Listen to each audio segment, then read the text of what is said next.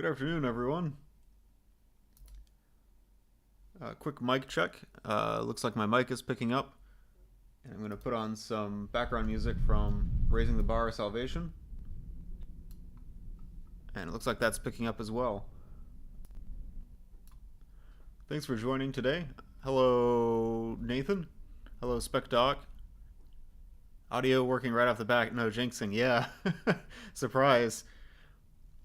Thanks for joining me today. We're going to be playing Halloween Horror 4 Nightmare on Reboot Street.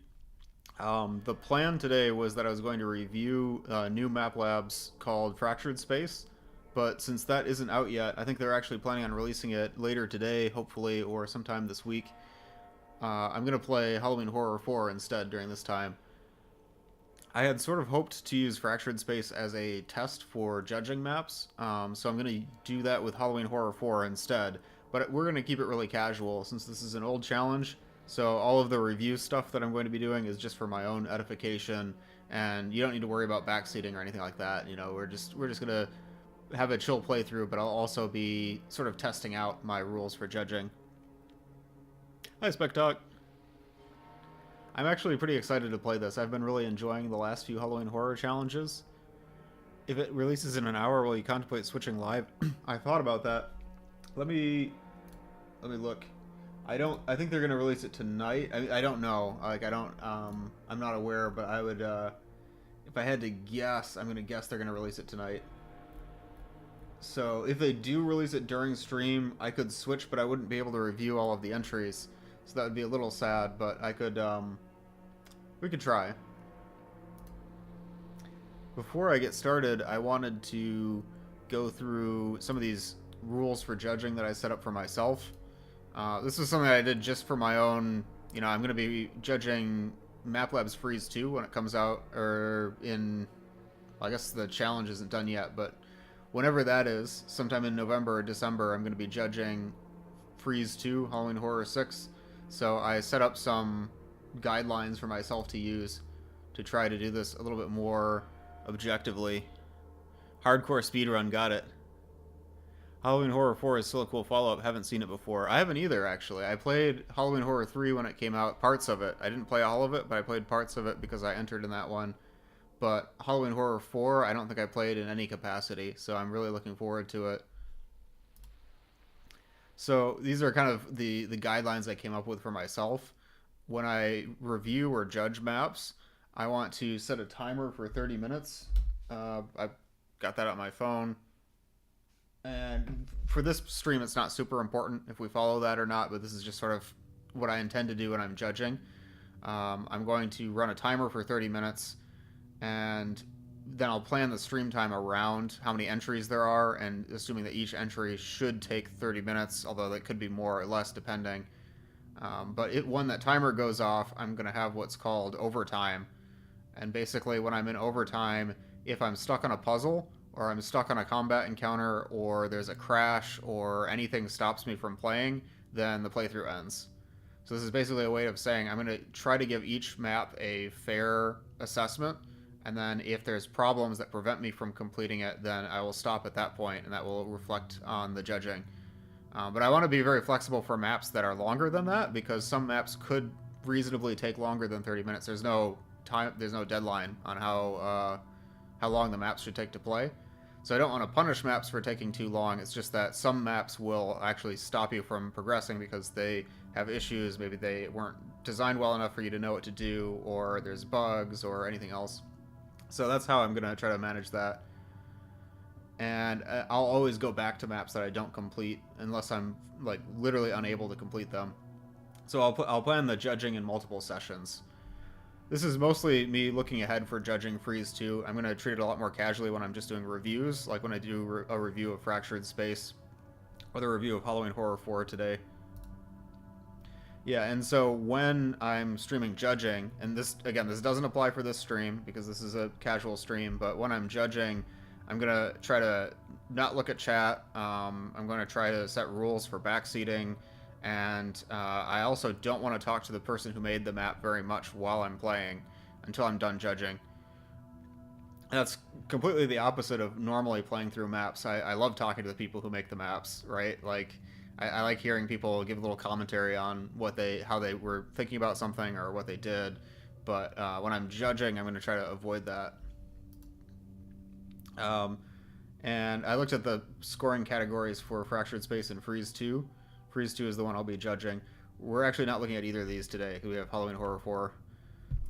So I made this little rubric for myself for how I'm going to score presentation. And the categories are totally arbitrary, but I wanted to write down like set categories just to make sure that I'm judging each of the maps the same way. Because if I just give a number arbitrarily to a map, I think it'll be based on the whims of like how much caffeine I've had, how happy am I, how long have I been playing for. There's all these different variables I want to account for. So I wrote down these categories as just pretty arbitrary things, ways that I think Half-Life 2 and the episodes had good presentation. So these are things that I think I'll be judging the entries on. I couldn't come up with as many categories for gameplay or engagement, but I came up with these categories, and they'll have a ×2 modifier.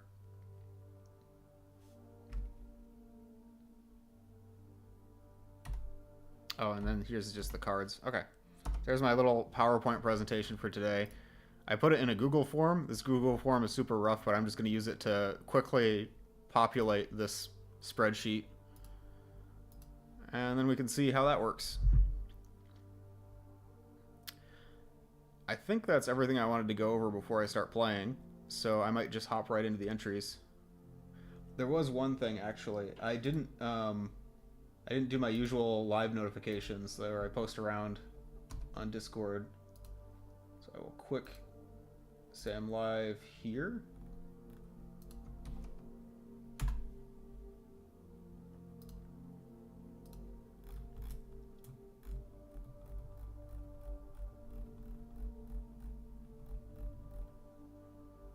Want to show what HH4 has as its challenges and bonus objective? Yes. Yeah, that was a good call. So let's take a look at this. Halloween Horror. Season 3 of Map Labs is finally here, and we'd be wrong to not kick it off with the 4th entry in our Halloween Horror competition series. The twist is nothing. Okay. I should go back and look at the scores that the judges had for this. So the bonus challenges are your entry features horror and comedy. That could be fun. Your entry is inspired by a classic horror story monster. That's the opposite of the Freeze 2 bonus challenge. So that's interesting. And your entry crosses over with a previous Map Labs theme, like Bone Room did. Ah, that's clever. I think this is going to be fun. I'm going to post this over on the Map Labs Discord. Be streaming Halloween Horror 4.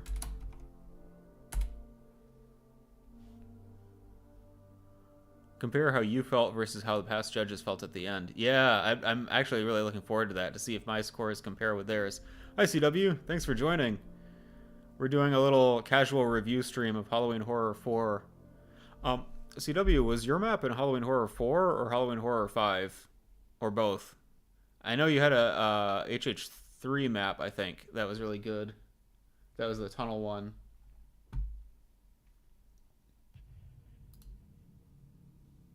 I have 1 in 4. Ooh, looking forward to that.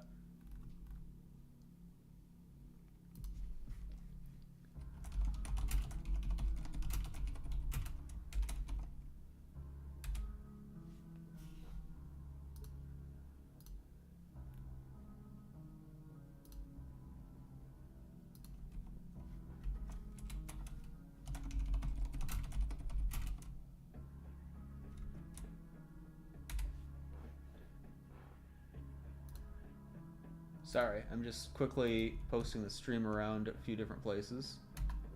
And then we will get right into the gameplay.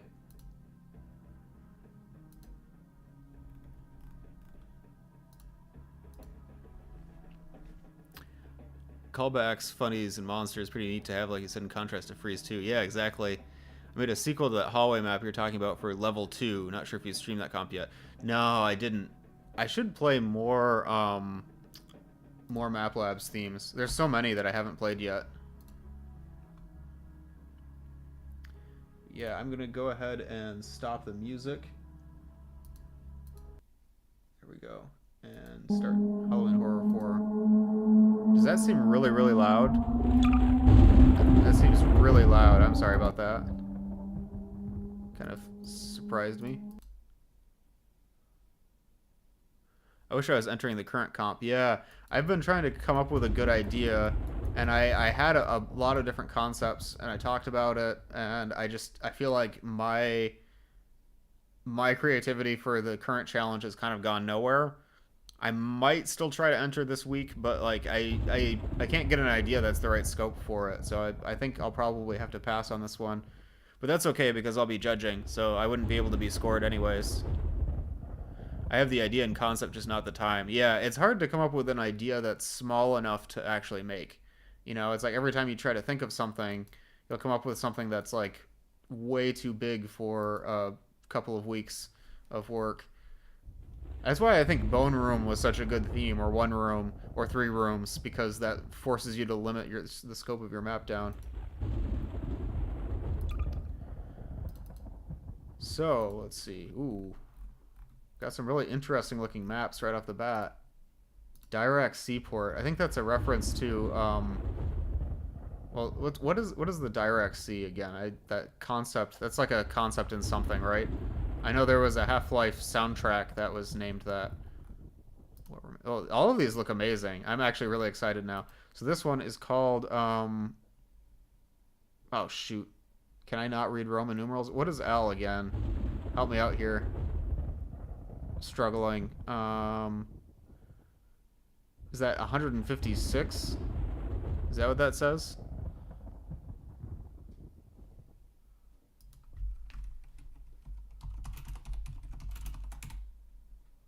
Yeah. So 156 plus 2. Whatever that means, I think. We'll see. Created by Red Zombie 18 and Paragon. Got no clue nor the brain power for this. Yeah, me neither. Let's just give it a shot.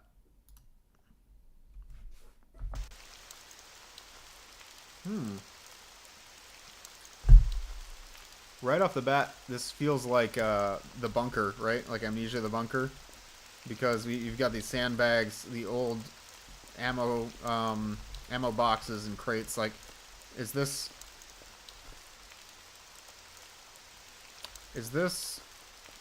set like earlier in the 20th century? I'm thinking this is World War I or World War II.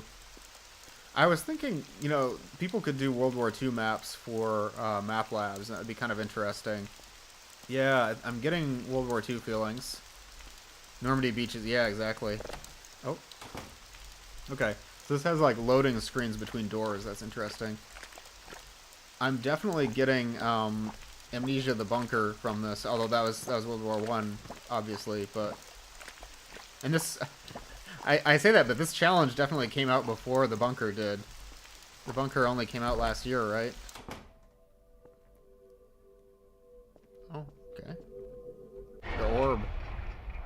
Ah, Colonel Wagner. It's good to see you. I'm General Fuchs. Welcome to Site Richter. I'm assuming you're here to see the specimen? Follow me. I'll lead you to Dr. Strauss. What? DoD weapons and map base would be crazy. You could, like, I was thinking if I wanted to do a World War II setting, I'm not sure what I would do with that, to be honest, but like if I was going to do that, I would take the existing weapons and just use the view models from DoD. Like, oh, what was that? Well, okay.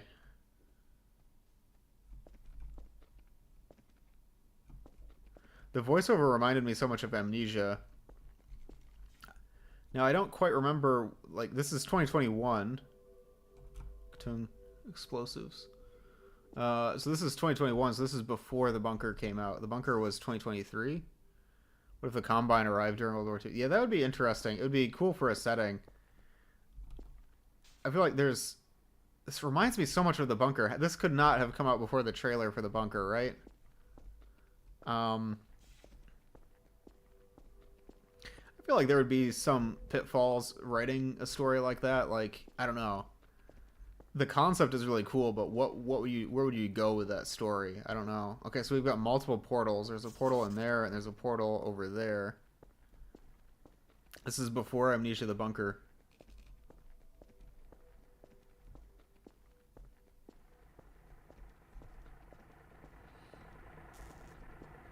Got a tank. So there's a lot of these little portals around. I'm gonna go to that one over there first. The half an hour war. Yeah, the names are all German, so I think this is probably like a German bunker. I also saw German on the explosive crate. Although this is the White Forest logo. Probably they're just reusing an asset, but it's curious to think if there was some kind of connection there. We need to blast our way out of here through the loading bay door.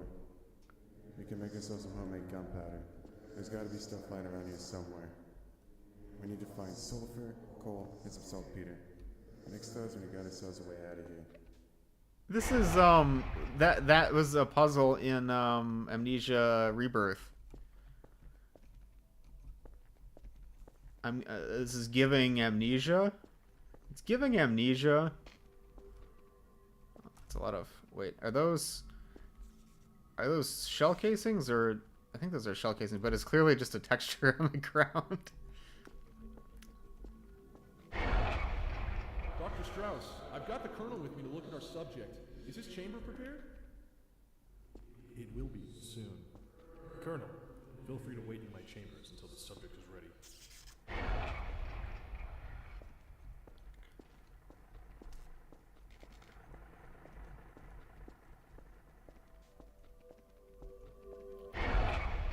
Strauss, what the fuck did you do to the Colonel? Dear God, what's happening to his body? Well, you see, Fuchs, the Colonel was the test subject. I've been working on a concoction to create the ultimate super soldier, and I chose Mighty Wagner as our first man chosen for the program. This will turn the tide of the war drastically for us in the East. We'll march over Moscow, and Hitler will pin the medal on me himself. You crazy son of a bitch. Interesting. Extended limb growth was not an intended effect. We shall keep a close eye on Wagner here. Move him to the isolated viewing chamber at once. Somebody dropped a box of toothpicks. Okay, so this is saltpeter. We got like some gun barrels here. Like, are these be for like the anti-air guns outside? I don't know much about. I don't know what these are. Tire. The detailing in this is cool because it's using props from Crowbar. Oh, it's not a weapon. Okay. Using props from Day of Defeat. So it feels very unique compared with other source maps.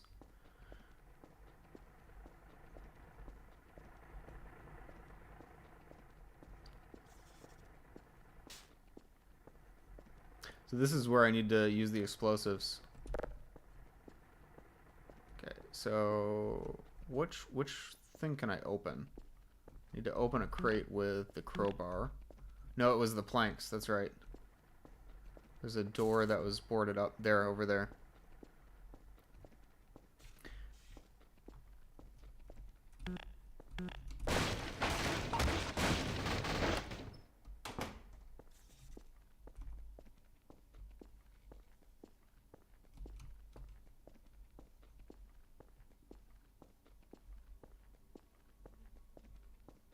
Oh, this is where the subject was kept.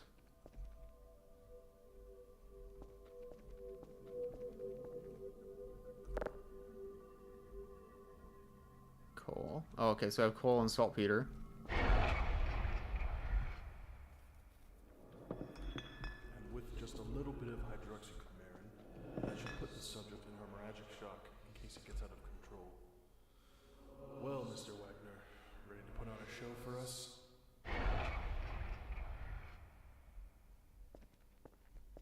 I know that he's loose somewhere. I saw him walking around.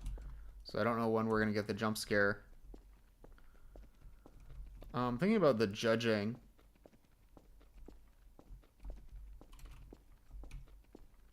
I'm not going to mark it for no box rooms. This is definitely a box room. I feel like that's unfair because this is exactly the kind of room that I would make. When I review my own entries, I'm going to mark it down for having box rooms, but it's just a little bit too square in this hallway, which, I mean, I don't actually hold that against any maps. That's how I would do it, to be honest. I was never very good at making interesting geometry. Prop usage is definitely going to get a plus, though, on this. And color contrast lighting. There's not a lot of like bluish light. Like a lot of the lights are just gray, but I would give it a pass for this.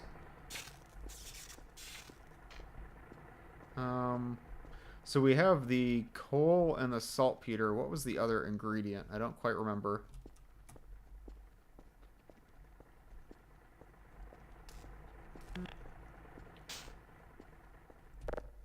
Yeah, so I need one more ingredient, but I don't remember where I needed to go to get that. Maybe it's in one of these boxes?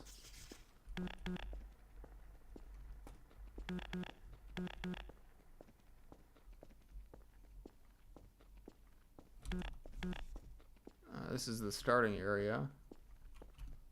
I don't think I need to backtrack up here. I forgot to set my timer. Chat, how long have we been playing this?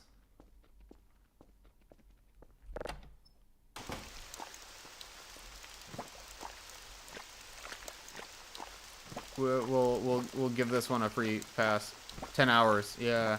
I mean, I can see that the stream has been running for 28 minutes, and I spent a significant amount of time yapping, so I don't know how much of that time is actually the map. Probably like 10 minutes? Yeah, 10 minutes sounds right.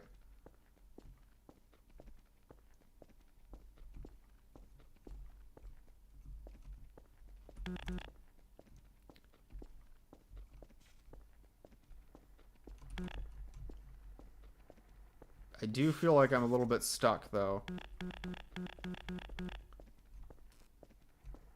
So, backseating, I hope I didn't scare anyone when I talked about judging earlier, where I said I would have to avoid backseating in judging streams. Backseating is fine for this one, because this is just a casual review. If anybody saw anything that I missed, or has any ideas. Because I don't want to be stuck here too long. Can't even backseat because I too am lost. Oh no. I know I needed 3 ingredients. I just don't remember what they were. I think I saw you go past it earlier. Oh, what was it? Was there like an item that I could pick up?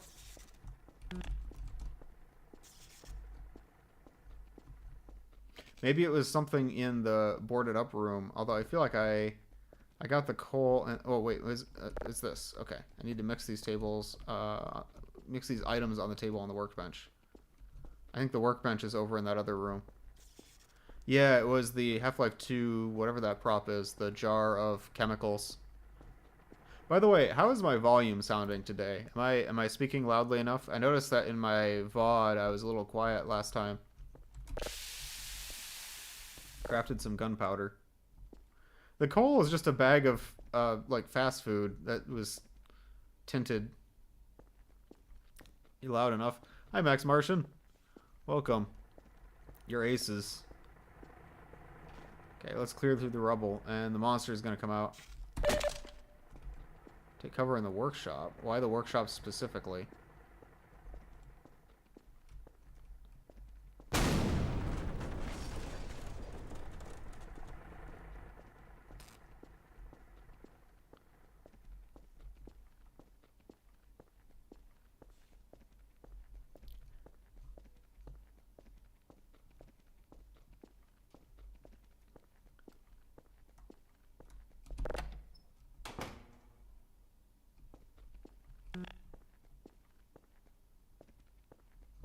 Uh-oh.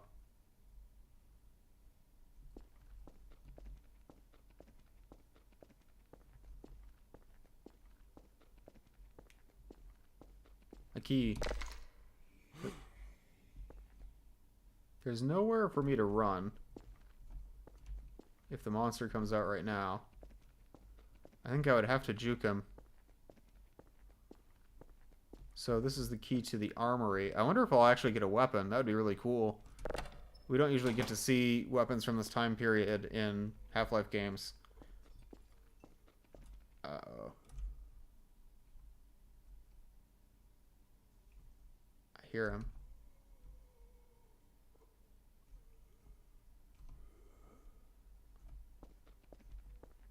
AR2.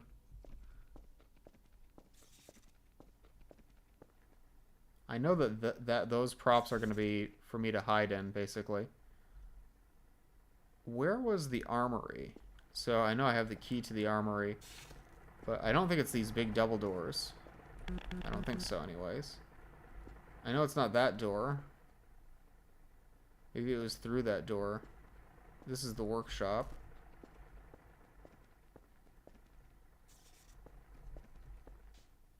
This looks like the armory, but it's already empty.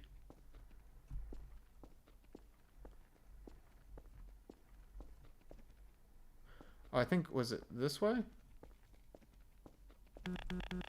Maybe I have to backtrack, but I don't think I need to backtrack up there. Was it through here? Yeah, this must be the armory. Use the key.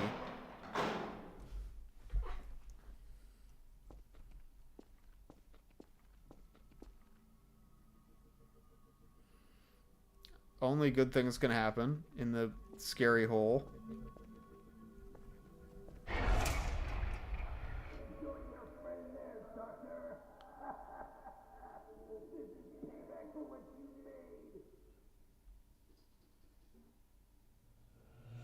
Bastards. You'll pay for this. What in God's name?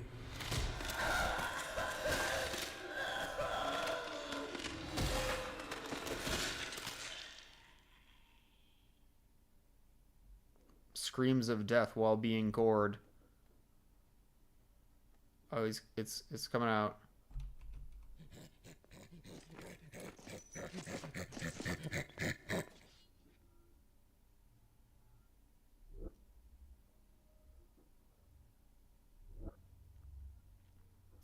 $161 and 2. Roman Memes made the soundtrack. Red Zombie 18 and Paragon made the map. Voice acting by Paragon, Red Zombie, Jeffrey Scheib, and Online Hellworld. With support from Blixabon and Clems. Oh, that's how you know it's going to be good. You'll pay for this. Dies immediately. Don't worry, that scary hole is made by Antlion. I was a little bit let down by the reveal of the monster. It's just a zombine that's tinted with no head crab. I thought they were gonna have something freaky coming out. Like they should have cut that reveal shorter. So just have the silhouette like barely visible in the hole with like a scary sound playing. I feel like that would be scarier. But I really liked that the setting was unique. Like in Freeze 2, one of the bonus categories was going to be using a unique setting, and I definitely think World War II counts as a unique setting. So I'd give it props for that. Let's get this little review. It's review time. So that entry was called 100 and what was it? 156 and 2. I don't know Roman numerals that well. 156 and 2. Let me. No, wait, I did that wrong. 156 and 2. There we go. 156 and 2, if I'm not mistaken. My form broke. Okay, there we go. Custom models and animation being hard. Yeah, no, it is hard. That's why I said they should have cut the reveal of the creature earlier, so you didn't see it as well. So if they had it mostly in shadow, I wouldn't be able to tell exactly what it was. I think that would make it a little scarier. So the texture selection, I did notice a couple of misaligned textures, but mostly I would say it was good. There wasn't any moment where I looked at a texture and thought that looked bad or that detracted from the experience.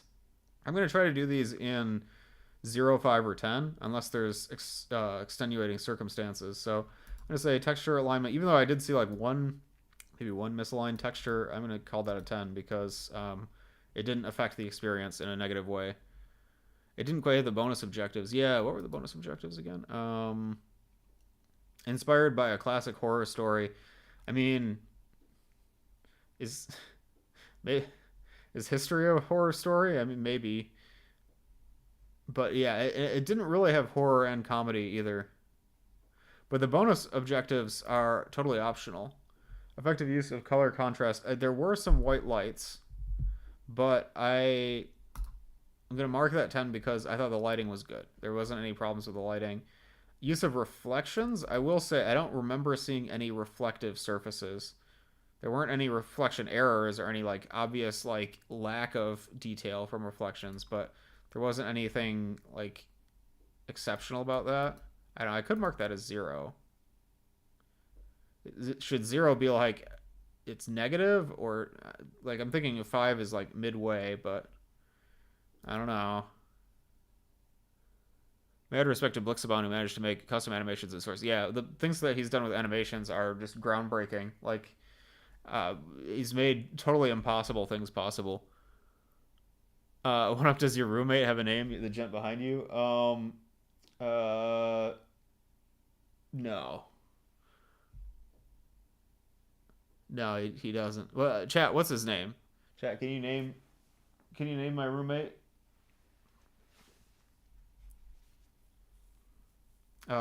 Good prop placement? Yeah, 10.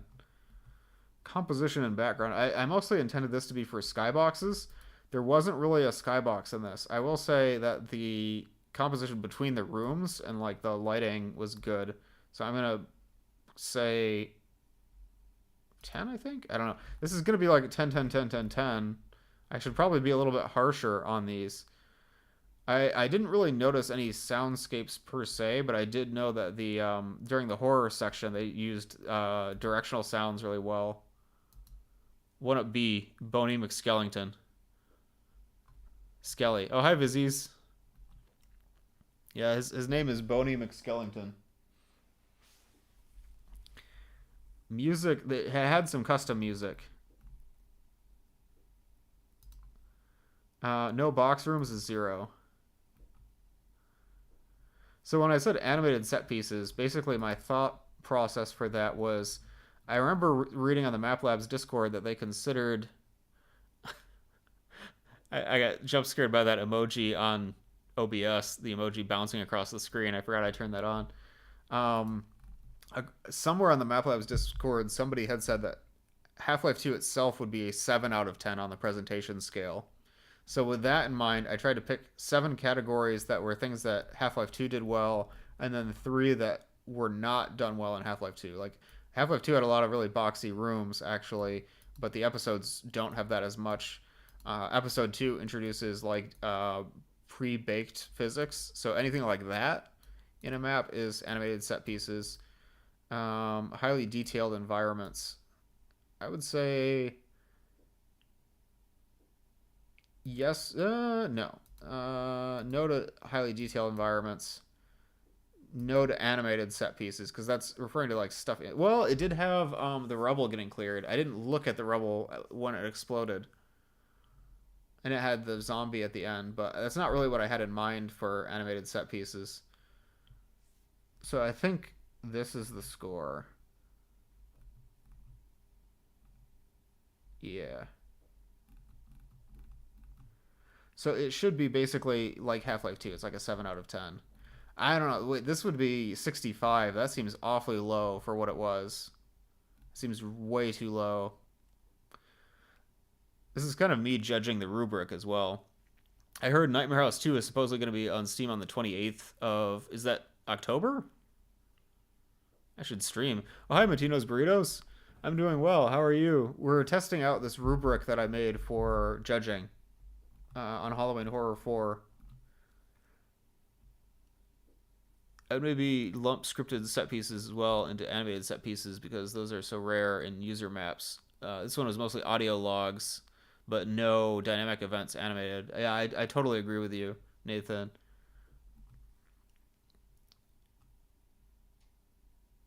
If I know Valve... what? Sorry, Vizzies. I'm not sure. Did your message get cut off?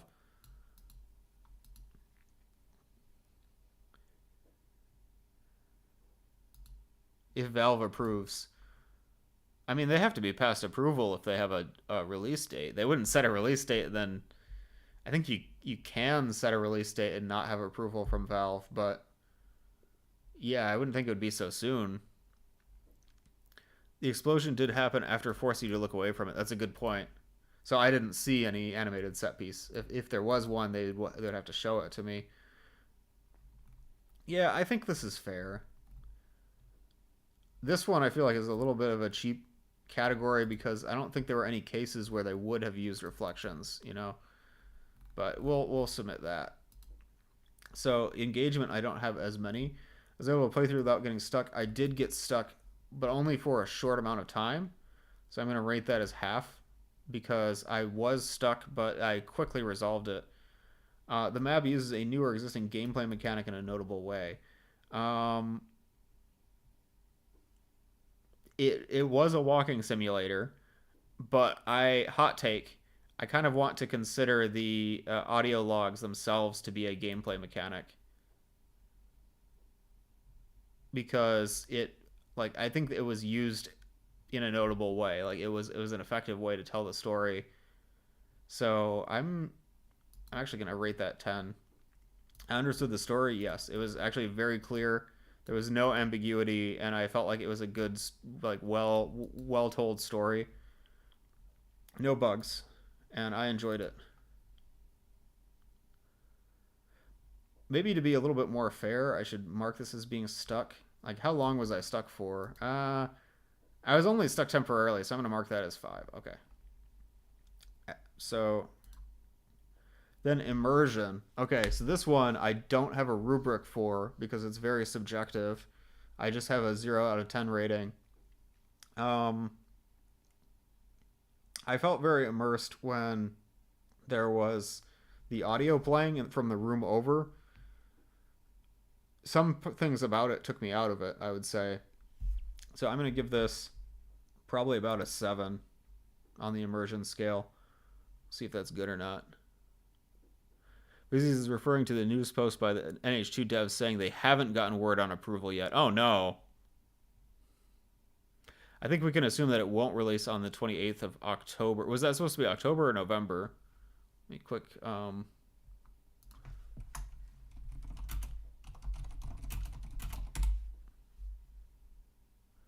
So we want probably not Nightmare House Reimagined, but Nightmare House... what do they call it? Yeah, so Nightmare House Reimagined is the new Nightmare House game. Nightmare House, the original mod, is the Half-Life 2 mod. So its release date is October 28, 2024, but if they haven't gotten approval from Valve, I think we can safely assume it's not coming out. Because approval can take a while.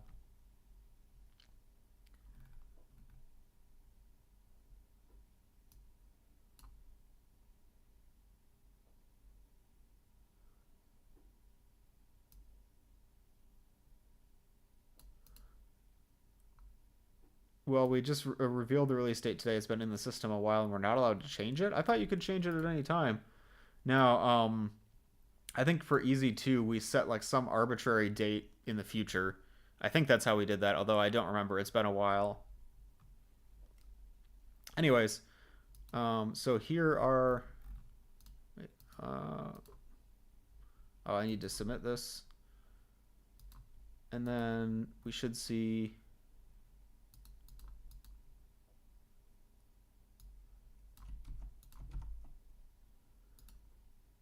Yeah, so this for the scores, immersion got a 70, presentation got a 65, and engagement got a 90 for a total average of 75. That seems really low. I think I need to adjust my rubric. I don't know. We'll play through the rest of them with this rubric and see how it goes. But it's a good thing we're testing out this system before I use it for judging. You know, this gives us time. If we see that my judging is terrible, then I can adjust it. So the second entry is called Casilda's Device. I played NH2 in the... Weapon custom melee backwards mins maxes.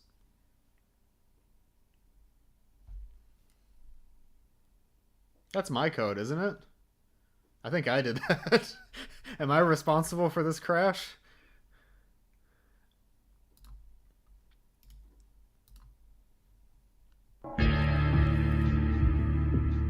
I choose to believe those bullets littering on the floor had their 3D stolen by the monster.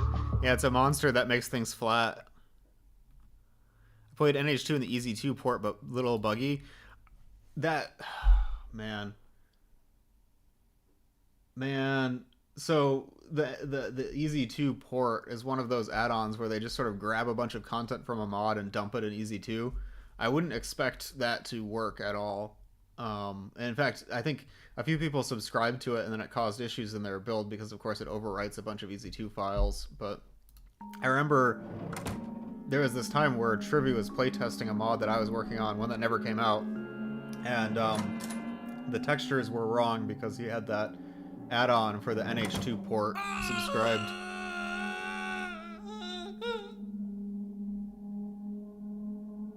So wait, SpecDoc, when you played the NH2 port for Easy 2, did it actually work? Like, could you play through the whole thing? Was the dialogue working and everything? If so, I'd actually be kind of impressed.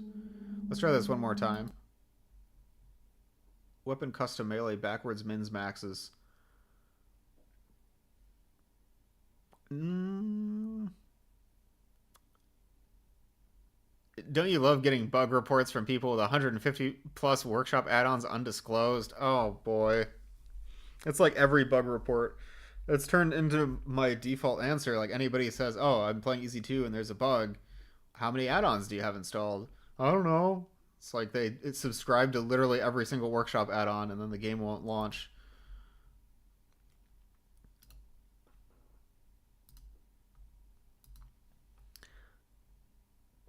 We said do not report bug reports with mods. Well, my mods shouldn't be affecting it. Yeah. Are you talking about Scar Zero? No, it was actually company values. I did a playtest of company values, but we weren't able to complete it, unfortunately. So why is that crashing? Like, it wouldn't have made it into this release if it were. I have a theory. I think maybe this is a map-based version compatibility issue because, well, the code should be the version of the code from that mod. But I know I have a newer version of MapBase installed. Is it so? Quick, verify this. Is MapBase installed in Halloween Horror 4, or is it mounted? We can quickly check this by opening this file. Yeah, so it mounts MapBase out of my source mods folder. And I'm using the latest MapBase installation rather than the one that came with Halloween Horror 4. So it's possible that maybe an asset changed in MapBase that could be causing the bug. However, this is probably a custom asset and the code hasn't changed because the code is packaged with the mod. So I don't know. I don't know what happened. Yeah, we're going to have to skip that one.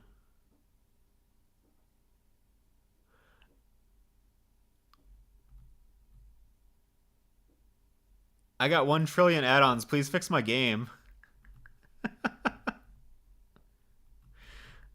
I'm sorry. I'm missing a lot of chat messages. Let's see. What you're saying about people reporting issues with mods is an issue with your project is extremely common on the Minecraft side. Yeah. I don't know. I don't know what the solution is because I feel like there is just a lack of education on like how to get support for any kind of technical issue. Like people don't know how to ask questions.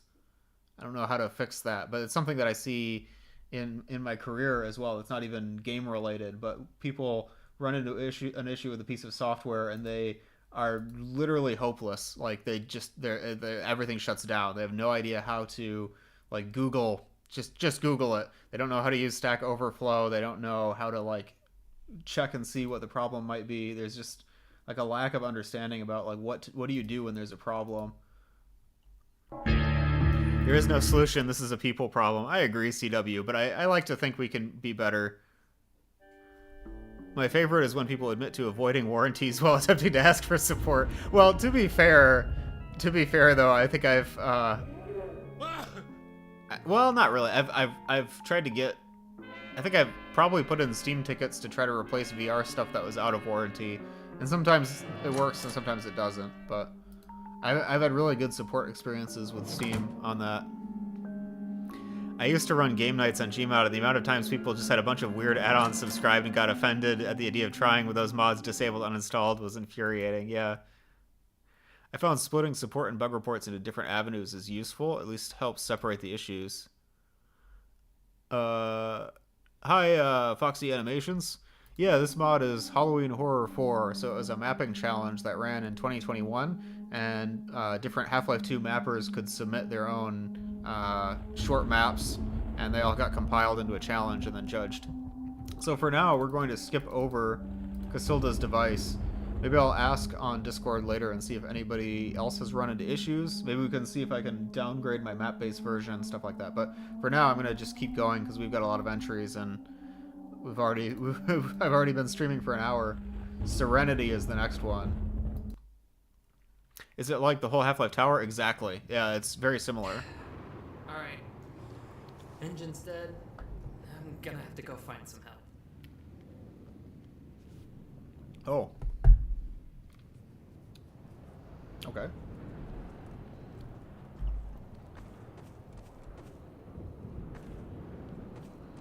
You know, one problem that I have with rating maps on the presentation category, this is going to lose some points, of course, for being very, like, boxy and unnatural looking, but it's really hard for me to mark that down on a score sheet because this is what my maps look like. I can't make, like, a good-looking map to save my life. Graphic design is my passion. Oh, this is interesting. I actually, you know, I just complained about the boxiness, but I really like this aesthetic. They have kind of the Silent Hill 2 thing going on. And it's a good use of textures, too. For what it's worth, I wish all my Half-Life 2 mod projects had worked out. My zero understanding of code failed me. Yeah, I think the source code is a barrier for a lot of people making mods if you don't want to change the source code or look at the source code. Once I started working on Half-Life 2's source code, it opened up a lot of possibilities for mapping that I didn't realize were possible. Just better understanding of what's in Half-Life 2 already, as well as being able to change it. Is anyone here? My car broke down the road. I'm looking for any help. Hello? There's nobody here. I like the voice acting in this. Did you just walk away from your own voice? Yeah, they might have put it in the map as an object. All visitors are to be logged and monitored for the time being. Nighttime activities should be discouraged as curfew comes into effect. Be ready for updates. Theodore Lentz. July 16. September 8. Recent events have changed protocol. Do not offer temporary residence. All visitors with illegal lighting equipment should have these either confiscated or denied entry. More updates may come. Theodore Lentz. October 1st. All visitors are to be denied entry, no exceptions unless for a family of citizens. Those with illegal lighting equipment should be turned away immediately. Stay with the red light. Theodore Lentz. October 14th. Your post has been deemed obsolete and will be closed. Work will soon commence to close the road. No further work is needed from you. Stay with the red light. This doesn't make any sense. They closed the whole village? Why? I need to find someone. Oh shit. Oh. Okay. Avoid the sniper. I was not expecting that. Got it. Okay. I got this. Okay. I'm gonna have to read chat a second. I'm sorry. I got so immersed. I completely missed the chat. The idea of a horror map about a sniper is just so fascinating to me. I never would have come up with that. This is brilliant. Ooh. One thing I noticed while I was working on my last MapLabs map, I was looking a lot at the original Half-Life 2's Ravenholm maps, and I was trying to think, like, how do you create an atmosphere like Half-Life 2 had? I noticed that Half-Life 2 has a lot more negative spaces between buildings than they have interior spaces. So, like, when you're going through Ravenholm, most of the buildings in Ravenholm are totally inaccessible, and you spend most of your time, like, in, like, the streets and alleys. And I think that is much easier to make convincing than the interiors to those buildings.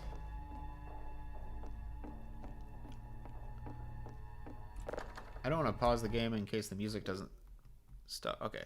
I'm gonna quick catch up on chat a second.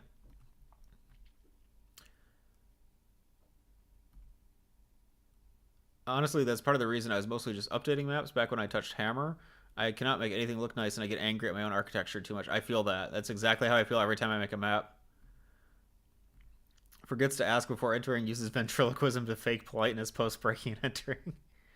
Adelina, 1985. Hi, thanks for joining.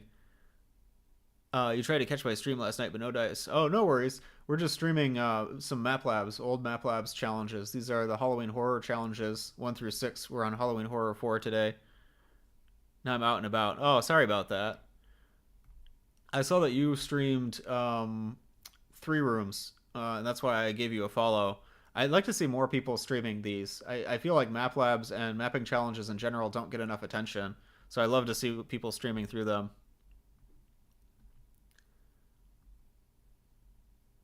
I can't tell if that was ironic or not. Hi, Agent Golem. What was ironic? Sorry, I missed your chat message. This is the kind of stuff someone would design a whole mod on. I love the giant red bulb.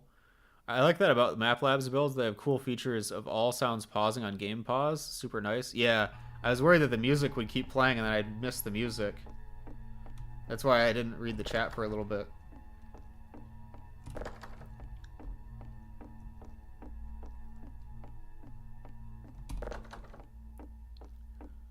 Can we steal that? You mean the feature of having all sounds pause? How is it, like, I actually don't know how they're doing that. Isn't that just like, because music is supposed to stop when you pause, right? It's just like how the music is marked as a sound script, I think, unless I'm mistaken. I don't know, we might need to look at that. I don't think there's anything in this building. As a reverse thing, I can make pretty environments, especially indoors, but I'd be more interested in making gameplay stuff. Yeah, I love... Oh, this is where we need to go for sure. I love making, like, combat encounters or, like, scripting or AI stuff. I love seeing NPCs interacting and, like, creating little interactive set pieces. Trying to make an environment is just really, really hard for me. I'm not good with... the aesthetics. It's like I guess I don't have the patience for it. It takes a lot of meticulous planning to do very well. All of these doors seem to be locked. Maybe I need to go through here? Oh, there's a key. Did I knock the key over? Oh, no, here it is. The key, I guess, has a note on it. As we had mentioned in our last meeting, recent closure to visitors have put your station into question. No promises for now, but please prepare to close. Thank you. Oh, this is like a hotel. This is a courtesy message that your station has been officially closed. No further work is needed from you. Thanks. You don't trust visitors enough and close down the whole village. Guess it makes sense to close visitor lodging then. It still doesn't make any sense though. I need to find someone. Someone has to have an answer. Really should do more combat pieces. I'm all about visuals. Yeah, I couldn't be more different. Like, that was something that I'm struggling with the current Map Labs, is I really wanted to do something that had more of a conventional type of gameplay to it, but then I realized, like, I came up with a little story in my head that ticked all the boxes for the bonus challenges, but coming up with an environment that fits that story, you'd have to know, like, you have to have a whole layout of, like, what all the different buildings are and what happened there, and there's a lot of, like, specifics where I was just starting to feel really hazy. Oh, I know what I have to do here. Alright, just keep moving, keep moving.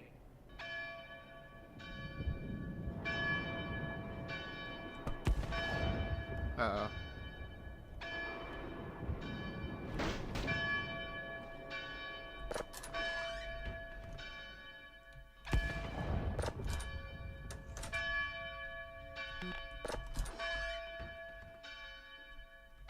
They're looking right at me.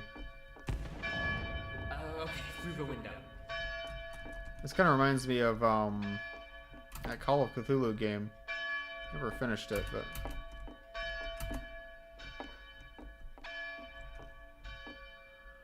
I really wanted to focus on an entire map of my mod on you being unable to tell when turrets were on or not, and being able to toss things they shoot at, but then trying to code it in just failed. Got the map itself going, and it was impressively lit with the dynamic light system. Yeah, I think that's something that you could do more easily with. Okay, there's. Just one person. What the?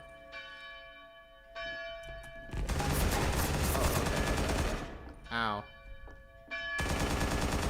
I wasn't expecting the machine gun. Call of Cthulhu game was very mid and buggy. There's a reason everyone who praised it talks about the chase segment. That's what I was picturing, the chase segment. I think that's as far as I got in the game, and then I never finished it.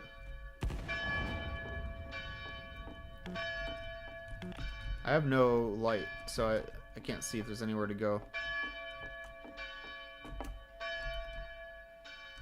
Uh-oh. It's not just sniper.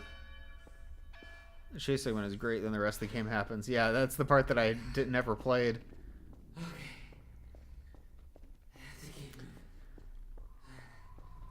Hot take. I feel like silent protagonists are massively overrated.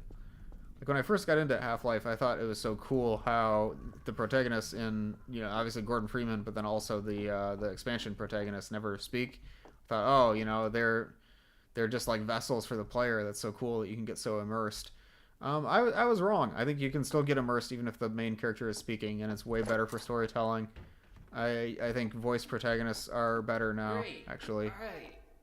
Weird graffiti everywhere. Alright. This just keeps getting better and better. I really liked Alex's voice lines in Half-Life Alyx. I don't think that's a hot take. I'm making my own mod with semi-Half-Life Alyx style. Finding voice actors is a challenge, that was true. I'm shy to ask in Source Engine themed Discord servers because I don't really know if I can ask or if it's appropriate. Yeah, you wouldn't want to like advertise in a place where it's not appropriate. Silent protagonists suck because they're meant to be self-inserts, but if you want an active plot where your character matters, being silent causes a lot of problems. Exactly. Because it means you're creepily spectating. Yeah. I think Dead Space Remake, for instance, just made Isaac and the story better. I never actually played the remake, and I think I should, because I liked the original Dead Space. Silent protagonists can be good, but generally silent protagonists work better when there isn't much direct character interaction. I agree. I mean, I'm not really knocking Gordon Freeman.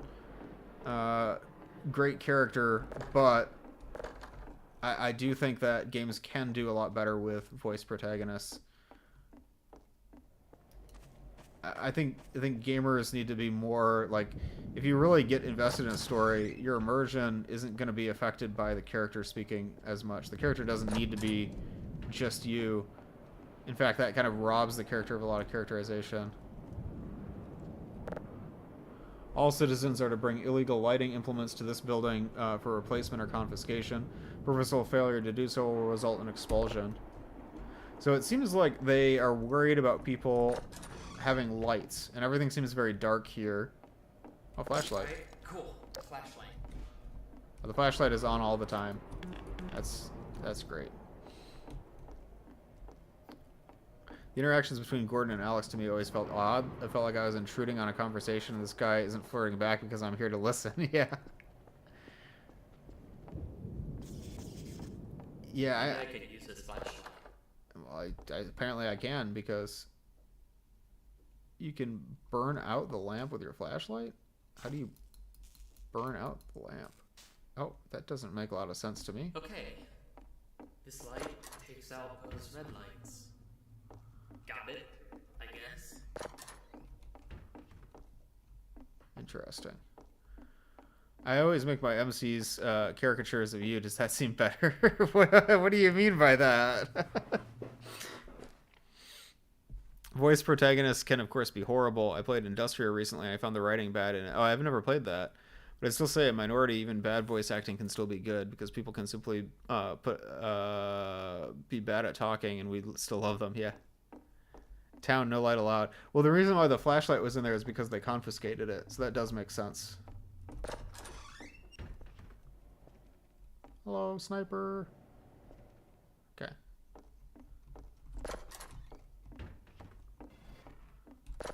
This is a big map for Halloween Horror Mapping Challenge. I don't know how long Halloween Horror 4 ran for, but usually these are like 3 or 4 weeks, something like that. So the scale of this map is really impressive. I don't like how I have such tunnel vision. Like, I feel like I should be able to see more on my screen. Is there nothing up here?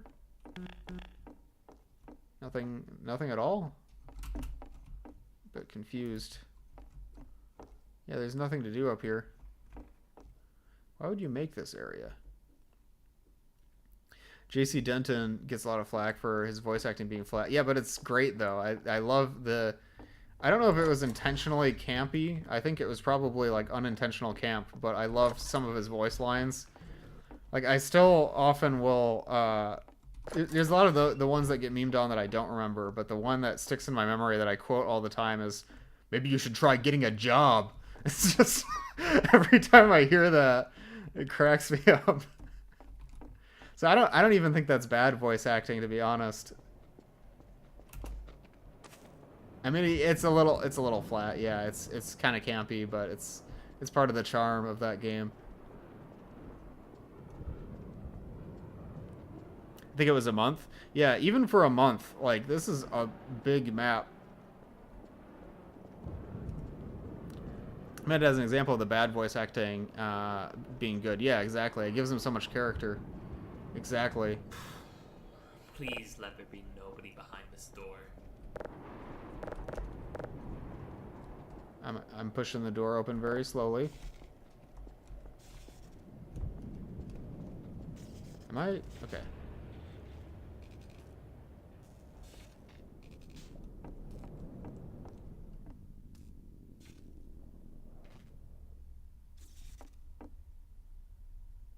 How much range does my flashlight have? I swear I've read that from you. Maybe you should try getting a job. So good. Maybe you should join Majestic 12.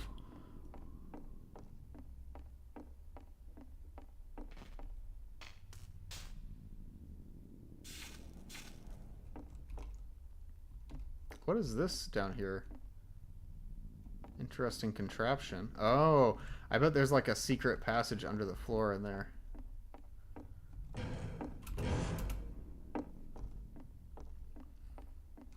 This is cool for a church because it looks like it probably wasn't originally. Maybe it was. Wait, what does this look like? It's like a big industrial building, but they have pews that were brought in, and it's like set up to be a church. This is actually a really cool vibe, the aesthetic of this room. Even for being like not very detailed. I suppose detail isn't everything. Theodore, the lighthouse has been causing anxiety for folks at night. If you could decommission soon, that'd be great. Hands are tied right now. Decommission? Decommission the lighthouse? Please inform everyone on the next meeting that the lighthouse is no longer a problem. It's a quick fix for now, but it works. Okay. They're scared of a lighthouse. So maybe if I head there, they'll leave me alone. I don't really have many other options. Let's head out. I like physics-based prop. The hinge ones are pretty nice. Yeah, I don't see them used enough, and I don't use them enough myself. Might be a hot take, but I like narration. It's interesting to be in someone's mind. Yeah, exactly.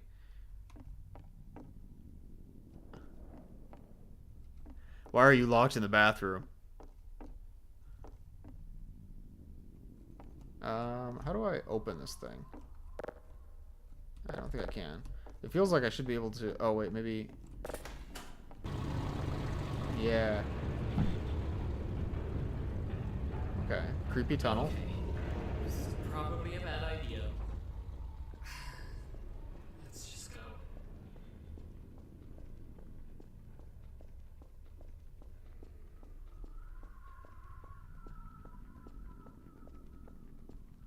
No, don't go now. Oh. Wow, we got a map too. This is huge. Yeah, actual voice acting is always better than AI. Oh, there's the Okay. lighthouse. Ooh. That's the lighthouse.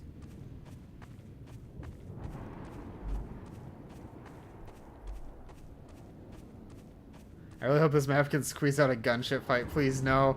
There's so many gunship fights in Half-Life 2 mods. I don't want to ever see a gunship again. I say that after I made a map that was mostly fighting gunships.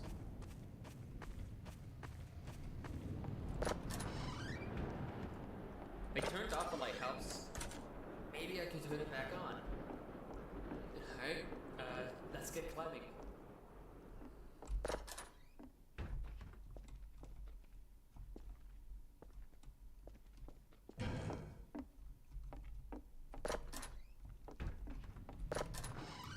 Ah, God, literally, what problem am I? Your map made me snap and have mental breakdown every time I see a gunship. Uh-oh. How am I supposed to... Okay. Uh-oh. Uh-oh. Ow. Ow. Leave me alone! I'm not doing anything to you. Okay, anything obvious that I can just use here? Wait, I don't think that works. Something's sparking up there.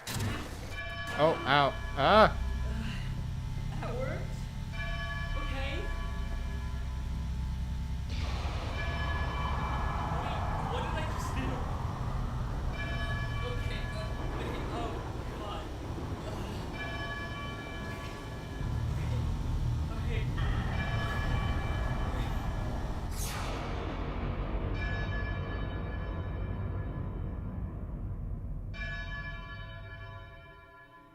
Something happening behind you? I assumed it would be in front of me because that was where the tower was.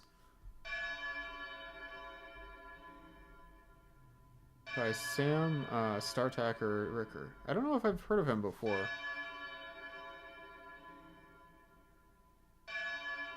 Neat. Yeah, that was really cool. That was so unique. And we didn't really get an answer of like what was the deal with the red light. It seemed like there was something in the castle that used those red lights that was like sort of like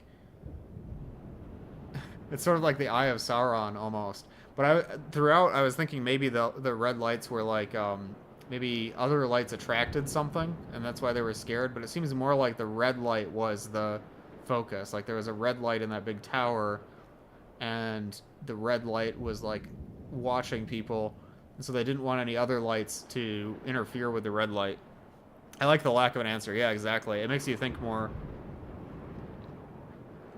It just opens a portal and it's a gunship with a Hunter Chopper model. No. Let me see here. We're going to do some judging. Well, not judging, but, you know, reviewing, mock judging. So the name of the entry was Serenity.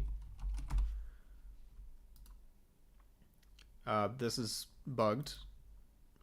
Texture selection alignment. Didn't see any texture errors. Effective use of color contrast. That's a tough one because most of the map was gray. So you'd think, oh, rate that down. But I feel like this needs to be high because the gray was used effectively. Like you have the flat lighting, you have the red lighting, and they actually mean something in the story. So I'm going to mark that up. Reflections, once again, I can't think of any times where reflections were notable. I'm going to mark that as 5. Realistic prop placement was, I mean, there were some rooms that didn't have very many props, rather. Going to mark that as 5. Composition background 10, because there's all those buildings, and you can see through the buildings. There's the tower in the background that's always watching you. And there's like the buildings leading up to the tower. I thought that was composed very well.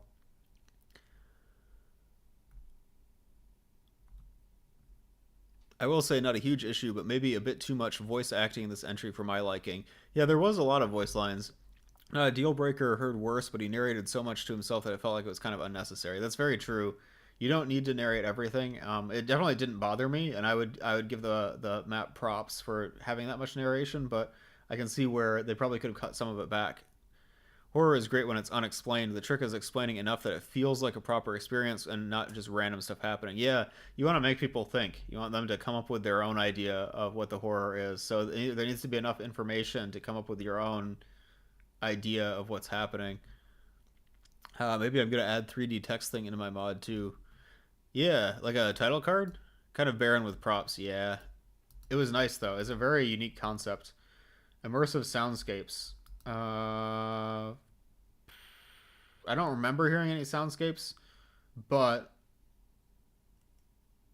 I'm sure there were some. Like I think I remember hearing the wind. The problem with really good soundscapes is if you do your soundscapes really well, you don't actually notice them consciously. I'm gonna optimistically give that a 10. Music, it used the MapLabs music. I thought that was pretty good. No box rooms, there were box rooms. Animated set pieces. There was one at the end, but I don't think it was very, like, there wasn't a lot of dynamics to it. There wasn't a lot that, like, moved. So I'm going to mark that as no animated set pieces. Highly detailed environments, no. So I think this is a fair assessment, to be honest. Engagement. I was able to play through without getting stuck. I did get kind of stuck for a little bit, but I think that was a short enough time that I'm going to say that doesn't count. Maybe in my actual judging stream, I should have like a metric of like, when I get stuck, I start a timer, and if I'm stuck for more than 5 minutes, then I'm stuck. That sort of thing. The map uses a new or existing gameplay mechanic in a notable way. Snipers. Yeah, and I also had the flashlight thing. That was cool. I understood the story of the map. Yes. There were no bugs which hindered the experience. Yes. I enjoyed playing this map. Yeah. That's a perfect score. I do think that maybe I need to make this a bit more granular, because a perfect score, if all the maps start getting perfect scores, then that's gonna,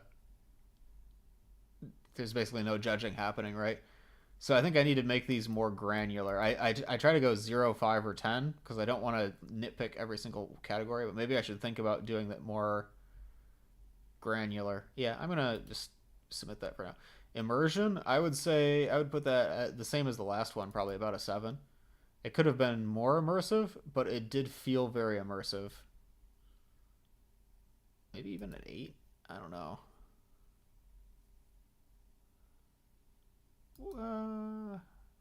Maybe even an 8? I don't know. We'll keep it at 7 for now. Okay. So now we have 2 scores.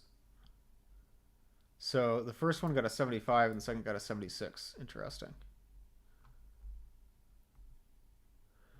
Other than the trap door in the church, that was, you're saying that was like an animated set piece? I do find pretty good sound design. I made like 10 original sounds for Combine Soldier. Oh, cool. A 3-point loss per Half-Life 2 box? What do you mean by Half-Life 2 box? Okay, so we're going to do another map. This one is called What Remains. It is a bonus entry, looks like. Wait, where is CW's entry? CW, should we play your entry first? Like, do you have much time to watch? Should we skip ahead to it?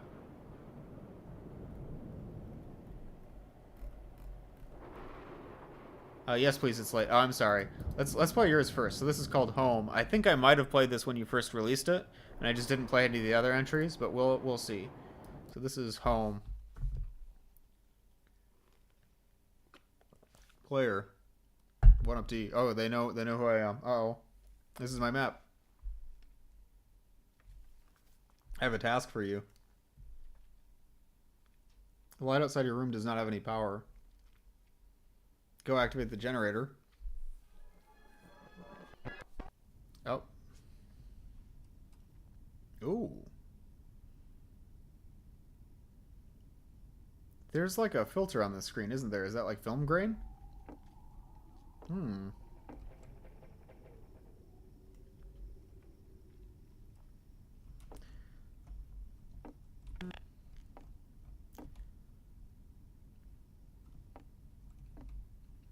Great atmosphere in here. Got a lighter.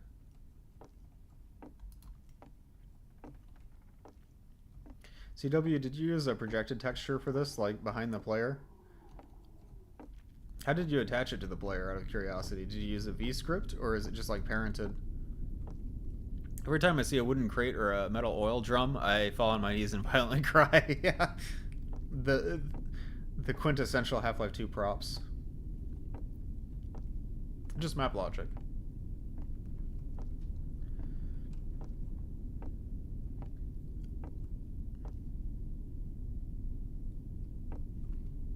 Uh-oh. Okay. Oh, okay. That... So I'm going to try to use a maze. My maze solving technique is going to be stick to the right. Just stick to the right.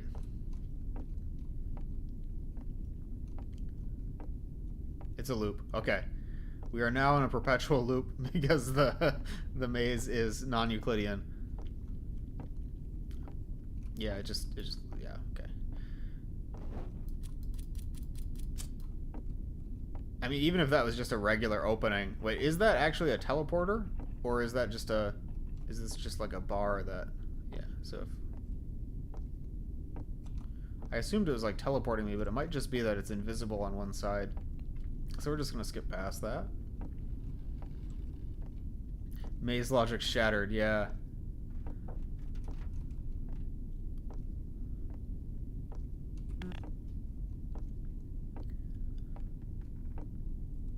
Is this going to teleport me, or is it invisible on one side? Okay.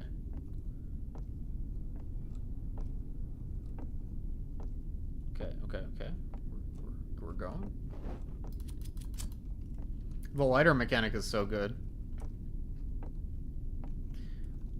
Like the panic when you flick the lighter and nothing happens. Ooh. Moving parts can crush and cut.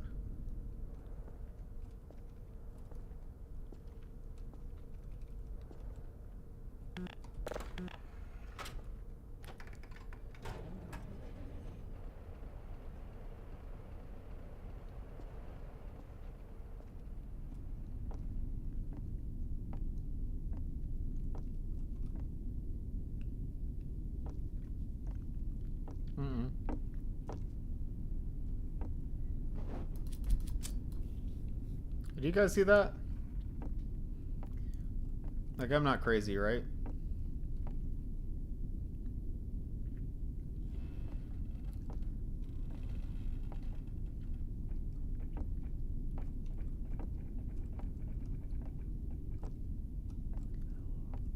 I heard that. Uh-oh. But who was phone? The call is coming from inside the maze! We saw it and you're crazy. I have to look up because it was like above me. That's really freaky. My favorite thing to do ever is just staple one to a room. Staple what? I saw something.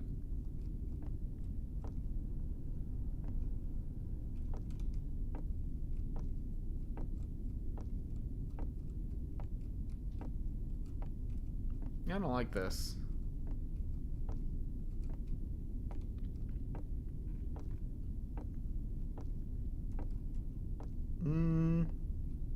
Oh, it's one of these. Nightmare House 2 had one of these.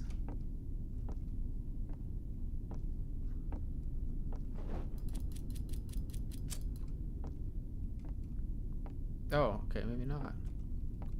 It's weird.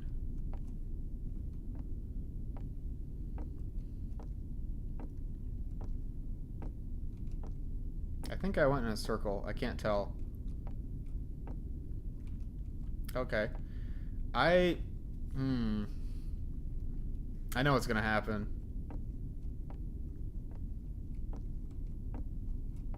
I've played horror games before.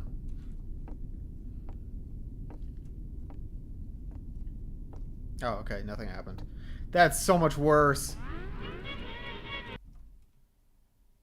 Oh? By CW3D?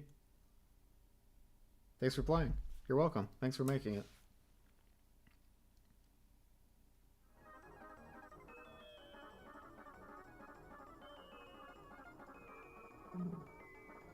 Did you make this? What? Oh. Wait. Oh no. Oh no. It's not over.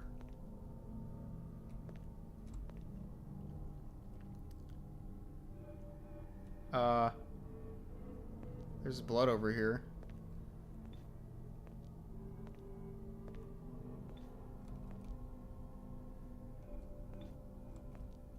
Leave? I'm trying.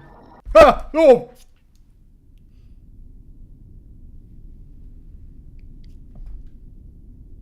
So how do we know if it's done now? Is it gonna send me back in? What was that scary PNG?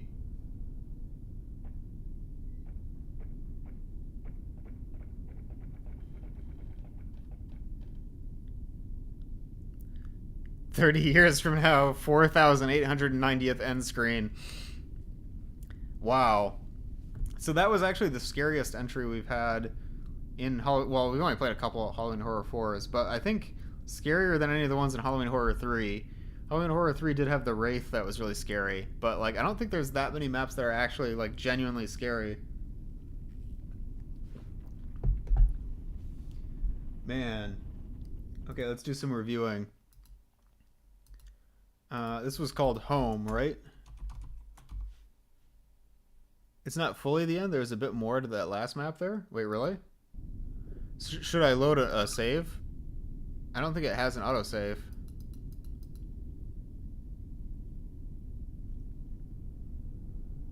How do I access the rest of it?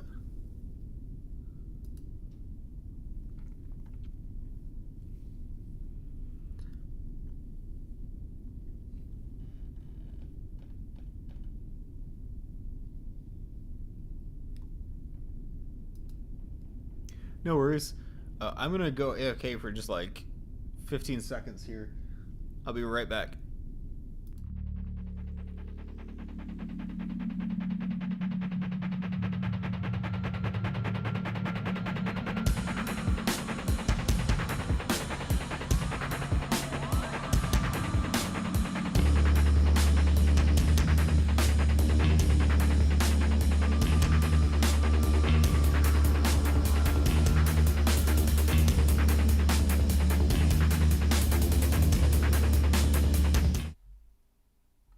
I'm back.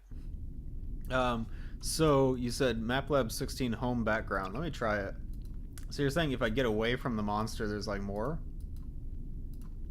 Let me try it. ML16 home BG. Home BG and home actual BG. Nice.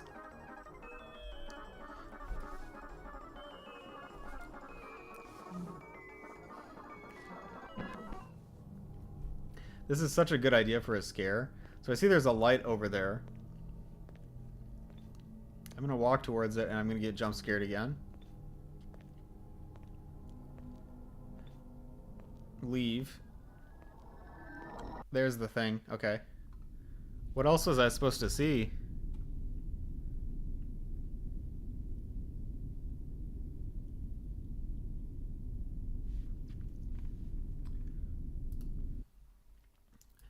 I encourage you to explore, but I mean, I did explore, but there's the thing that, okay.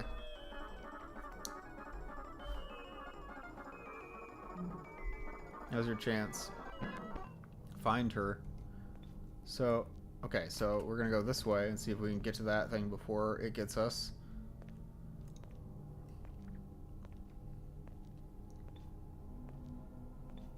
Oh, we got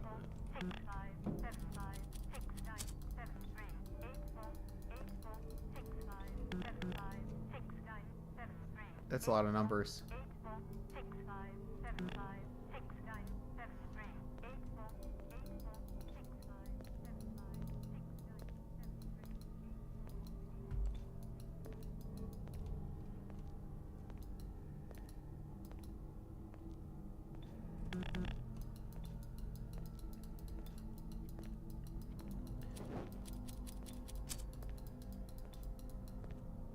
Oh, wait, what is this? There's like a... Oh, I get it now. Oh, okay. I understand now. Now, if I was reviewing it without backseating, I wouldn't have even known that that existed. So I have to start by finding the radio, and then the radio gives me a lighter.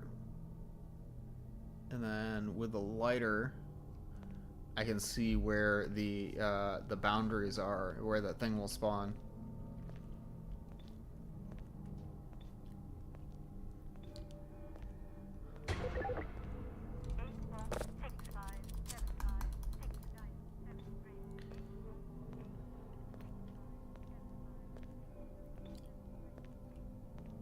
This is really clever. It's funny you say that because there's someone who went to another entry on that fake background. Wait, really? I didn't even know you could click on the buttons. Okay, so this is... Okay. So, if I cross this barbed wire, it will spawn.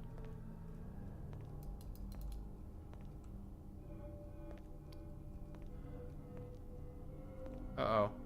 Okay, we gotta turn. I'm gonna accidentally fat finger it. Can I save? I can save.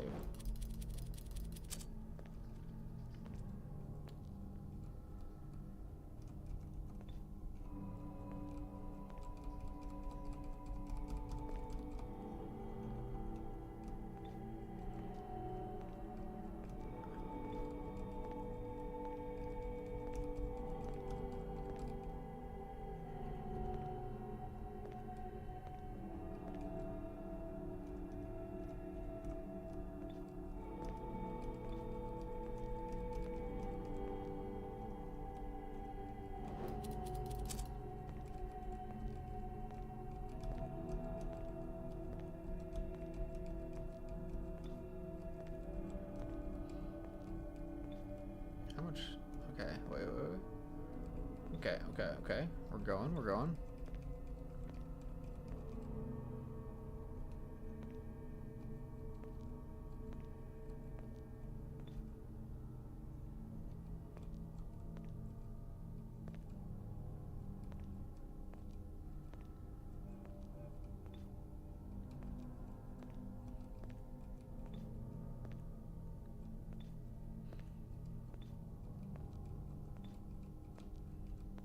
Oh.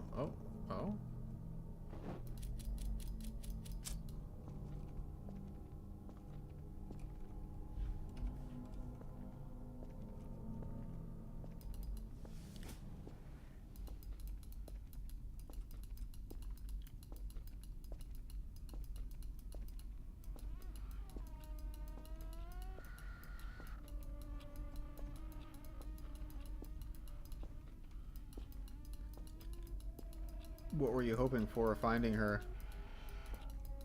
You cannot get her out.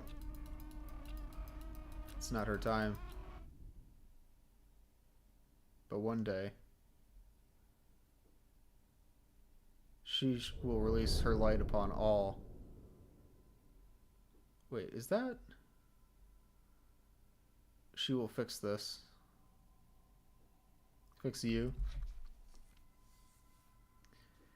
All entities. All the others.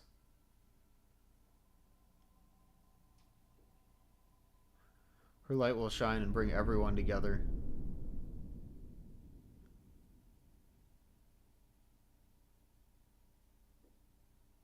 But until that day comes, jump scare.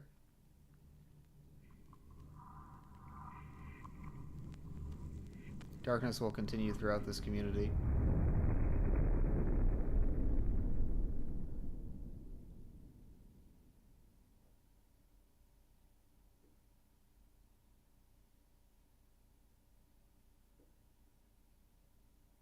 Wow.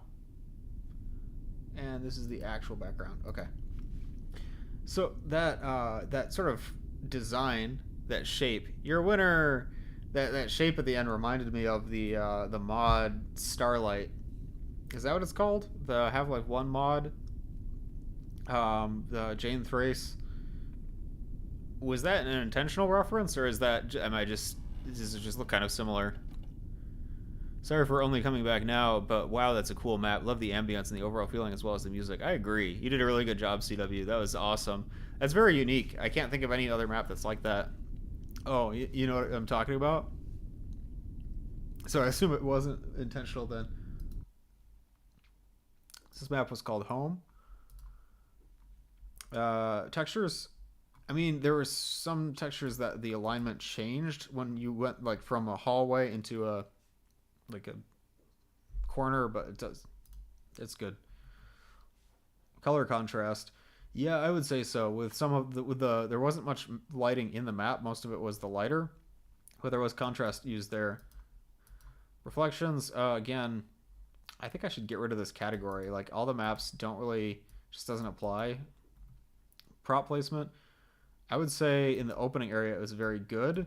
There were some very bare rooms later on, but that was intentional because it was liminal. Composition and background, 10. Sound 10. Music 10. Box rooms, yeah, they're box rooms. Animated set pieces, that's referring to environmental set pieces like animated physics and stuff like that. So no. Highly detailed environments. The first room was very detailed. The rest of it was low detail. So I think this is going to get just like those other... I think I rated all the maps the exact same so far. That's terrible. I think I need to be more specific with these. But yeah. Oops. Yeah. I was able to play through without getting stuck. I'm not counting thinking that the false ending was the ending, because that I don't think that's really getting stuck. I think that's just not fully exploring the map. New gameplay mechanic, yes. So there were a few new gameplay mechanics. There was the lighter, which was really good, and there was also the false ending, which was really good. Almost no one uses source reflections. I like textures that have bump maps that use a specular reflection and use the cube maps. I think they look really good in source maps. I understood the story of the map or the ideas it intended to convey. I don't understand everything, so I don't fully understand the woman at the end or what the text meant when it said that she was coming back to save everyone. I didn't quite understand that, but I think the plot and the premise were conveyed well. No bugs, and I enjoyed it. So this is another perfect score. I'm kind of afraid that all of the maps are going to be scored the same. I am going to give this a bump in immersion, though. I'm going to give it an 8 because even though like it wasn't immersion in the sense of like like believing in the setting, because it was kind of a dreamscape like meta type of thing, but it was immersion because I got really scared. Like it actually got me to jump, which is very rare in these maps. I almost want to give it a 9, 8 or 9. I don't know. Yeah, that's the score. I really do think I want to work on the score sheet a little bit before I do actual judging. Hi, Boom Donuts. Welcome. Thanks for joining. We are playing through Halloween Horror 4, and I'm doing some mock judging. That jump was great. Yeah, no, that was actually really scary. I kind of got used to these not being scary because I've played through so many, and most of them don't have a lot of horror elements, despite the name. Yeah, so these maps are all ranked very close together so far.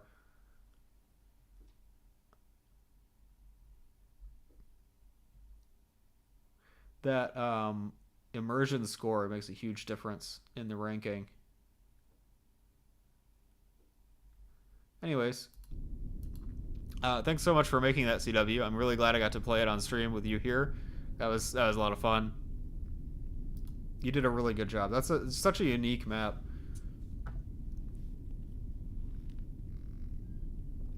Did you ever make a sequel for that one? Because I think you also entered in Halloween Horror 4, right? Or 5. Also entered in Halloween Horror 5, I believe. Halloween is in like a week. I'm going out with my family this week. Oh, that sounds nice. Yeah, I'm probably going to spend some time with family on Halloween as well. I think it's a good occasion for that. I don't have any big Halloween plans this year, but it's always a fun time.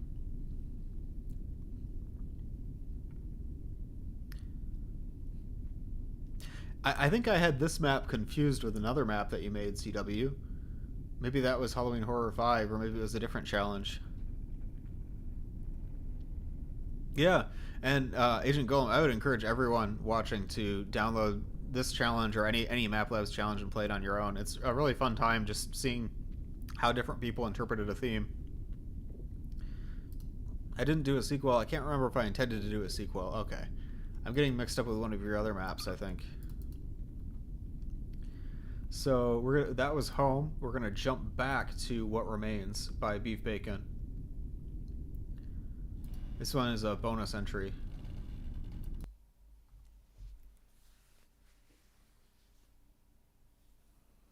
I did do a map for HH5 that had tiled floor, so maybe that's what you're thinking of. I think that's what I'm thinking of. What Remains. Oh, ooh, what the... This doesn't even look like Source. What? Move, interact, double click to run, and middle mouse to open your inventory.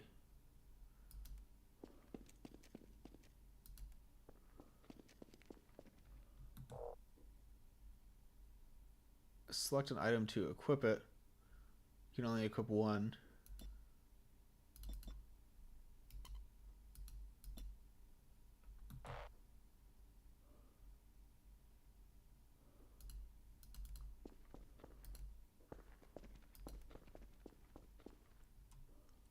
Point and click time. Yeah, I'm kind of shocked. This does not even look like Source Engine.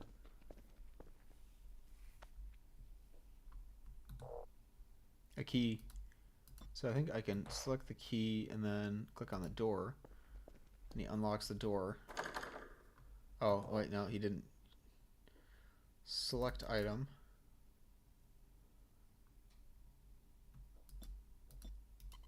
Okay, so I have to select just the key and then the door. Okay. I don't know if they're currently replicating my reaction. This is incredible. Yeah, this feels like an entire game on its own. I think the character model is totally unique too. I've never seen this guy before. It's not from any Source Engine game to my knowledge. Looks kind of like the gas mask citizen that everyone knows about from the Half-Life 2 Stolen build, but I don't think that's what it is at all. It looks like it's its own design.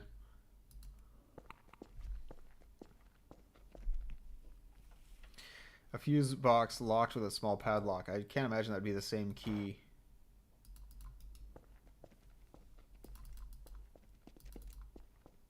Ooh. I see something down there, but the grime has set like concrete. Ew, that's disgusting. I don't think I can... Okay. Maybe I can look in the lockers. Lockers locked. On your key. There's so many keys. Beef Bacon map. Crazy shit as usual. Hi, Dova Quartz. Welcome. I love it when mods and maps do things like this different to normal Half-Life formula. Yeah, exactly. Got a skeleton. Is this another fuse box? It's too dark. Who knows what's hiding down there? Okay.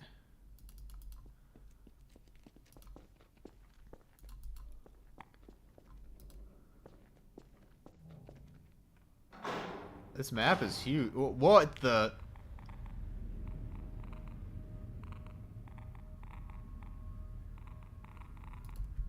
Okay, let's go talk to this guy. There's a dialogue system in this game, I suppose.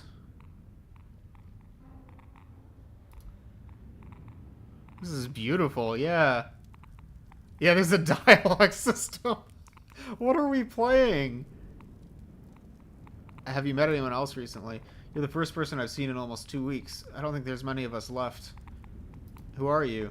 A fellow traveler, or at least I will be when my ankle heals up. For now, I'm just enjoying the fresh air for as long as my filters last. You can call me Michael. Are we safe around here? One of the smaller ones was lurking about last night. Whether or not it knows we're here, I can't say. Do you need help? No, I think I can manage on my own, though I appreciate the offer. Maybe I can help you? Help me how? I have a way to kill them. Even if you destroy the host, the parasite is practically bulletproof. The only weapons that were effective against them were nuclear and chemical. They might be tough on the outside, but inside, they like meat, rotten meat especially. Lure them with rotten meat and spike it with something that'll melt them from the inside. Something like what? Poison, maybe, or a strong acid. Maybe? Unless you can find some chemical weapons or a nuclear bomb, this is all we've got. It'll work. It's just a matter of potency. Good luck. Okay, so I have to kill some kind of alien with acid. I can go in this building or that building, or I can go over here. Is this an entire game? Chat, I think this is a whole game. This might be the rest of stream. Okay. Is that only with map base? Yes, it is, Gildan. Wait, let me, quick... Can I pause this? Yeah, I can. Quick read chat. Big Metro vibes, I agree. No fair. Why is this allowed to be in this pack? I agree. This looks right out of Stalker. This honestly reminds me of classic Resident Evil. Classic Resident Evil could go well as a point and click. Probably would have been a little less difficult in terms of controls. Yeah. So about these 1010s you've been giving, what is this getting on your scale? I mean, this is like... I mean, in terms of presentation, this one is probably perfect. Honestly. We'll see if... Like, some of the categories involve things like, did you get stuck or did you have fun? And we're not far enough into this yet for me to judge that. Okay, we got some bolt cutters. Need those. Got the bolt cutters. Point and click in a dialogue system. I thought this was just a map pack. Yeah, exactly. This is an entire game that's made in a Half-Life 2 map. Needs a key card. Okay. So, chat, are you keeping notes? We need a key card. We need a key for the fuse box, and we need something to get the grime out of the drain.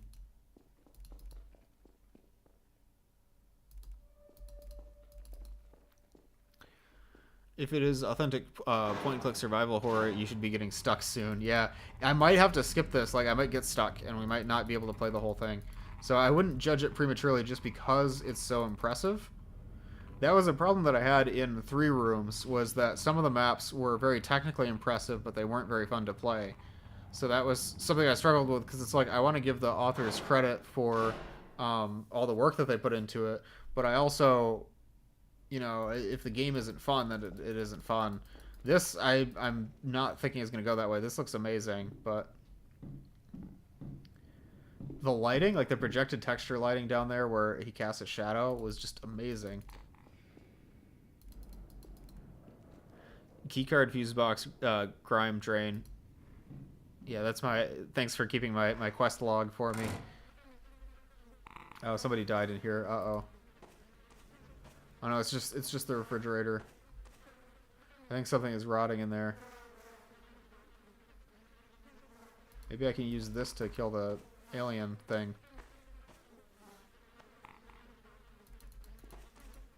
So I think this is meant to take place in its own universe, right? But I'd like to think that this is part of Half-Life, and this is like in the aftermath of an area where they use nukes to try to take care of the aliens, and maybe the parasite that we're gonna fight is like a head crab or something. But I think it's going to try to be more creative than that, more original. Can't get through there. So what do I have in my inventory? I have Drano. Oh, I can use Drano on the grime. Okay, so we got one thing.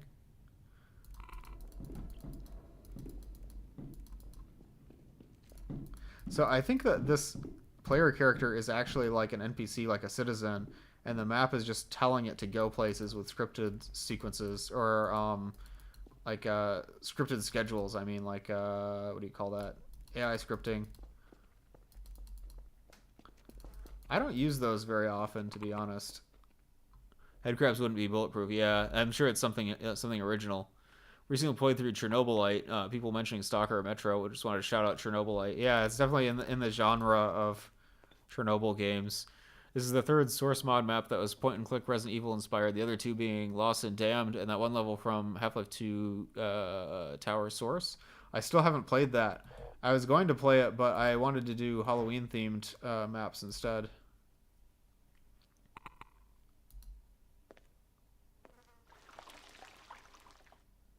Okay, Okay, I think I got... There was a fuse in the drain. Okay, so we got the fuse. Maybe we can use the fuse over here. Some of these shots remind me of those old gritty Flash games. Yeah. Locked with a small padlock. Oh, I bet I could use the bolt cutters.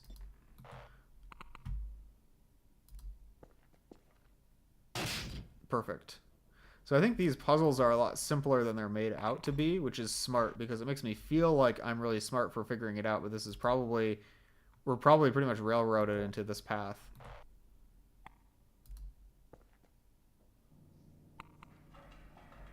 The ventilation system is working again. What does that get me?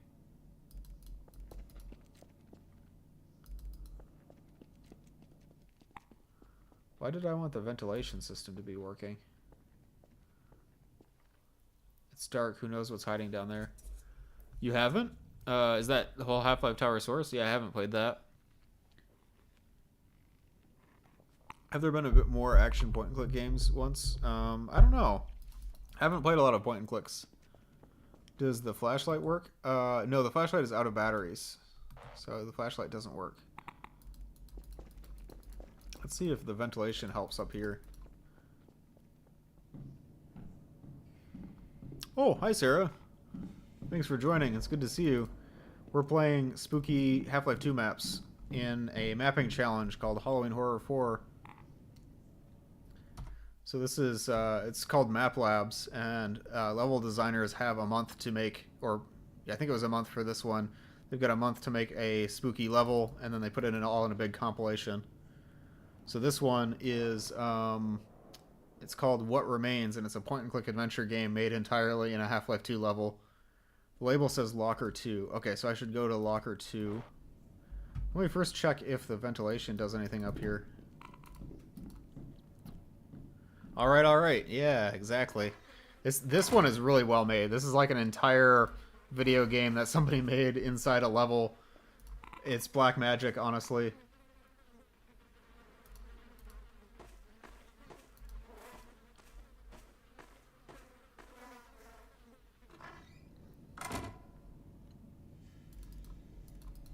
I never would have guessed this is Half-Life 2. Yeah, it's even most of the props are original. Like I can kind of tell like this paint can and this cardboard box and that cardboard box. Those are Half-Life 2 props, but like some of the stuff I think is original textures and original props. And even the Half-Life 2 props, it looks like they changed the textures to make it look more like it fits this aesthetic. It's really like level of quality is just amazing.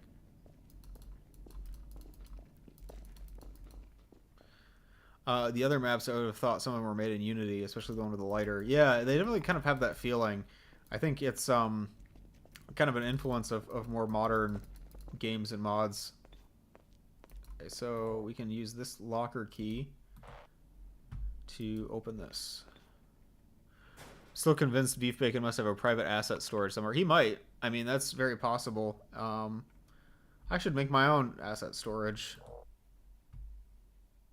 Plastic bag and some batteries. Okay, I can use the batteries to get into the basement. Okay,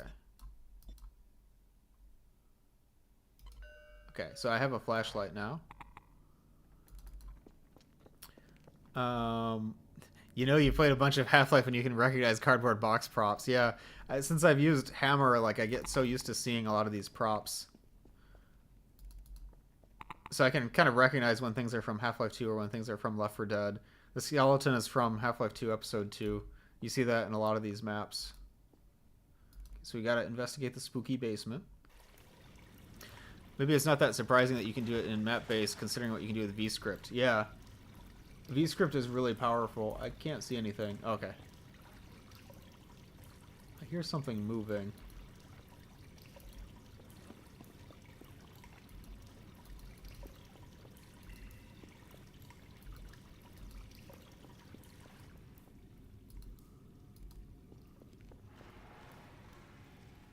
Something is moving. And I can't see where I'm going because it's third person. Okay, through this door. Don't give up, skeleton. Okay, so what is in here that we could use? Is this acid that we could use to kill a creature? Okay, so rat poison. Okay. We got a plastic bag and we got rat poison. Anything else we can use in here? Oh, that was the door. No, I wasn't done in there. Wait. The downside of these point-and-click games. Isn't there anything else I can click on? No. No, I think it was just the rat poison in here. Okay. I remember playing Payday 2 and the bank map that referenced CSGO literally had Left 4 Dead prop. Yeah, Valve reuses a lot of assets in their games. So you'll see like a lot of the Left 4 Dead props are from Counter-Strike Source. You know, oh wait, there's a thing. There's a creature. There's a being. Do you guys see that? Don't walk towards it. It's right there. What do I do? It's right there. Maybe I can hide?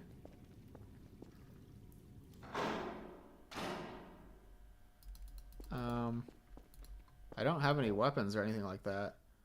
I have a flashlight, I have rat poison, I have a plastic bag. Maybe it'll go away if I come back? Is this guy made the Lost and Damned mod? I don't think so. Is that beef bacon? Can't save? Wait, can I save? I mean, saved. I don't know if the save will work or not.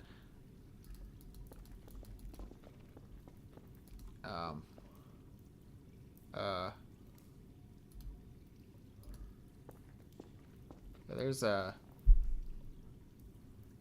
Hi. What do I do? Rat poison. I don't think that will work. I don't think I want to walk towards that thing.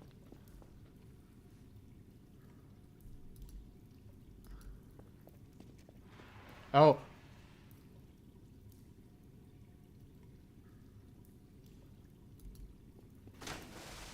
Okay. Is there anything in this locker? I don't think so. Kind of want to get out of here now. I don't know what I'm supposed to do with the rat poison, though.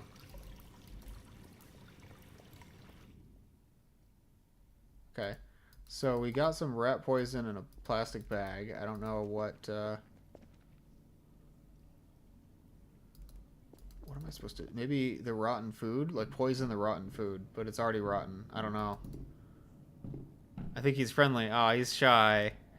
Planar reflections in the basement, 10 out of 10. Yeah, I guess that will go on my scorecard for this one. Can I do anything here? Maybe...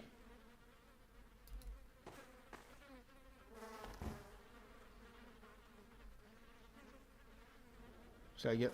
Okay, let's... Oh, wait. Oh, the creature is coming.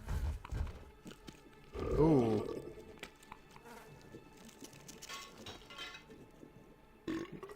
What do I... Oh. Oh, I think I killed it with rat poison. I killed it with rat poison. Okay. What do I use the bag for? This is the key card that I need to get into the other building. Looks like the plan will work, but I'll need something stronger than rat poison. Okay.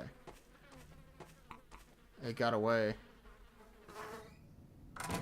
Yeah, it was a hunter from Half-Life 2 Episode 2, but with a custom model.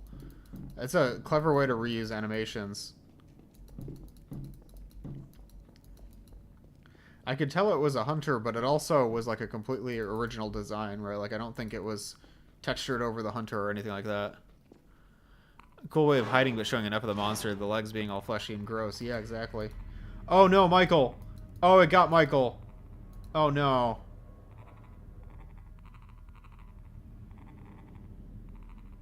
Oh man.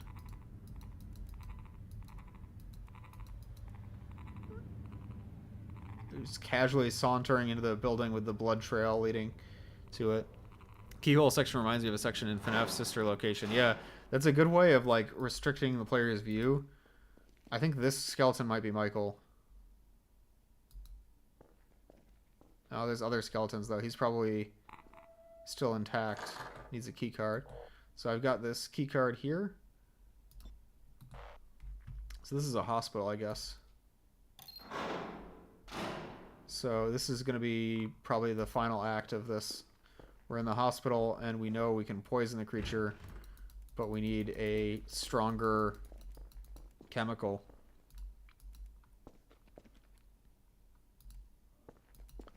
I can hear my character breathing. So you've got a key card and some text. I'm not going to read it. Never mind. Or a key, not a key card. Excuse me.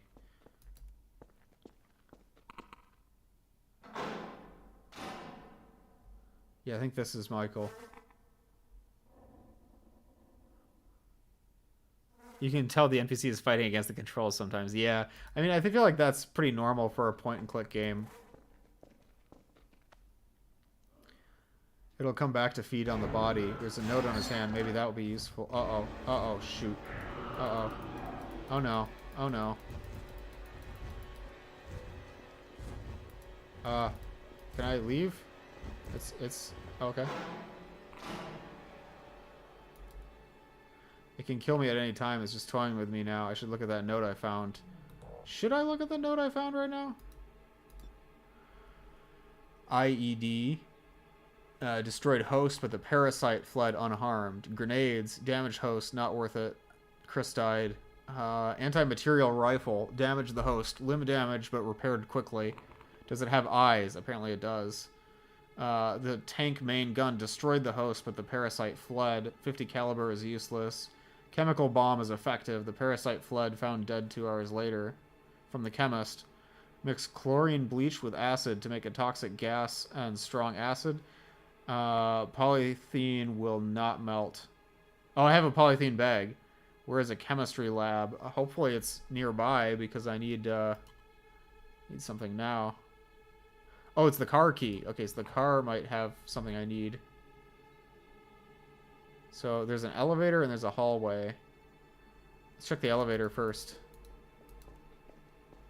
Save? I don't know if saves work or not. The doors are jammed. I'll need a way to force them open.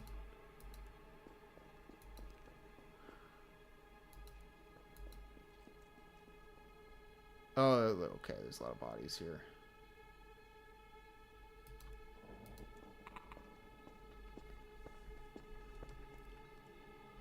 My neck just snapped really loudly. I don't know if that was audible.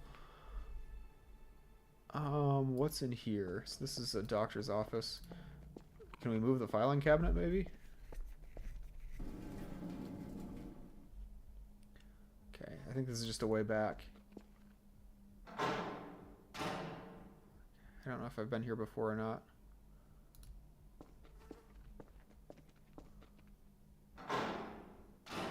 Placebo save for comfort, yeah. Okay, so this is the first room we went into.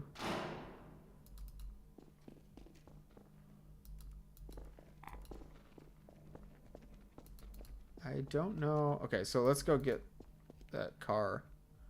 The car key. No, it's this door. This door is the way out, I think.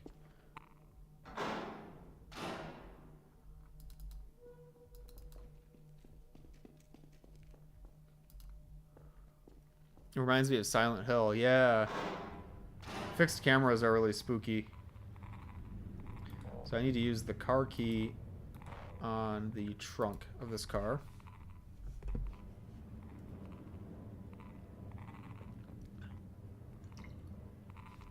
What are you guys thinking about what remains so far? I found a car jack. The car jack we can use to get the elevator open.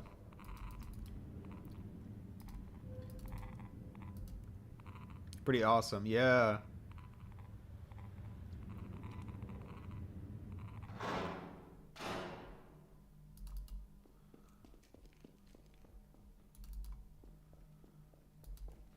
Okay, so I need to remember where to get to that elevator. I think it was through here.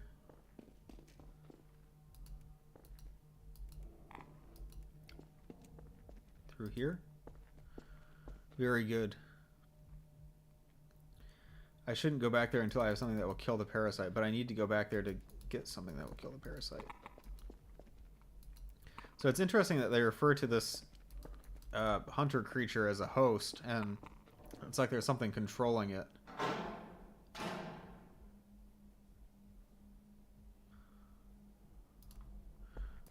Zero out of 10 for not getting stuck yet. Fake point and click. Yeah, it's not a real point and click if you don't get frustrated.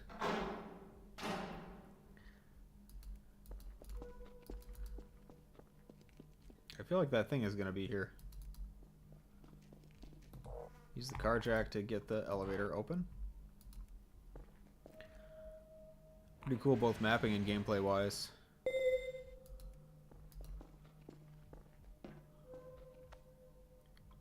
What did I just get? Strong chlorine bleach. So don't I need to mix chlorine with something? Mix chlorine bleach with acid to make toxic gas. But where do I get the acid from? Is there a door over here? Oh, okay. It's the MapLabs acid. Whoa. MapLabs title drop.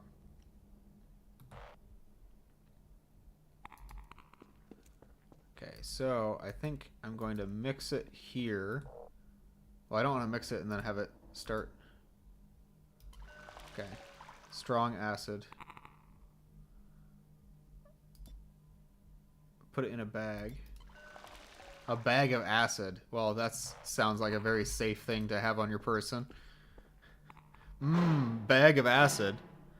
I've sent you hate mail to parse later if bad. I want to finish this entry and then I will look at it because I have a feeling it's a drawing and I really want to see it.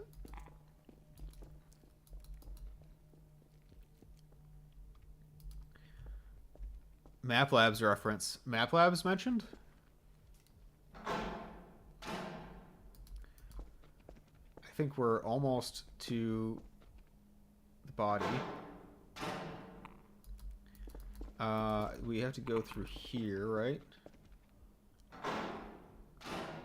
I think there was a door. Or was it over here? No, I'm getting mixed up. Nope. Went the wrong way. Wait, what's through this door? Oh, I don't even remember that door. Oh, that's not a good sign. Here's the body. I just gotta plant the acid. Plant the acid on the body.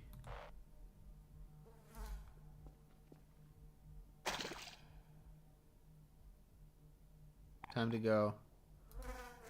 It's gonna burst through this door. I'm telling you. As soon as I get close to the door, it's gonna go boom.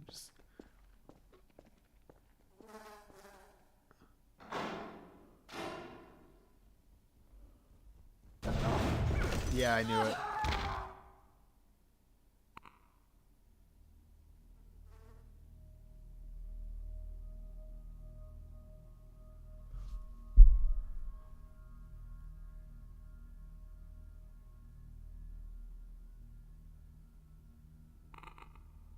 Oh, it used to be human.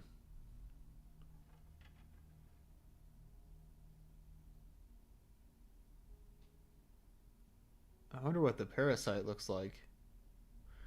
What Remains, created by Beef Bacon. Music from co.ag music. And additional models, Lab Flask by T. Wow.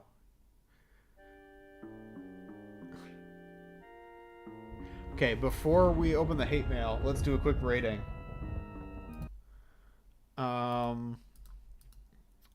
So I'm gonna submit another response. This was called What Remains. Yeah, that was amazing.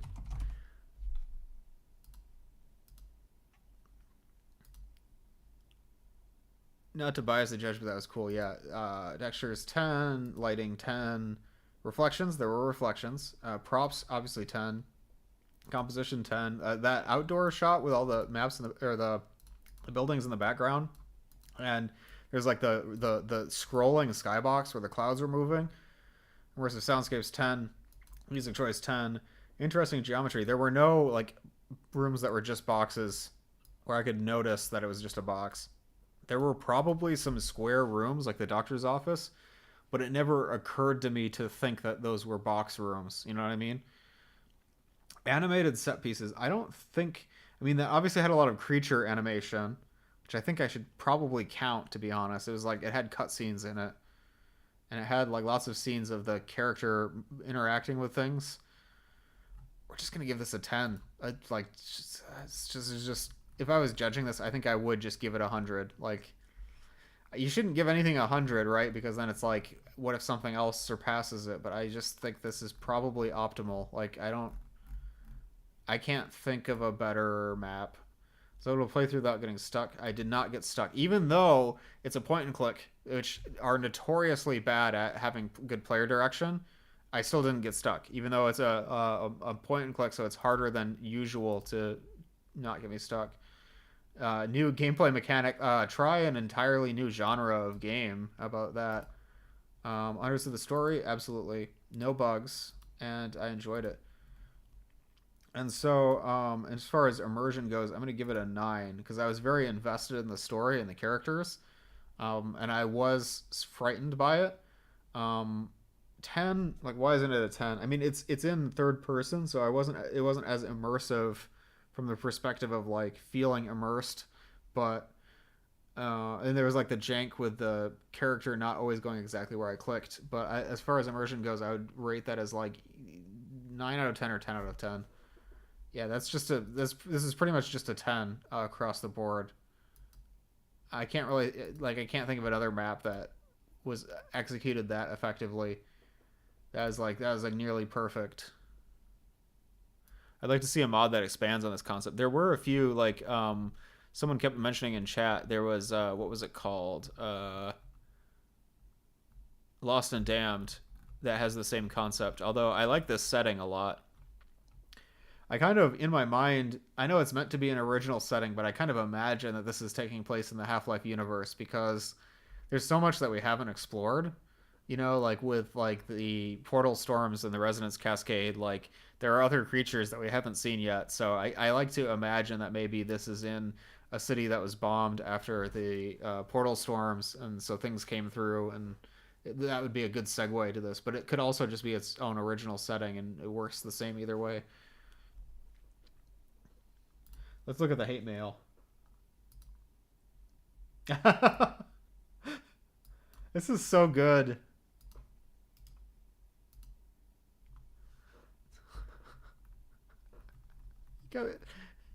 You got Boney McSkellington in there. Faye, I love this. Post Half-Life 1, all we've really seen is a bit around Eastern Europe, so if we don't count mods, so it's a possibility. Yeah, the setting reminded me of Stalker, but I'm not sure if I know what country it was, so it could potentially be in any country. That's so good. Let me see if I can add that to my my lineup for my loading images.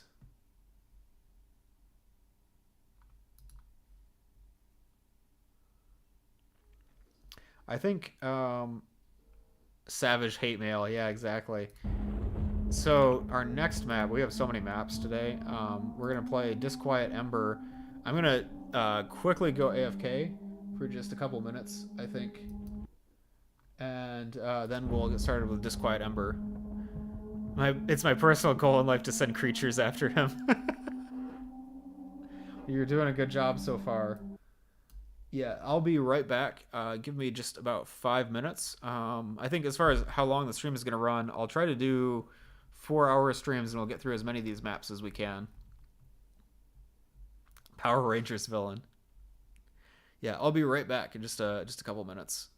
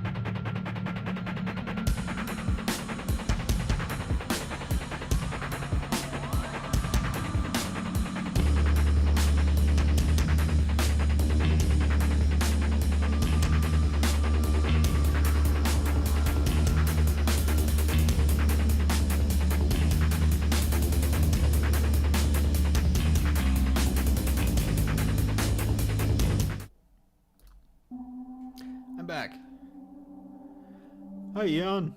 Or Bloody Cop. I feel like you alternate between your YouTube and Twitch accounts, and then I say whichever name is on the account, instead of picking one and sticking with it. Yeah, What Remains was an amazing map. I can't believe that one. It's making me really excited to play the rest of them. We have a lot of maps today. I had this thought while I was AFK that maybe I should come up with some judging rules for myself to try to like add modifiers if too many maps get the same score. Like if I score a map 100, I should like have like some kind of like a competitive, if there's two 100s, I should score them against each other or something. I don't know. It doesn't really matter though, because if I do judge and I score multiple maps 100, that'll get averaged with the other judges' scores. So even if I give it 100, someone else might say, oh, that's a 60 because they have no taste or something like that. So I'm not sure. I'm thinking about it. We'll see how my fake scores for this challenge pan out and how they compare with the actual judges' scores. But this is Disquiet Ember by Hollow. Are you guys still hanging in there, by the way? Sorry, I know I was on the loading screen for a few minutes. I tried to pose, what's his name? Boney McSkellington, to look like the picture. I tried to pose Boney McSkellington to look like the picture that Nell or Rock Candy Days posted, but I couldn't get the arms to stick. I would need to get some nails or something to stick the arms. I'm still here. That's good. I always feel like if I go on the loading screen, everyone's just gonna stop watching right away. Just came back. Is the game a little bit too loud? Feels a bit too loud to me. Maybe I'll turn myself up just a touch. Turning myself up and then turning the audio capture down just a little bit. Yeah. Does that sound better? I know nobody complained, but I'm just looking at the audio levels and it just looks like the game and I are too close. I don't know. But yeah, let's get started with Disquiet Ember. Not what I was expecting.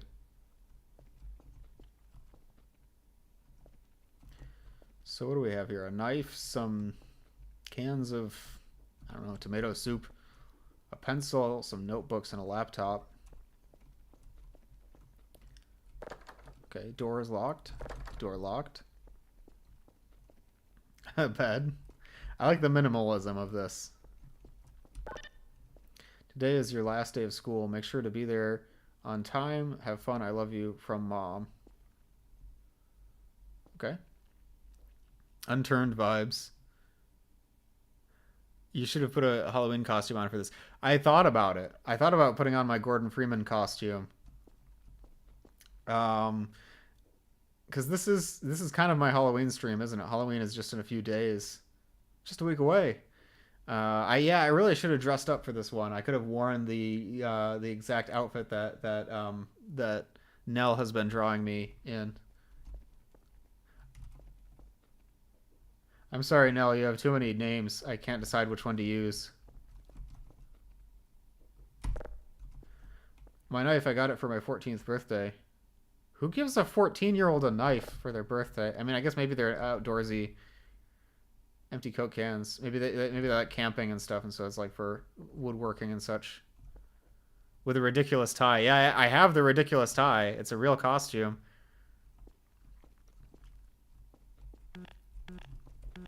Okay, so I think I need to go out the front door. I need to shower. Minimalist bathroom. I kind of like this because when I'm making a level, I always I feel like it's like you struggle with the most basic things. Like, how do I make this room convincing? Like, usually I would use props for stuff like this, but this is kind of like rendering it down to the most basic shapes of like, you go in a bathroom, what do you expect to see? It's like the sink, toilet, shower, and these are all the most basic shapes that you could make those out of. You even have square water. Got the Minecraft water blocks.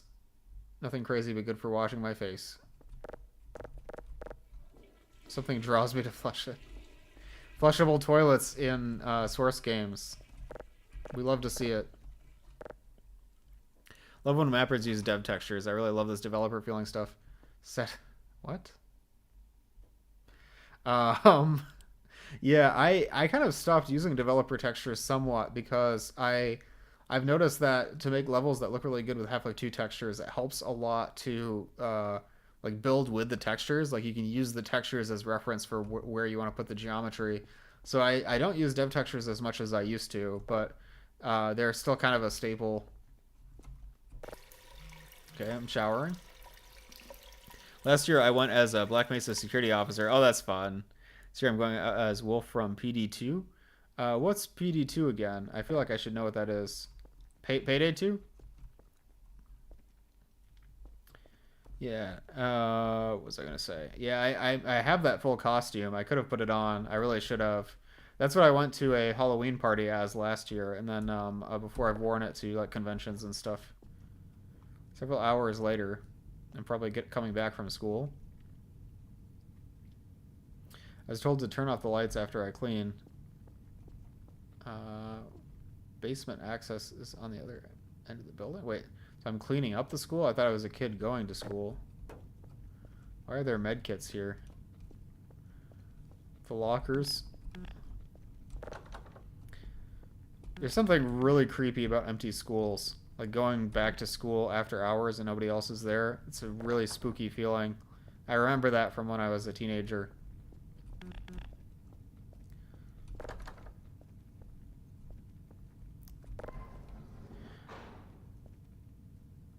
Yeah, I like Barney from Half-Life costumes.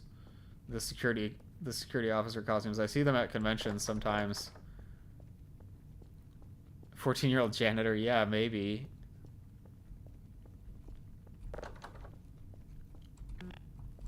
The vending machines don't work. 0 out of 10.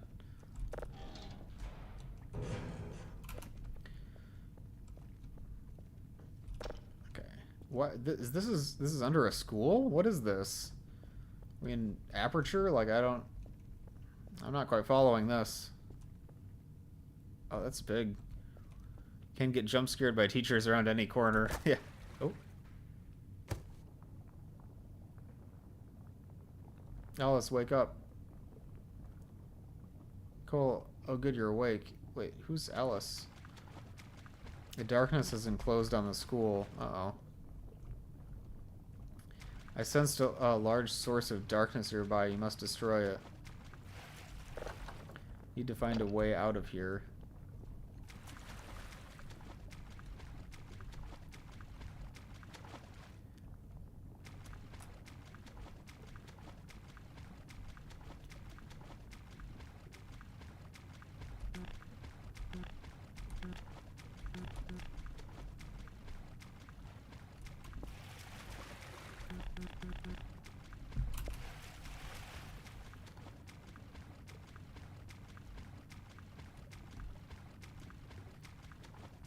A key. The green key is obtained. Okay, so we've got color keys like Doom.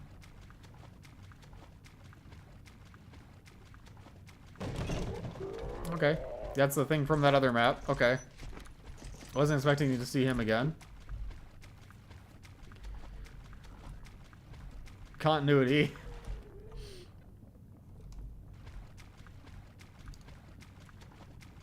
Okay, this is what the green key opens. What kind of room is this?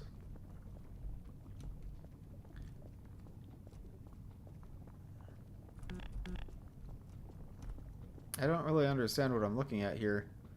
Is this the source of darkness?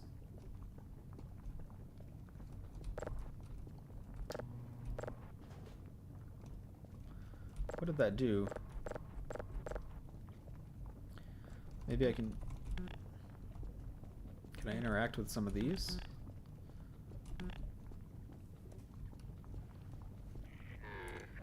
I love this in-dev vibe for levels. Oh yeah, absolutely. Uh-oh. Got another Zombine.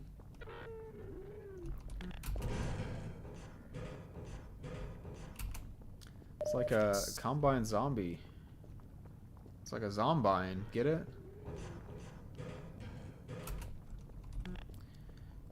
What do I do with this? Okay, the green key.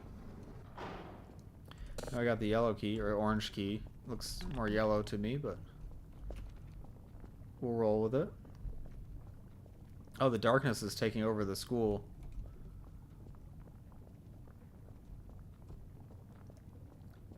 Where does the yellow key go? Okay, orange key. Unlock with orange key. Get one of these. I think this is turning on the lights, basically. No, it's not. Okay. Maybe that will open this door?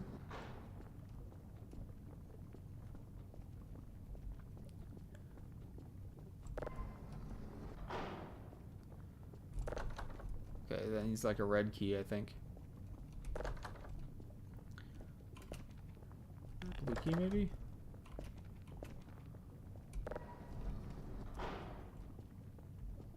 Okay, this is like a classroom.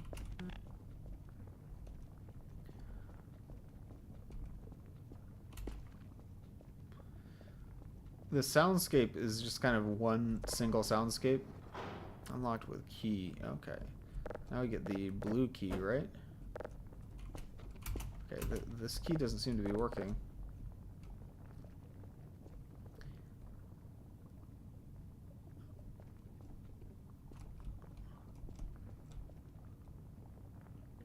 Yeah, I can see that.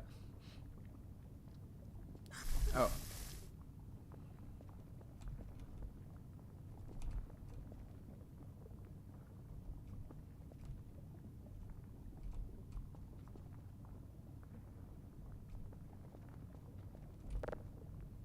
Fire orb. What does a fire orb do? Okay. And now we get the blue key. Teal key. Okay, not a blue key. My mistake.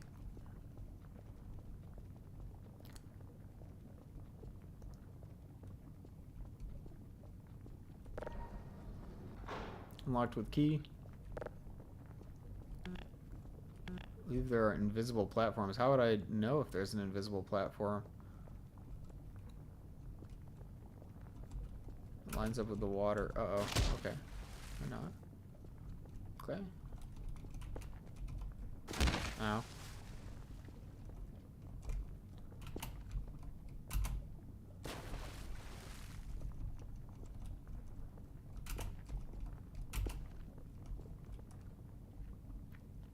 Fire orb sounds like something out of a fantasy realm, yeah. I'm not really stuck on this puzzle, but I do find that this kind of puzzle is not very fun. It reminds me of in Halloween Horror 3, we had that that map where you had to illuminate the invisible platforms by shooting around them. And it just felt very tedious after a while. Like, the mechanic was cool at first, but it got really old. I really don't like movement mechanics in Source games at all. Like, any kind of jumping puzzle. I just don't... I've never played a jumping puzzle and thought, wow, this is so much fun. You know, I don't like it. So I think I'm going to deduct some points from having fun for this one. Ooh. Okay. I need to be careful. So am I on this platform? Yeah. Okay. Okay. Oh, no. Oh, my goodness. Sending you back is way worse than killing you in this case, because then you can't, like, save your progress. Ooh. Ooh. There we go. There we go.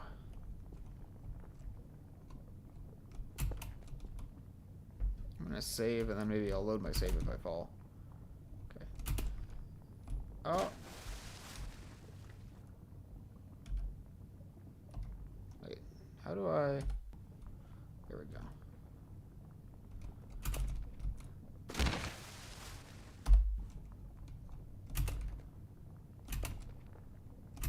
Yo.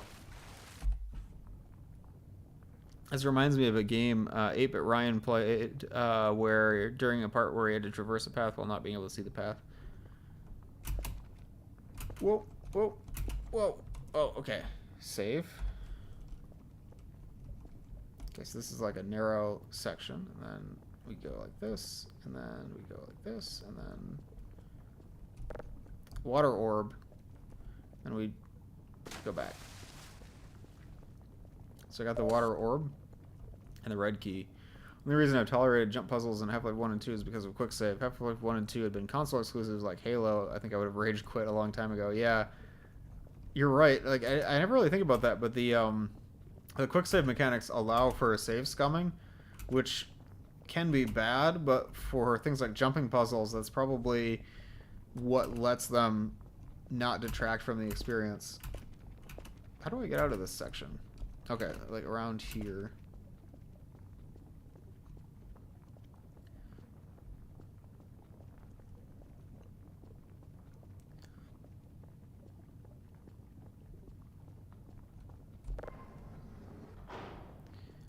Okay, so I can't get the blue key yet. Okay, so we're going through a maze. I still don't really understand who these characters are. There's Cole and there's Alice, right? But I don't know who's, like, where... There's only one person here, right? That's why I'm a little bit confused. I guess this is supposed to be sort of like a dreamscape. The Earth Orb.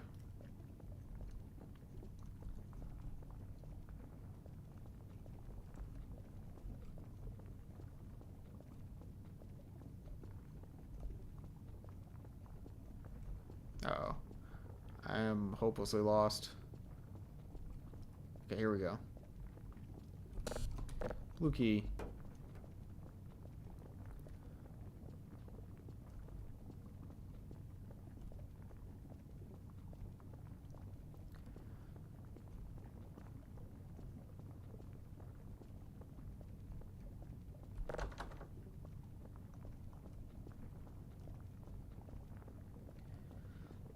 Scary amounts of health kits, yeah.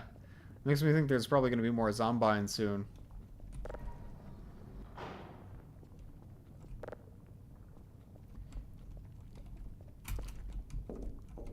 This will be a breeze.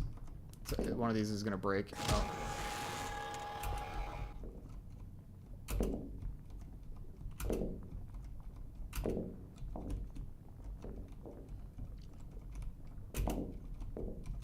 Nope.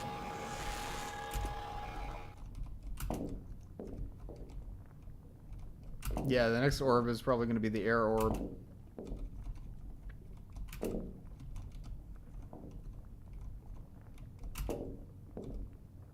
Oh, I guess that's why they said it's going to be a breeze. I get it.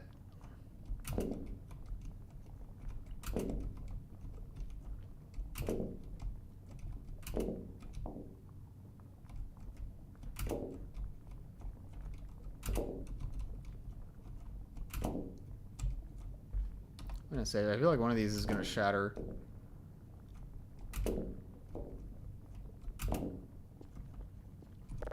Wind orb.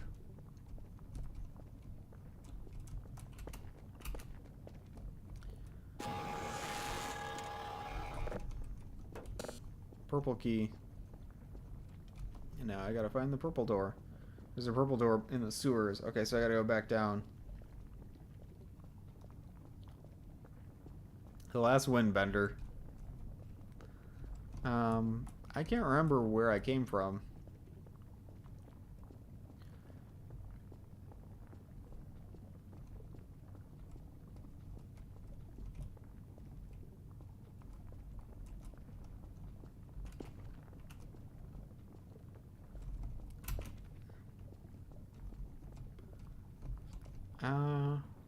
We told you about the time I got into the Math Labs map.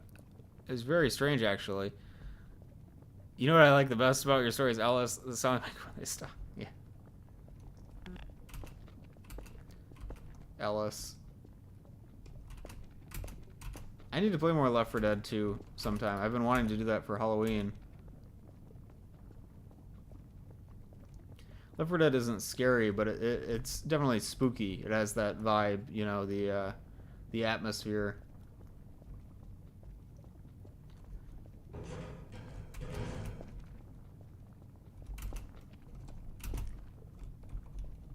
How do I get back? Okay, back down here.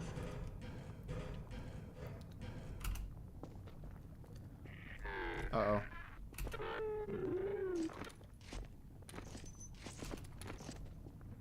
think I'm going the right way. Maybe not. Maybe I'm not going the right way. Uh-oh. Gotta juke him.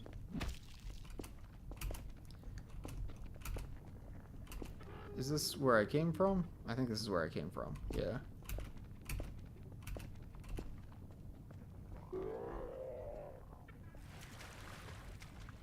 I'm backtracking now, but I believe this is the right way to go to get to that door.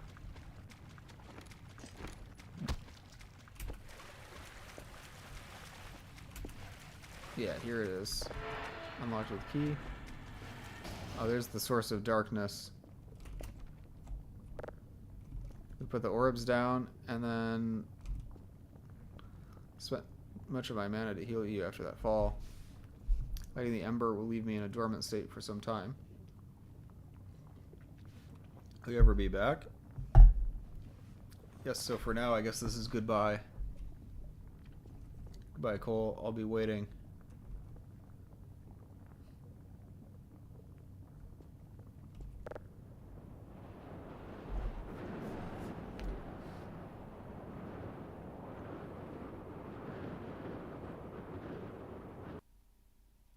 That was Disquiet Ember by Hollow.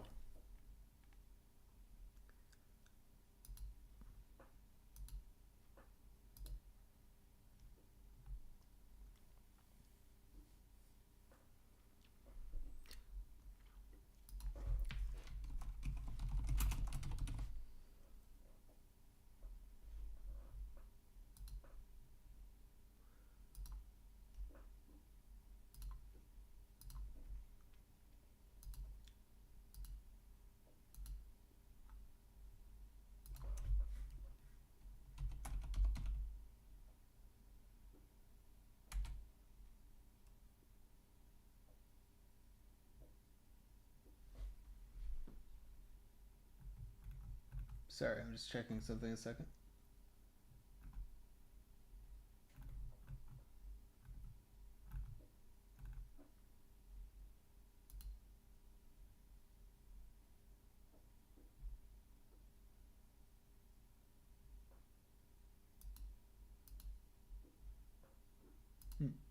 Okay. So, the textures were all dev textures, so I don't know if I can count that against texture selection. Keith for Left 4 Dead 3, yeah. I don't think I can count that against the textures, but I can't really say that the texture selection was done well if it was all dev texture. So I'm going to mark that as 5. Color contrast, I can't remember any use of... There's a few colored lights. Most of the lighting was white. So I don't think there was any. No reflections. I'm going to say there were no props. So it was all brush based. That shouldn't really count against it because it was going for an all brush based aesthetic. Composition I'll give it points for though, because the brushwork was really good. There were soundscapes, but they weren't. There wasn't a lot of variety. What's your opinion on power defense sections? They can be good. I think defending an area can be fun, or it can be tedious. It really depends on the pacing. Visually very minimalist and abstract. Yeah, I don't want that to count against it because they were going for minimalism, which is good. But I don't remember any music. Minimalism is good, but it's also hard to rank it against maps that tried to be more detailed or to have a more like more of a particular aesthetic. There were box rooms, no animated set pieces, and no highly detailed environments. I think this is fair. I think maybe I should mark prop placement as a 5 because the brushwork kind of worked in place of props, and things like the lockers and the chairs were really well done. Yeah, I'll mark that up. But yeah, no reflections. Soundscapes were there, but they were minimal. No music, no interesting geometry. Yeah, I think that's my rating. Hi, Comb Tank. Welcome. We're ranking some Halloween Horror 4 maps. I sort of got stuck on the jumping puzzle, but I wasn't completely stuck, so I will say I got through without being stuck. New or existing gameplay mechanic in a notable way. I mean, the gameplay mechanics were things like finding items and jumping. I don't think it was very like interesting or notable. I did not understand the story of the map because I didn't know who the characters were. Still some maps left to play. Oh yeah, there's tons of. I don't think we're not going to get through all of them today. There are no bugs. Yeah, that's true. I didn't really enjoy playing the map. I liked at the beginning, especially exploring the room and seeing the different items and seeing some of the geometry choices. But I thought that the jumping puzzles were very tedious and the pacing. I think the pacing dragged it down, where there were too many repeated jumping puzzles.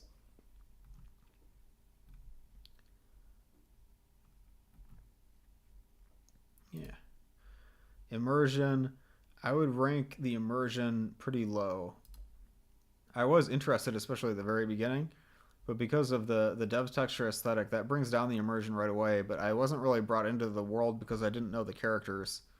So I'm going to say immersion will be 2 or 3. 2 or 3. I think that is fair.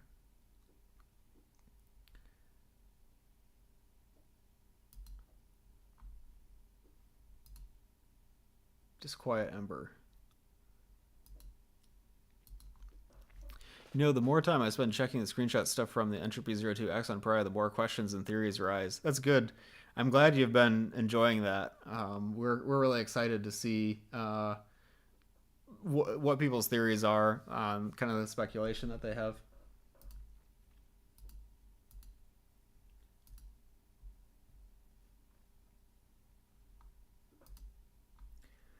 Sorry, I'm gonna AFK for just a few seconds, and then we'll start the next entry.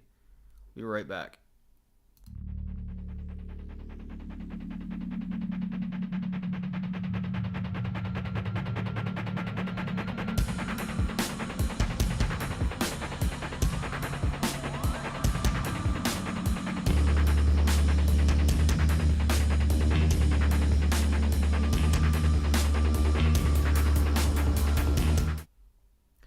Alright, so the next entry is called Awakening.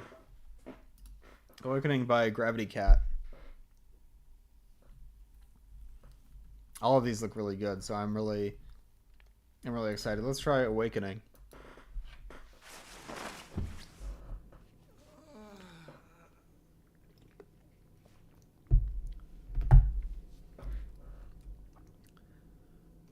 It looks like we might be in a hospital room.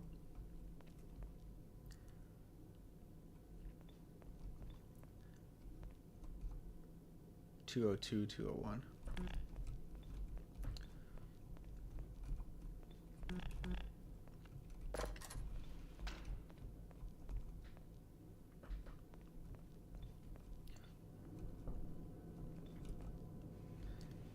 Why is the flashlight just a box? Like, everything else looks very detailed. Well, not very, you know, it's a good prop placement, good use of props, but then the flashlight is just a... Oh, I see, it's a glow stick. It's not, that's why. Still. Okay. Lots of beds. Some blood. Gunfire. Okay. So something's going on here.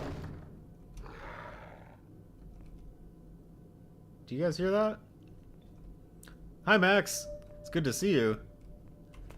I don't think I've ever seen you catch one of my streams before. We're playing MapLab's Halloween Horror 4. This entry is called Awakening. The environments in here are really good. More zombies. Yeah, it's spooky. Glow brick, yeah. They got the glow bricks. I don't know, they have so much good prop work and detailing, but the glow sticks are just squares. Like, you'd think they'd at least reuse the flare model and just change the color on it or something. Maybe the red flares would have worked better. Yeah, I think they wanted the glow stick lighting. I feel like I'm supposed to go into that elevator.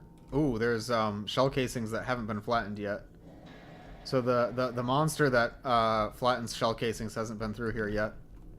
Environment is very cool. This kind of makes me think of Nightmare House 2. Extremely violent and dangerous. Emergency services are currently unavailable at this time. Do not attempt to reach It's like Mercy Hospital. due to the nature of the situation. A state of emergency has been declared, and citizens are to remain in a safe location and await further instruction. Await further instruction. Wait my ass.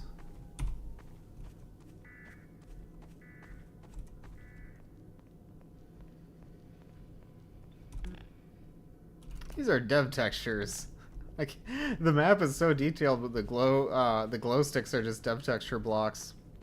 I wish there was a mod or map where you're being stalked and hunted by a Combine prototype monstrosity and you're a test subject. That would fit well with the new challenge that's ongoing, Freeze 2. Because that has a bonus challenge to have a monster that is not, well, that, never mind, actually, what you said would be a monster. One of their bonus challenges is have the enemy in the map not be a monster, which is very difficult for this kind of map, I mean. Yeah, we heard that gunfire earlier, so... Oh, that's it. Okay. So that was just a vignette. I think that's a good way to do Map Labs entries because you don't have time to really tell the full story. But that gunfire we heard, we saw the shell casings, so we know someone was firing in there. All those hospital beds are empty. You get a pretty good idea of what's happening. That was Awakening by Gravity Cat. Let's do a quick score. Awakening. Mika, what if you were the monster? Hi, Mika. Thanks for joining. We're playing Map Labs, so it's a Half-Life 2 mapping challenge, and different level designers make their own maps and submit them for a compilation. So every map is like a different style, and I've been judging them as well. This is just so I get some practice judging maps. This is an old challenge, so I'm not actually a judge or anything. I'm just reviewing them for my own edification. Yeah, it's good to see you, Mika.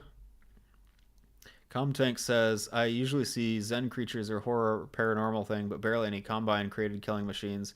Yeah, there's something about it. I think because the Combine are like the more intelligent enemies in Half-Life 2, they feel less fitting for horror maps because it turns more into like a combat encounter. So this was Awakening. Texture selection, 10. Color contrast, I only really saw the blue lights, but I'm still going to mark it as a 10 because I feel like the lighting was effective for what the author wanted. Hello, Adelina1985. It's good to see you. I saw that you were streaming MapLab's 3 Rooms the other day, and I was really excited about that because I like to see people streaming these mapping challenges. Max says, I couldn't even shout out the Left 4 Dead 2 reference you made because the internet bugged out. Oh, man. By the way, Max, you need to see this drawing that my friend Nell or Rock Candy Days sent in. Where did I put that? Do I have that up somewhere? Look at this. Look at this picture. I love it so much. What's this form? Oh, it's a form that I put together for myself. I'm practicing reviewing all of the entries because I'm going to be a judge for one of the upcoming Map Labs. It's going to be Halloween Horror 6 or Freeze 2. So I want to see that as in the picture. I think there's a little bit of a delay on the chat messages. Yeah. That is amazing, isn't it? I love it. I don't think anyone's ever like drawn me before, so that's really flattering, honestly. But yeah, the forum is just for my own use because I'm trying to review each of the maps, and then we'll compare my review scores at the end with the actual judges. So, reflections. I don't remember seeing any reflections in that map, but I feel like they were there. I don't know. I'm probably going to remove this question from the forum for the next thing that I review. Prop placement was excellent. Composition was excellent. The soundscapes were good and notable. I don't think there was any music. Was there any music in that chat? I didn't hear any music in Awakening. The Combine Hunters have been a hunter enemy used in maps. Yeah, that's good for a horror map. Don't remember the music. Yeah, no music. The geometry was good. There might have been some box rooms in that map, but they were disguised well enough with props where I didn't think of any of the any of the rooms as being box rooms. No animated set pieces, but there were highly detailed environments. So I think this is a fair assessment of Awakening. Gameplay-wise, I was able to play through without getting stuck. New or existing gameplay mechanic. There weren't any gameplay mechanics. I don't know if I should rate that against maps that are like meant to be story vignettes. You know what I mean? Like, it feels kind of wrong to say it loses points on the review score because it was purely narrative. Like, some maps are purely narrative. I don't know. I'll think about that. Maybe I'll adjust the form for the next one. Max, my favorite map so far was called What Remains, and it was a point-and-click adventure game that was entirely made within a Map Labs map. It was like new gameplay mechanics, new characters, new settings, like totally original concepts and assets and music, and it was fantastic. Honestly, I would have, if I would have seen that as a game on Steam, I wouldn't have been surprised. It was so well made. Adelina says the 5th in the series was the worst. I say skip it. Hopefully 6th will be better. Oh, I'm sorry to hear that. I've never played the 5th one, so we'll see how I compare it with the other ones. Yeah, Max, you need to check out, if you haven't seen it before, it's called What Remains. There's another game called What Remains, I think, but it's Map Lab's map called What Remains. And they used a Combine Hunter, but they completely remodeled it to make like an original creature, and it was like its own storyline with its own universe, kind of like a Stalker Metro inspired thing. 4th is my favorite. 5th has some good maps in it, so I think Adelina's response is a bit extreme. Oh, that's sorry. You both had purple names, so I got you confused for a second, Captain Haxray. But you say 4th is my favorite. 5th has some good maps in it. Yeah, sometimes I feel like with challenges, it's hard to take them as a whole because each individual entry is done by a different author and has its own strengths and weaknesses. So the compilations overall, it's like sometimes you get really, really good maps and sometimes you get really, really bad maps, and you don't know which ones are going to be stuck with which other ones. Yeah, 5th has some of your least favorites. I understood the story of the map, the ideas intended to convey. 10. There were no bugs which hindered the experience. 10. And I enjoyed playing this map. 10. I feel a little mixed about marking the map down for not having gameplay mechanics, but we'll see. We'll see how it shakes out. I would say as far as immersion, this is probably 7. It wasn't especially immersive compared with the other maps, but it had a lot of atmosphere. Let's look at my current tallies for these. So 156 and 2 got 75, and then Awakening also got 75. I feel like that's not fair comparing them. I feel like 156 and 2 was a map that probably had more time and planning put into it than Awakening by comparison. It's hard to compare them side by side. I feel like all maps are valid, but I don't know about giving them the same score. I feel like I might need to revisit that. Adelina says it's really not. I usually recommend packs if it has 1 or 2 that shine despite the rest, but Halloween Horror 5 is one of the few that I do not recommend. What are some of your favorites, Adelina? I'm curious. I wonder if I entered in any of them. One of that Steam tab you have, a Nightmare House stream. Yeah, I don't know if I'll see. Oh, Welcome to what? Never Lose Hope Hospital. I'm gonna mute this tab. That Steam jump scare. But yeah, we were looking earlier, Max, at the Nightmare House 2 Steam page. Supposedly, it's releasing on October 28th, which is in 2 days. But they haven't gotten approval from Valve yet, which makes me think it probably will not be out on that date. I would be interested in streaming it, but I'm also more interested in streaming all of the Halloween Horror challenges. So I don't know if I'll actually be able to stream this or not.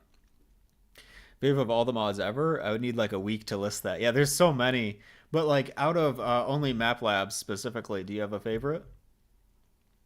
Did you see the Nightmare House reimagining? I did. I'm interested in that. I feel almost a little bit more interested in the Nightmare House, the original mod, because I'm very nostalgic for it. Whereas Reimagined is like a new game. I will play it, and I am excited for it, but I just really want to go back to Nightmare House, I think.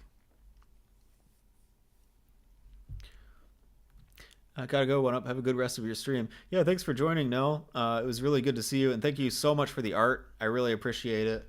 This is the art in question. That really, I love it. It really brightened my day. Hi, Dan Scart. Welcome. We're playing Halloween Horror 4. I hope I'm not coming in late. Yeah, we've been playing for a while, but we've still got plenty more. I don't think I'm going to get all the way through Halloween Horror 4 today. Of all the map labs, I'd have to go back and check my videos. Sorry. Yeah, no worries. I understand there's so many of them. I haven't played most of them, and I've entered in quite a few, but there's a lot of map labs challenges that I just never even played. So that's part of why I really like seeing people streaming through them. I'd like to see more discourse about map labs challenges. I feel like they're kind of too obscure right now. I'd like to see more people streaming them, talking about them, reviewing them. Nightmare House was the very original Half-Life 2 mod. Nightmare House 2 to Nightmare House, the original mod, which... What? Max, I'm not quite sure if I understood that. I just realized we've got 2 Maxes in chat. But yeah, the original mod... Nightmare House, the original mod, is Nightmare House 2. It's not like Nightmare House 1. Because Nightmare House 2 contains Nightmare House 1 as like the prologue. So Nightmare House, the original mod, is Nightmare House 2. I know it's confusing. The first one was an Atom Week, which I played over 2 years ago. Yeah, it's crazy that it's been that long. The very first map labs ever was Halloween Horror 1, and I have very fond memories of entering in that one. I think that's one of my maps that I'm the most proud of ever. I just feel like I really enjoyed making it. I liked the atmosphere that I got. I was very happy with the results. Overall, they're definitely different if comparing them to Vil competitions, and I like the Vils better. But once in a while, map labs pop up awesome new mechanics, and I love that. Yeah, I think map labs, because of map base and vscript, map labs are able to innovate more than Vils were. But I do feel very nostalgic for the old Vil challenges, because I used to enter in those too. Did you ever play Halloweenville 3? Because that was one that I entered in that I really enjoyed.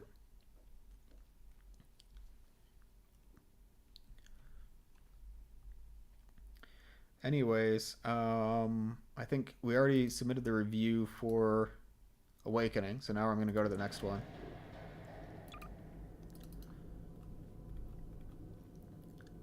I think I played all Vils. All of them? There's a lot. Wow. That's a lot of mapping challenges. Like dozens. I think I first became aware of the Vils in like 2017. 2016? Maybe 2016, yeah. The maps I always remember from you are the ones where you get briefed by a radio. But those radio briefings are always bad when I do them. I feel like that's a lazy way to introduce a map.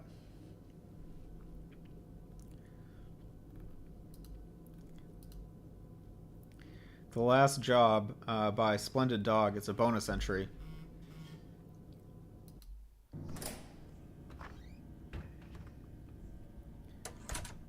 I've been on Planet Phillip or Run, Think, Shoot, Live for the longest, so yeah.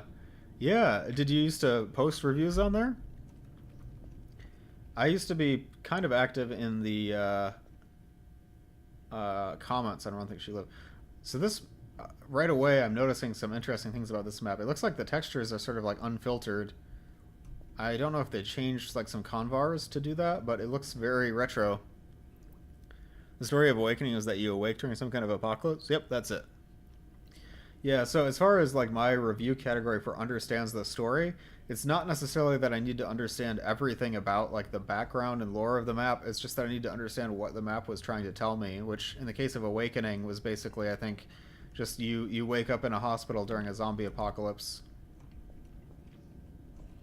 Admittance to authorized personnel only confined space.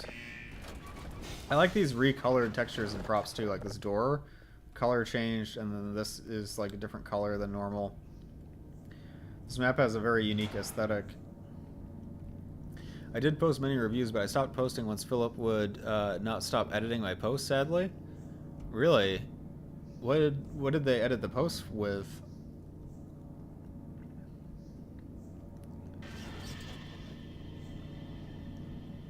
That's why my name hasn't popped up there in a long time. Were you posting under Adalina there as well?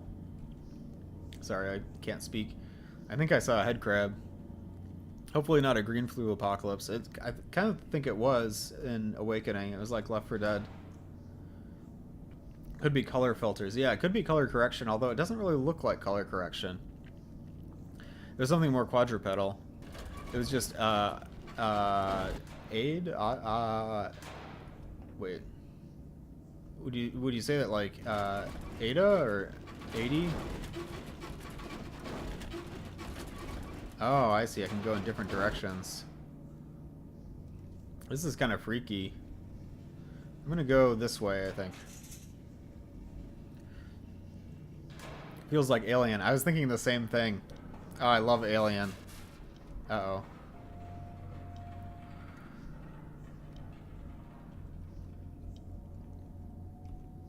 Just ran through here, right?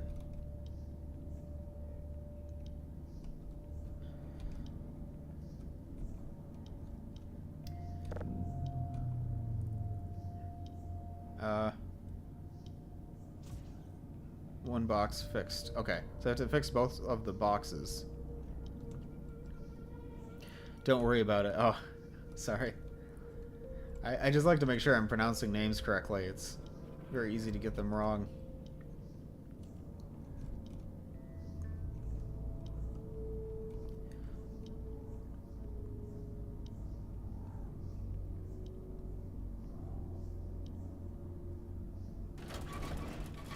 These doors give me anxiety for some reason. Have you played Operation FORCC? That's the only map lab comp I've entered. Which one was that? Operation Force. Oh. Bottles. I'm definitely getting Alien from this. It's giving Alien? Someone's whispering in there.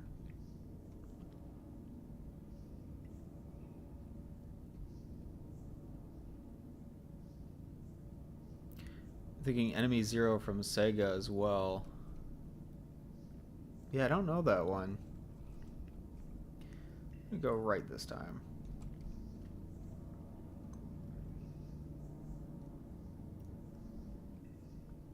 I just have to fix this box. Now something scary is going to happen.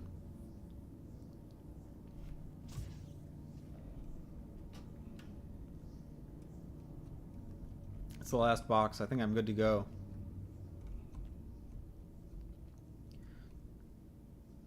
Remember that Alien Resurrection game on PlayStation? I haven't actually played it myself, but I am aware of it.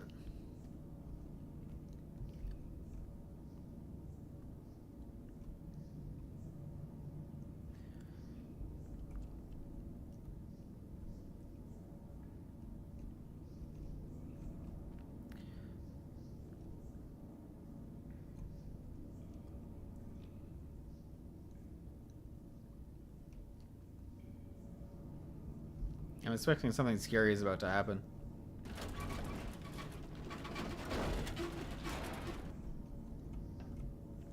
Maybe I just returned to where I started? Jump scare? Nothing scary has happened yet. Uh-oh, uh-oh. It's a creature. Uh-oh, here comes the creature. That kind of got me.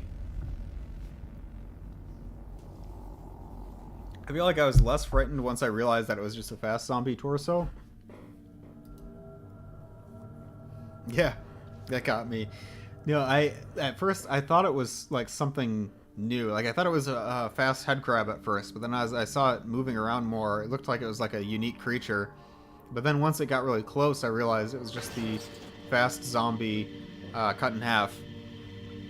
Still a good use of that model, because when you can't see it directly, it looks like a totally new creature. Good use of music in the background map. That might actually change the score for me.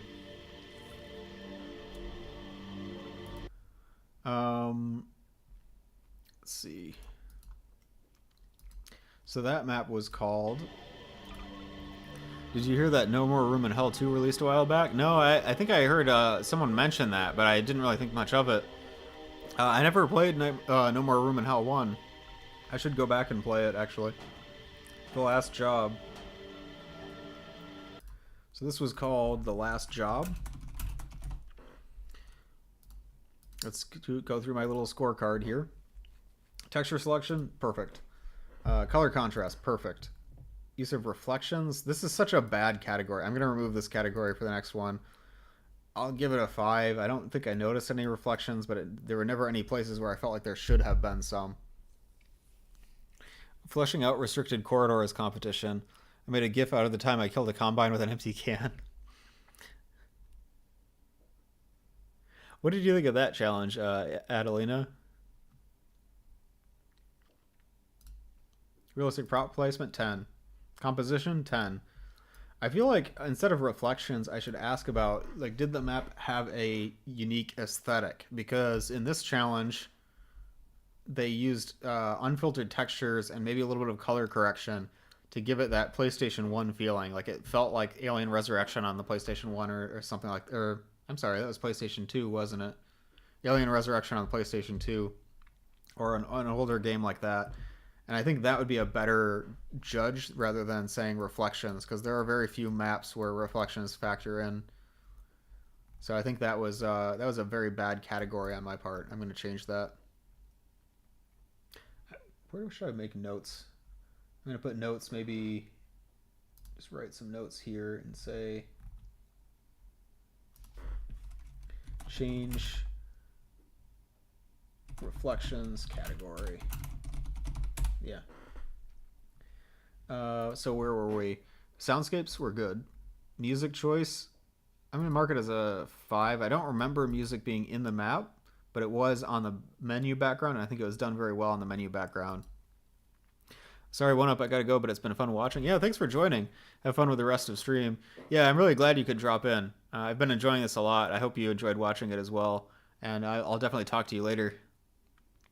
Idolino says, I really like some of the entries in that one. Yeah.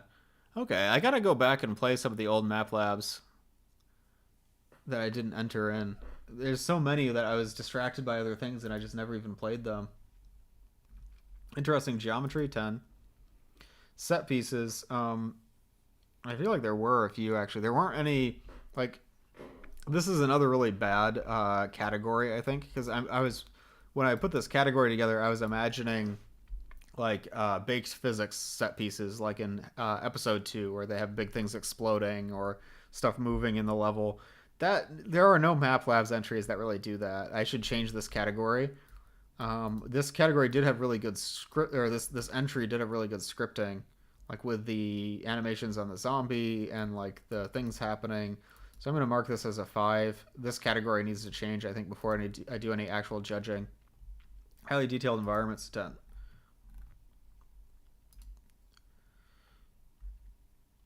Aesthetic, art style, level architecture, sound design. Yeah. Yeah, those are more subjective, more about like the actual effect of the map rather than the techniques used. And I think that's where I need to tailor this more. So just a refresher, I know I've probably said this about 100 times now, but the point of scoring these maps is so that I learn how to score maps better. So these scores aren't for anything. I'm just practicing scoring maps because I want to, well, I'm going to judge Map Labs Challenge in the near future. I was able to play through without getting stuck, 10.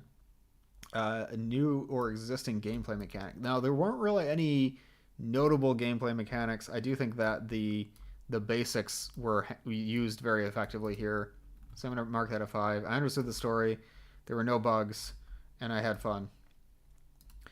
Immersion, I think it scared me. I would mark it down for the fast zombie being too visible at the end, where I kind of like, I lost immersion there.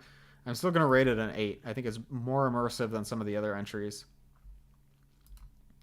So that was the last job. So far, the last job is in second place, according to my rankings, after What Remains, and then Home is third. The atmosphere was good. Even though I watched through a stream, it still got me. Yeah, that's how you know the scares are really, well, I don't know. Sometimes jump scares are cheap, but I think that was a good jump scare.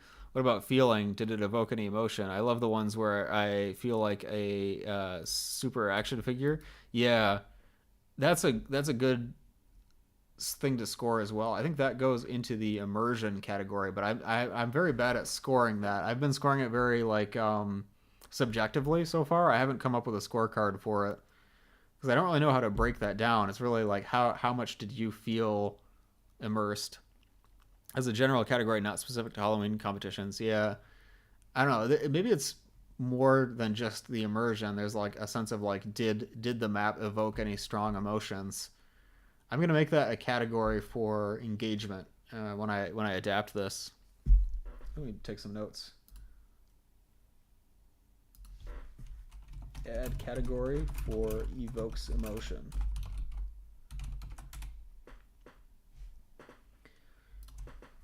Change animated set pieces to include scripting.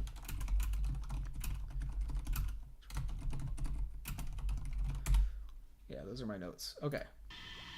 The next entry is Home, but we already played that. We played that while CW was here earlier. The next entry is called Dive 182.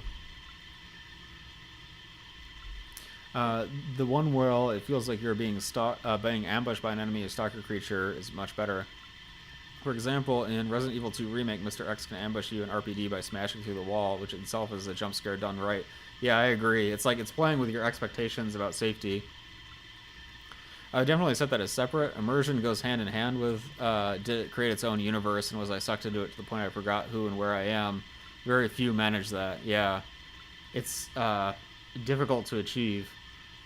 Right now I'm just rating it as 0 to 10, but I feel like I need a better way to rate that before I do any actual judging. So now Dive 182.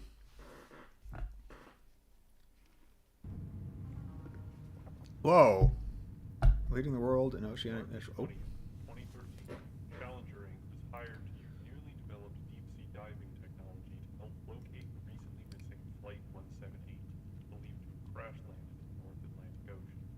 Mark Walsh, a diver working for the company, was the first to conduct a search in a pressurized suit at a depth of 600 meters. The location of his remains is currently unknown. Oh. The following footage is... So we already know that we're going to die at the end of the map. Ooh, the HUD. Find some debris and locate a crash site. The sooner we can get you out of that dive suit and back on Troy. Since visibility is pretty low, I ended up being coordinates too bad. Try walking to the first one. Okay, so they're using a lot of what? Did they make this prop? Or is that from a game? I don't recognize it from any Valve games. I think they made this Challenger deep diving rig. Wow.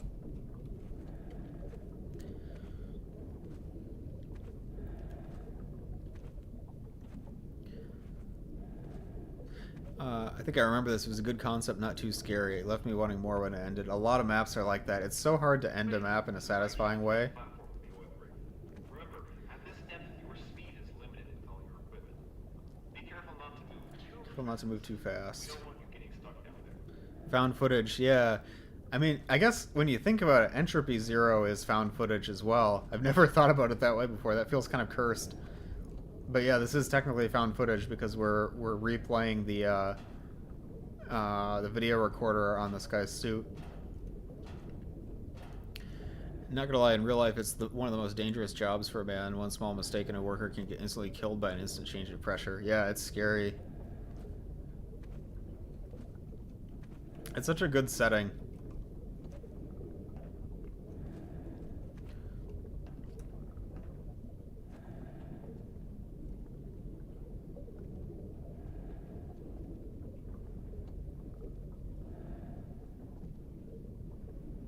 Looks like that model sort of reminded me from Still Wakes the Deep.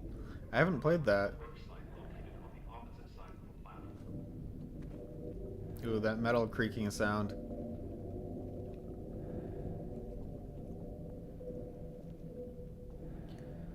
Okay, so I'm going down the stairs. I can tell this map is going to be another sort of walking simulator, but I actually don't think those are bad at all. I think that suits this challenge quite well. The work site. On the other side, we picked up some signals of metallic objects resting on a slope that goes out for about 60 meters or so. I'll mark the location on your HUD. It said we'll mark the location on your HUD, but I don't see anything marked. These are geothermal vents, right? That's so cool. I never would have thought to use these stalagmite props like that.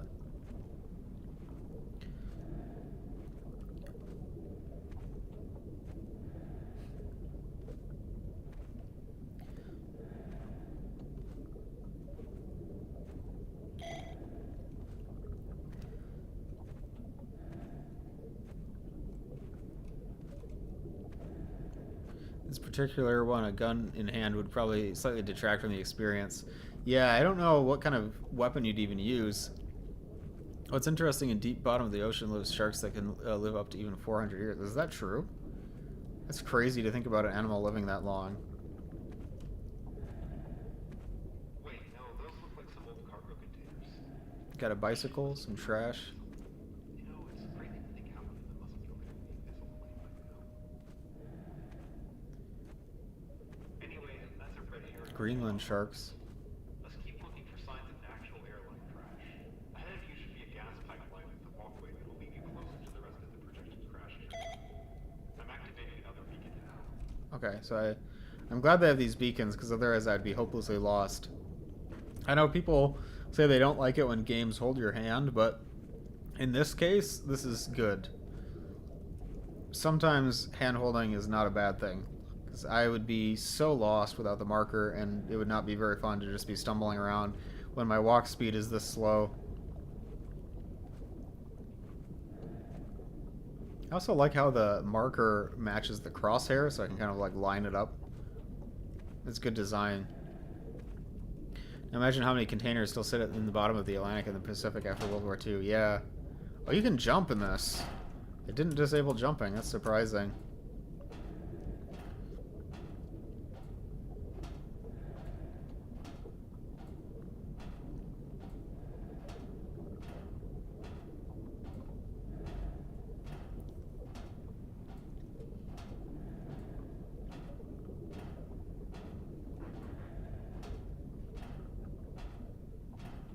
Mark, we're getting a signal of Something will pop out for sure. meters ahead. It's coming right at you. Jesus, I don't know what the thing is. Okay, we've got to track with the HUD beacon. Look out, Mark. I don't see anything.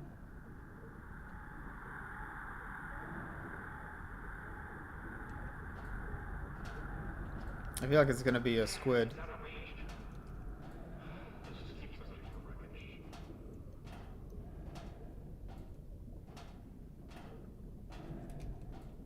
This is kind of spooky.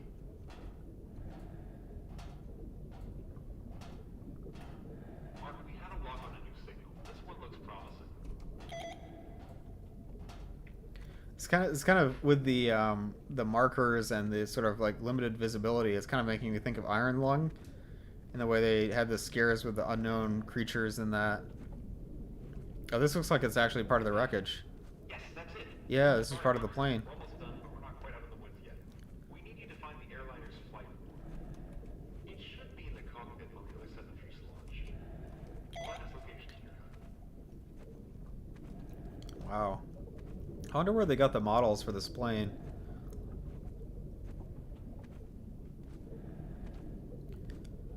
The HUD adds so much to this.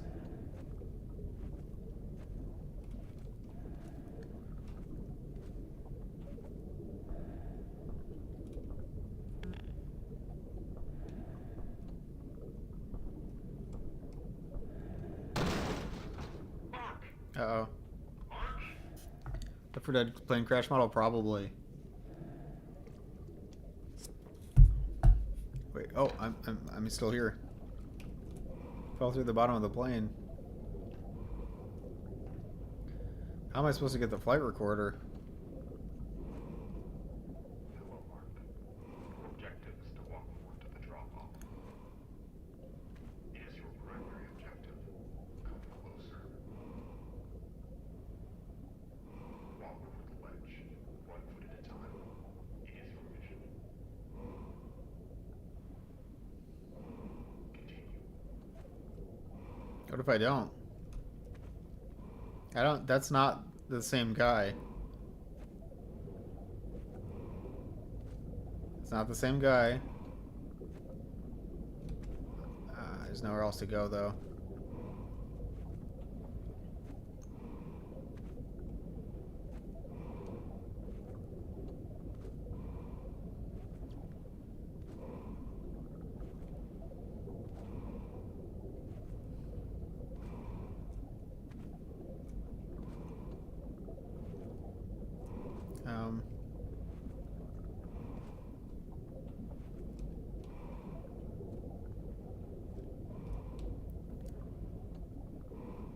Okay, there's a marker.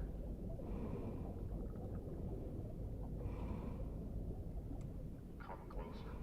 I don't like that at all.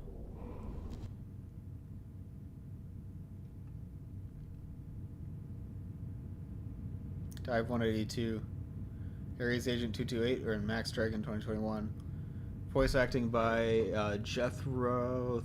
Pretty good. Okay. I do wish there had been more of an ending. I know what you mean now, Adelina. It cut off kind of abruptly. I wanted some kind of a reveal of the creature.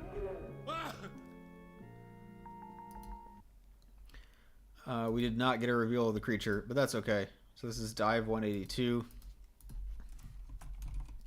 I know the creature reveals are always... I always criticize them. I'm like, oh, that was just an NPC from Half-Life 2. That was just a PNG. But really, like, I feel like there's something to being able to stick the landing with the horror. I think about, like, Junji Ito, like the last panels or the page-turner panels and something like the Enigma of Amigara Fault. You don't want to show the player too much information because your mind is always going to come up with worse than anything that could ever be put to paper or put to the screen, right? But you want to show just enough to let people imagine what they're looking at.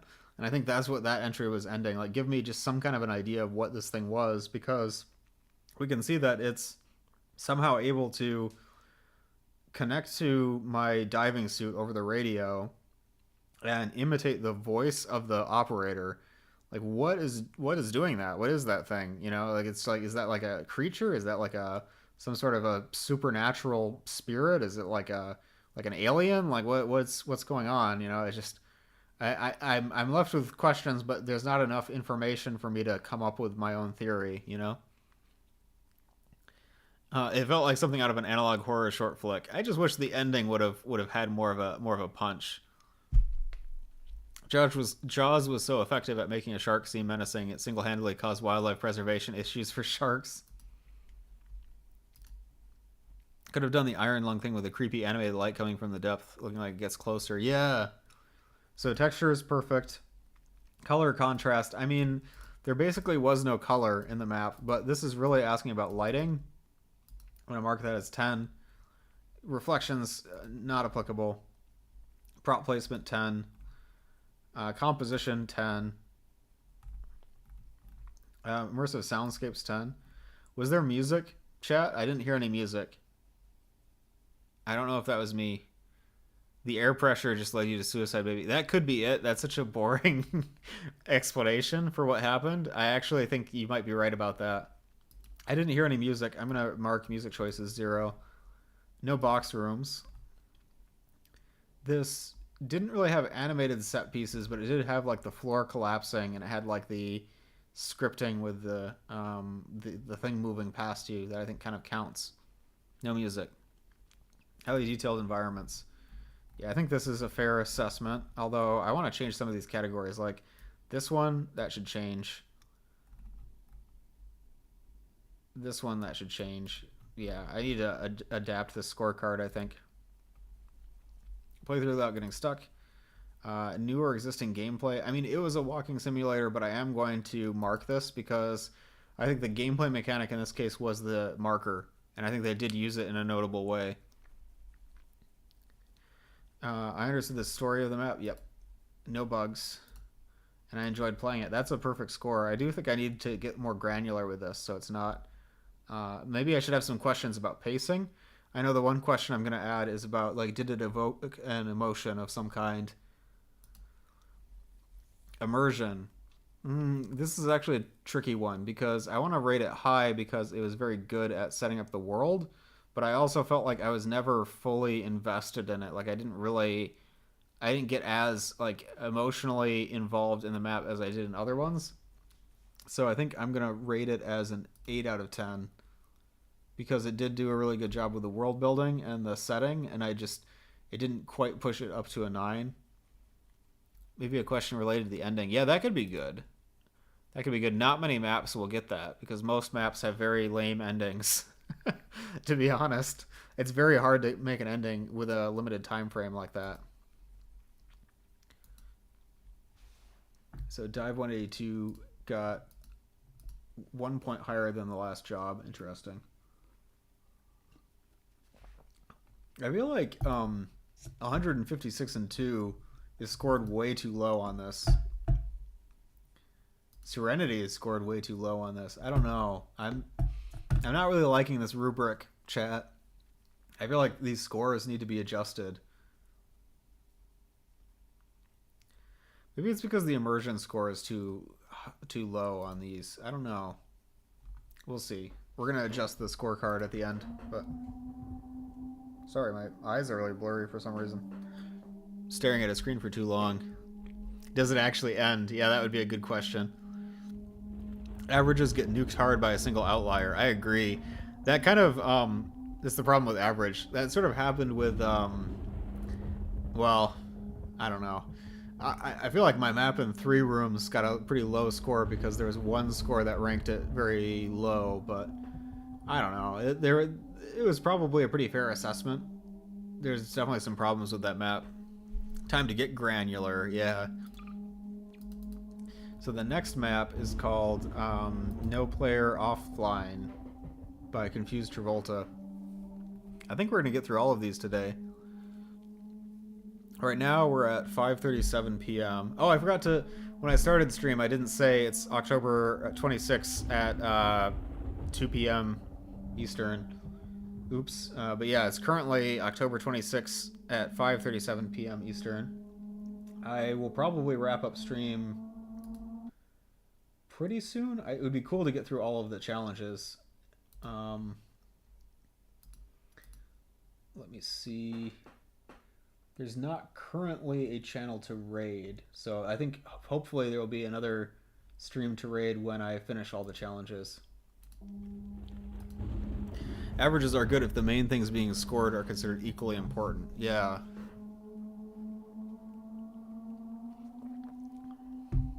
Yeah. I'm going to have to revisit the scorecard a lot.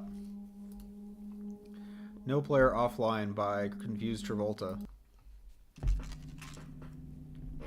Capture enemy flag 3 times. Oh, this is like that one game. What's it called? I've seen something like this. This is like it's like a multiplayer game and one player picks it up and then it's like haunted. I can totally see where this is going. I like this map design as like an old school like Gold Source map. You know, like this is meant to look like a Half-Life 1 map or something. Oh, is the other thing called No Players Online? Oh, that makes sense. That totally makes sense. Adam Blackby. My eyes feel really blurry for some reason. I'm not sure what's going on with me. Too many maps. The TF2 creepypasta vids, yeah. No Players Online. Okay, so scored 1.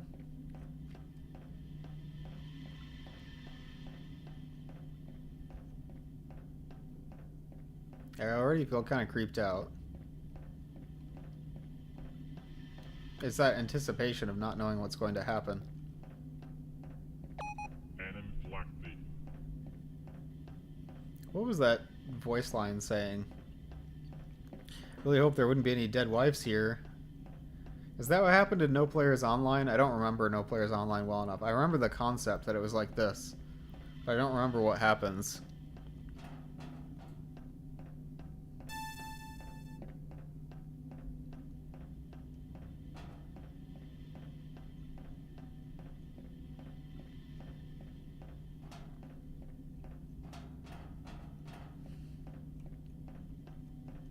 So far, nothing spooky has happened. And that honestly just makes it spookier. Anaphylaxis. Enemy has your flag. The enemy has your flag.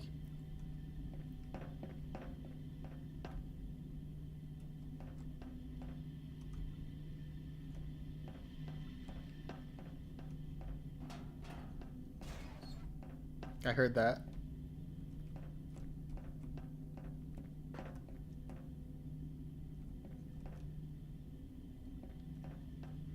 Now, the level designer could do something really evil, like have something spawn behind me that's following me that I would only see if I turn around.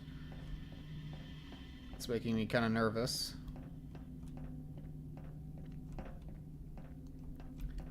Okay, so I can't score unless my flag is returned. That was the panel I heard opening.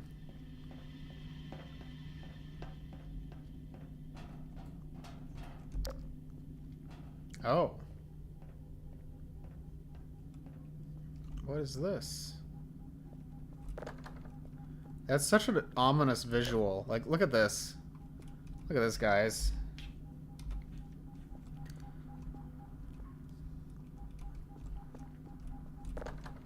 I love this room. Like, this gives you the idea that you're being watched. That's spooky right away. This has like the portal behind the scenes feeling to it, right? And then there's just this. What is this? It's just the pit. The scary pit. Oh no, not the flesh pit. Oh no.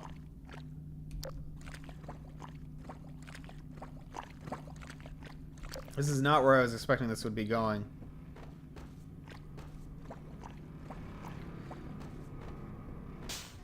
Oh, I got a blue screen.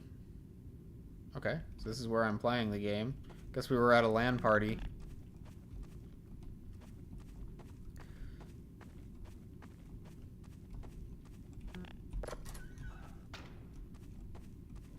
Oh, for the late 90s, early 2000s. Is this the back rooms? Are we in the back rooms? Oh, we are in the back rooms. Okay.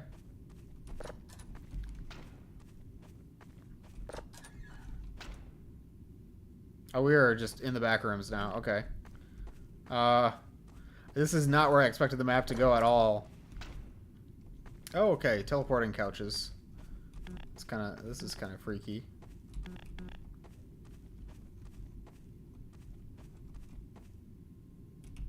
Something happened over there. Red carpet. What is that?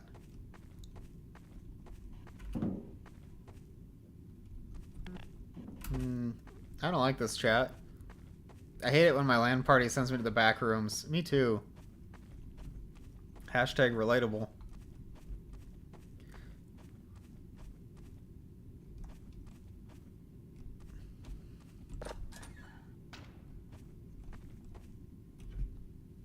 Ooh, that's creepy. That's liminal. So I'm not going to score this as having box rooms, even though this is obviously a box room because it's liminal. This is like... Did I see something? Or was that just me?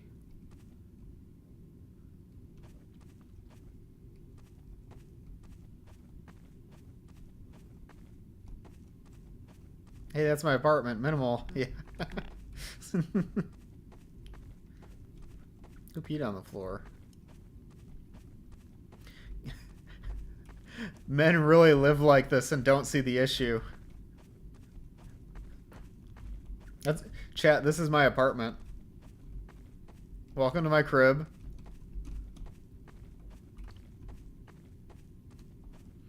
I know a lot of people complain about the backrooms being overdone. I think backrooms has a lot of potential to it, and good backroom stuff is great. I think, for me, I haven't gotten that deep into it for me to feel like it's oversaturated. I know there's a lot of backrooms media, but I've only seen, like, some of the Kane Pixel videos and such. So it's like, it doesn't... I don't know, it doesn't really register for me because haven't... Ooh, this is creepy. I don't like that. That's just too narrow to fit through. Ooh, this feels like an airsoft indoor arena or something. It's like a fake shooting gallery or something.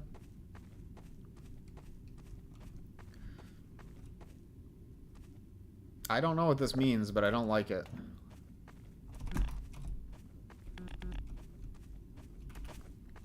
If they had put something creeping its head around the corner there, that would have actually just messed me up. You go from a haunted FPS game to an airsoft game.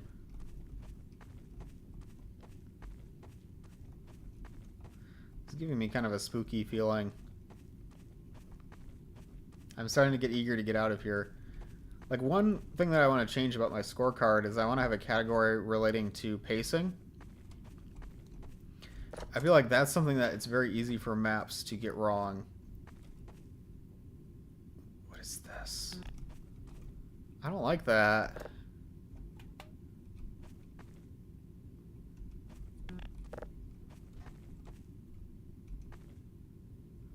I'm getting out of here.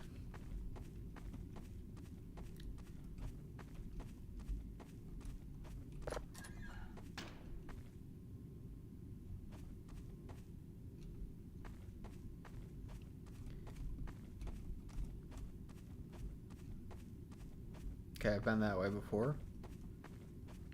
Imagine seeing a hand just back away the moment you turn back. Yeah, I know. This is actually giving me a very creepy feeling. Oh, that's so backrooms.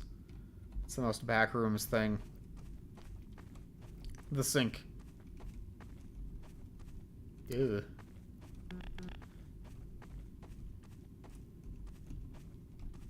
This is really starting to freak me out, guys. The player is the monster. Oh, that's why it's no players offline. It's because I am the ghost trapped in the server. Yeah, there's nothing here.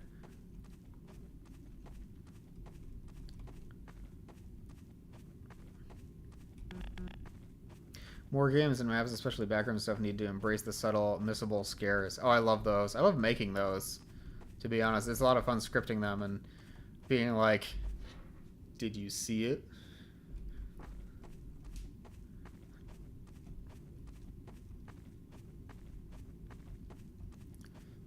Evil sink. I'm actually stuck.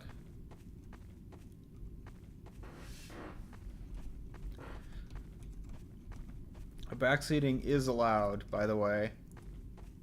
You play as the dead wife. Yeah, that's exactly what we're doing right now. The more I play this, the more uncomfortable it makes me. Ugh. Ugh. Ugh. Like, okay, whoever made this understands how to make unsettling geometry so well. This is horrifying because this room is dark and there could be something in there that you can't see. So it's like you want to go through, but you don't want to go in here. You like your brain is instinctively like, I don't want to be in here. I want to be over there, but you got to cross through. And that just makes me feel like, ugh. But then there's this thing. This is horrible. I hate this. You can just imagine there's just something under there. Ugh. Ugh, brother, ugh. Brother, ugh.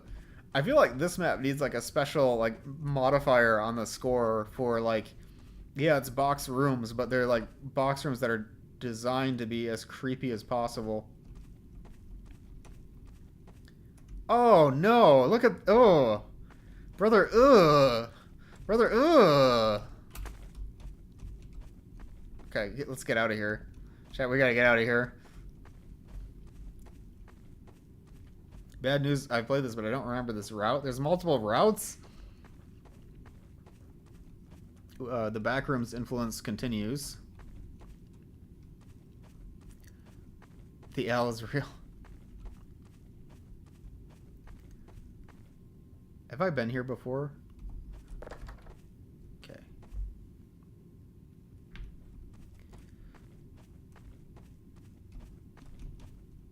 I feel like I've been here before. Hitting all the classic beats now. Ugh! What the...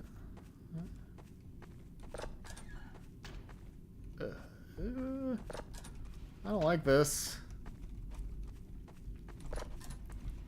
Ugh. It just keeps getting worse.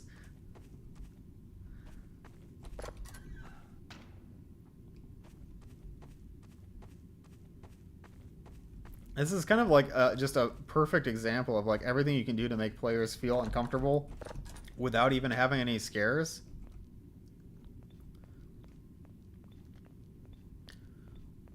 The Scooby-Doo doors. Chat, we did it. A map that uses reflections. Finally. Reflections. After all this time. I heard a sound, and I don't like that sound that I heard. I'm going to pretend like I didn't hear that. I know there might be multiple routes, but honestly, I'm not going to play through multiple. I feel like once is enough for this. Ooh, ooh.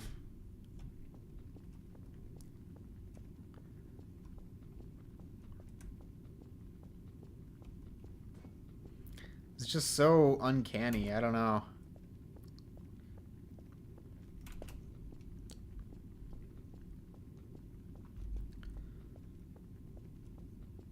I feel like there's a reason you don't see many spiral staircases like this in source maps. Like, they're kind of hard to make, but they also just aren't very fun to walk up and down. Like, they're not good. Like, you don't want to have to rotate while you're walking up the stairs like this. But obviously in this case that's done intentionally. That's not a problem with the map. They're deliberately making it feel uncanny.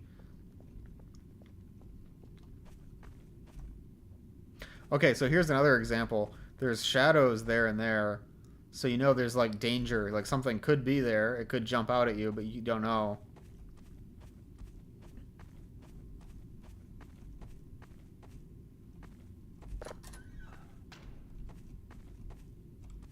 What's through this door?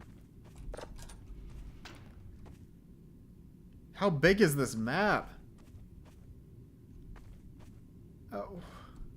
Let me out, let me out. This is actually terrifying just from, like, the geometry alone. I just want to get out of here.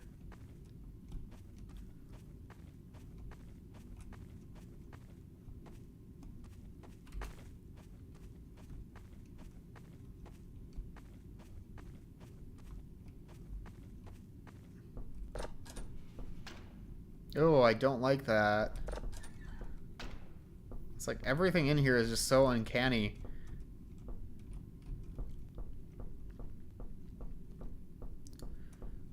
My only nitpick is that the first bit feels completely disconnected from the rest.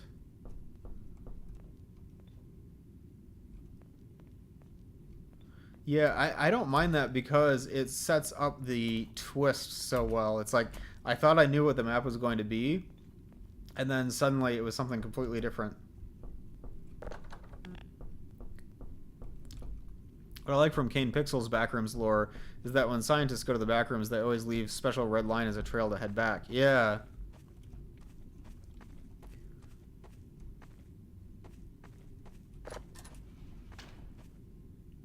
Oh, we're back where we started. You can't escape from Nightmare House.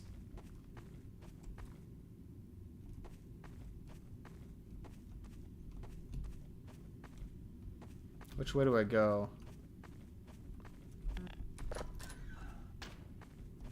My nerves are so fried at this point. If something actually jumped out at me, I would cry. Okay, this is how I got in.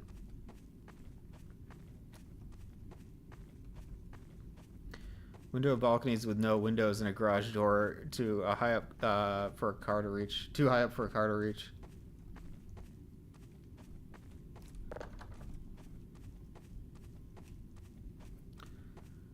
Let me out, let me out, let me out.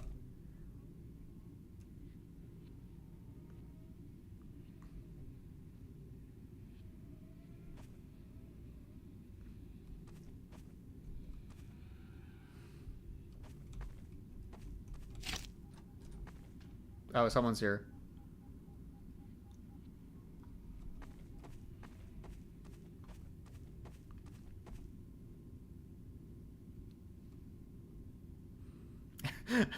MF camping in the background's their flag. You're still in the game, yeah. We never left. Ooh, Silent Hill. Oh, we never left. We never left. Okay. Let me just go get that flag.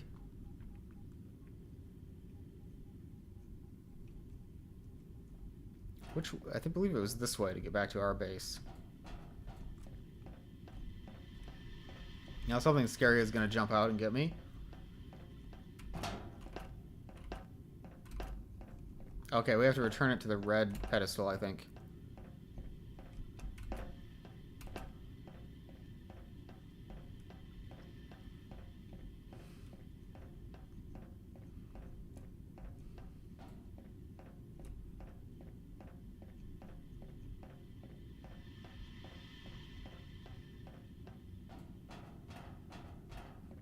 And jump scare. Okay. Oh, I saw that. Spooky, but honestly just feels like you can spin this as funny pretty easily. That was one of the bonus challenges, actually, to use both comedy and horror. This is going to be an interesting one to score. The most normal match on 2-Fort. I don't know what those devs were thinking making the flag spawn here. So that was called No Player Offline. I think they stylized it as capital OFF, but I don't know. Textures, yeah, that's good. Colors, good. Reflections, they had reflections. Realistic prop placement, I'm going to mark that up. Composition was good.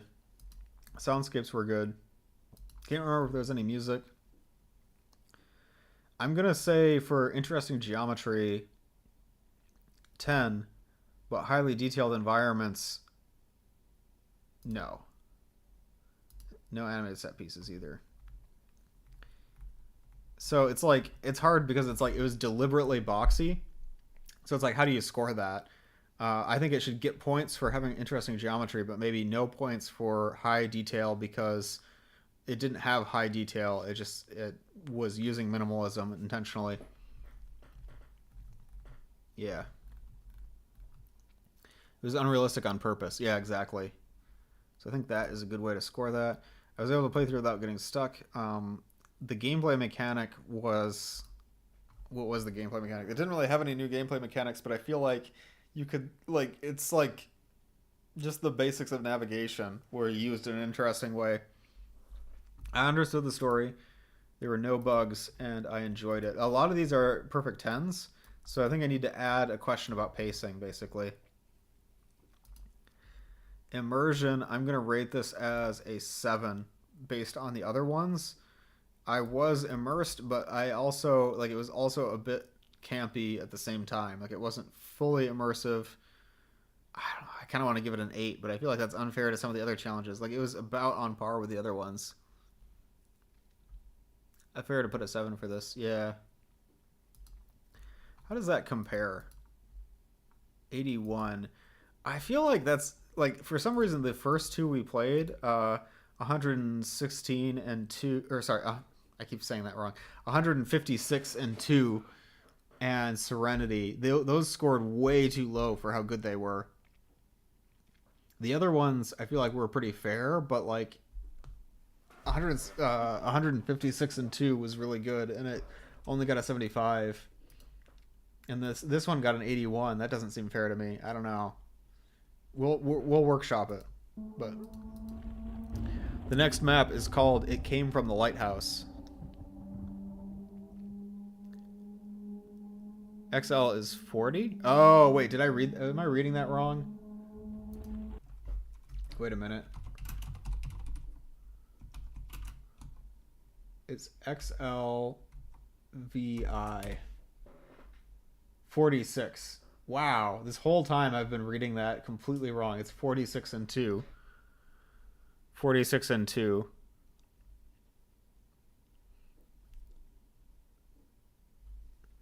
Captain Hexer, are you talking about no player offline?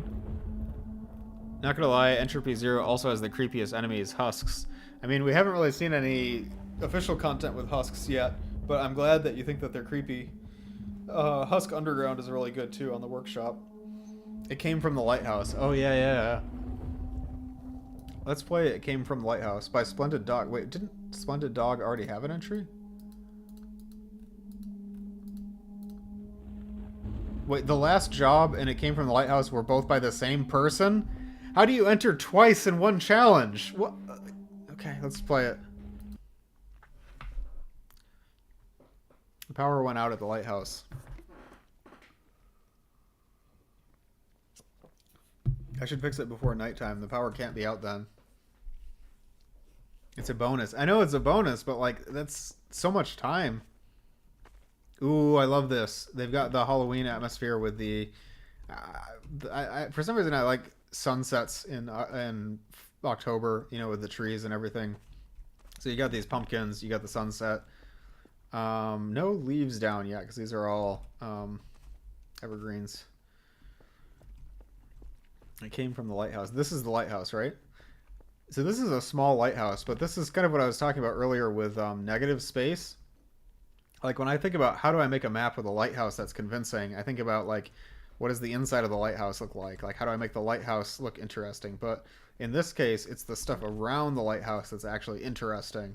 You don't go inside it, so it's just like the negative space surrounding the lighthouse. Bonus submission can't win. I think the dude just wanted to do a second horse. How? How do you have enough time to do like? I mean, I can't even do like one entry most of the time. Like this is an impressive amount of work. Like the dedication to be reflections. Anyways, I'm getting rid of that category, by the way, guys. Interesting vehicle here. What is this even from? I've never seen this before. Might be Counter-Strike, but I don't think it is. I don't recognize it. Got a gate here. Good on him. Yeah, exactly. Got a waterfall over there. This environment is really pretty. So there's like a transmission tower over there in a factory. So the skybox gives a really good sense of scale, that there's like a large surrounding area. Definitely not CS. Okay.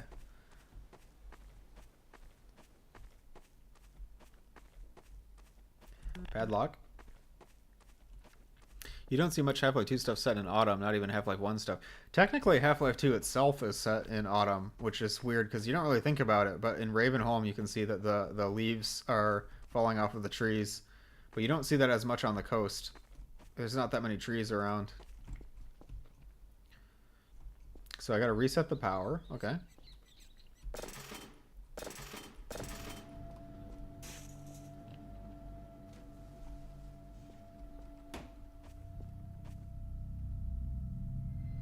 What did I just hear? So I see the lighthouse. I heard a sound.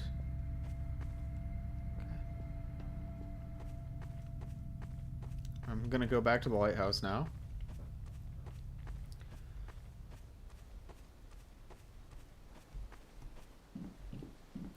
I like how these bridges force you to walk around the space. Like they lengthen the path, so something spooky can happen here. So this must be my car, by the way. Would have thought winter, although that's probably me because I tend to get snow much more later than Christmas. Intro in Half-Life 2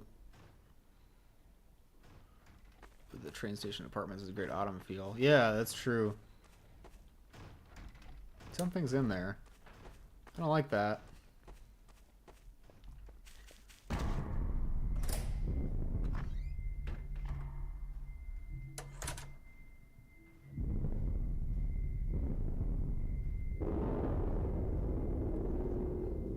Was that it?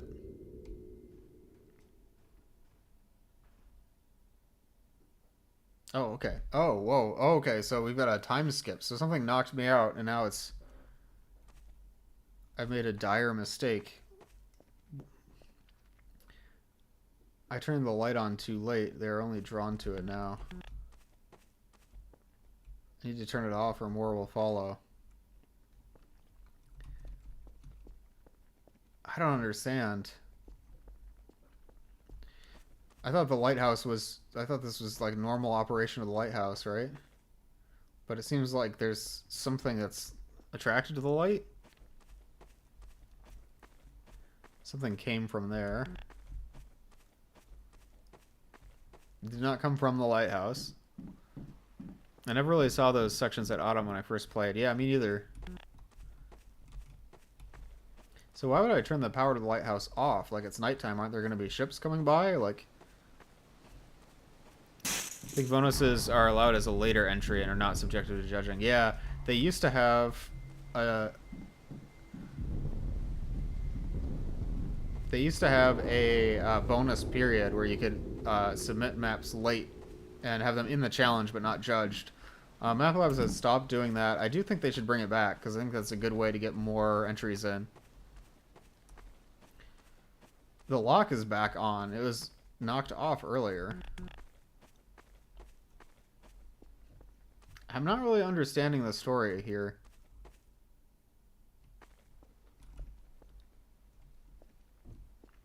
I don't feel like I get it.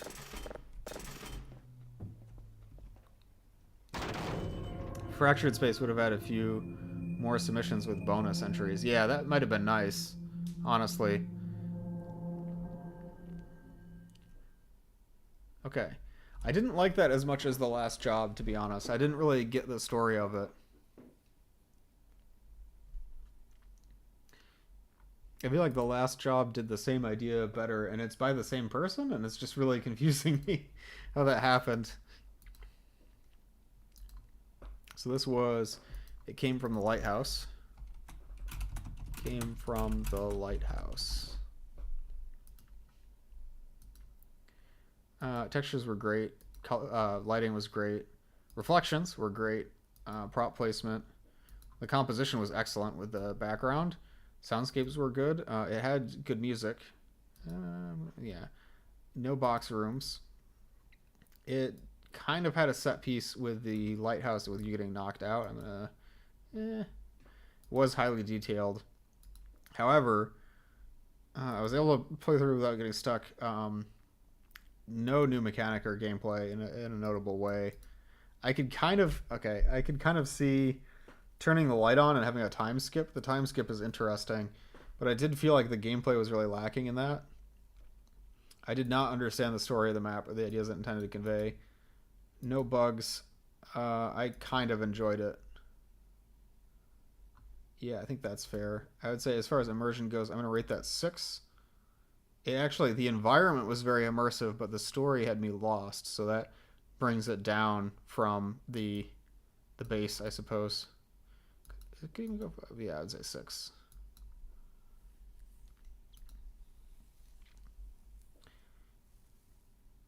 Yeah. I don't remember this entry in the spotty logic is probably why. I'm not sure, because like the design of the map itself was excellent. The environment is beautiful. I just don't really understand what it was going for. Dirac Seaport. I really want to play this. The title has me hooked already.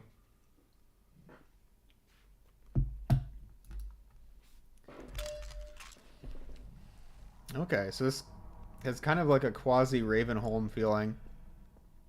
Kind of like the old E3 Ravenholm with the docks. How did I get to these docks? Oh, on a little boat. Okay. Question answered.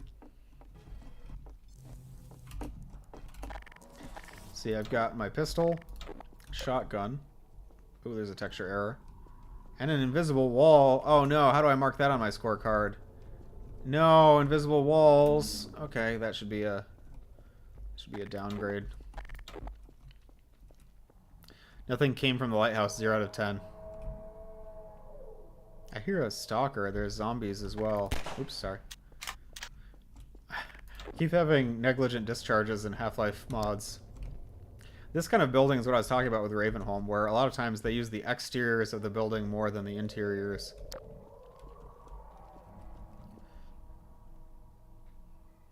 Dark and gritty.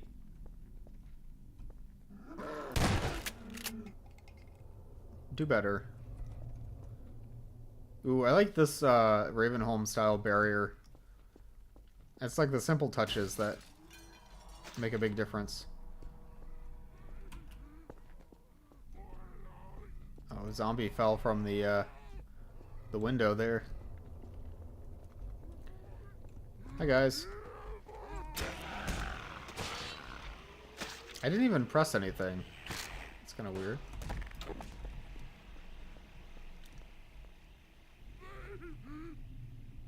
That guy is alive. I'm definitely getting Ravenholm from this.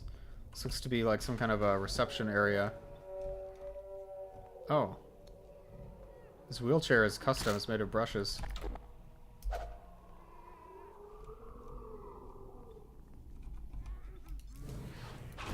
That just feels disrespectful.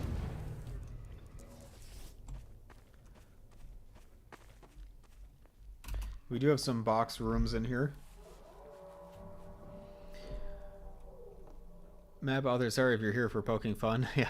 I'm not sure if you're talking about this map or the last one. We got some electrified water.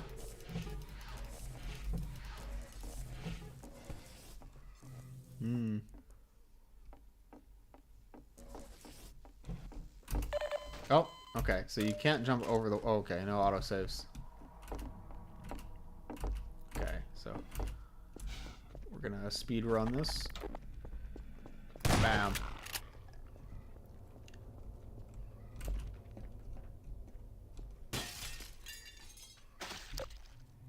That looked kind of weird. Anyways. Oh, my light turned on. Oop. Light jump scare.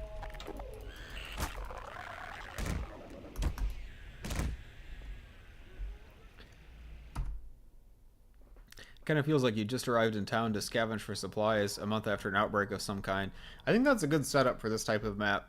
Excuse me for a second. I'm going to turn my light off, actually. I don't think I need it on right now. I'll be right back.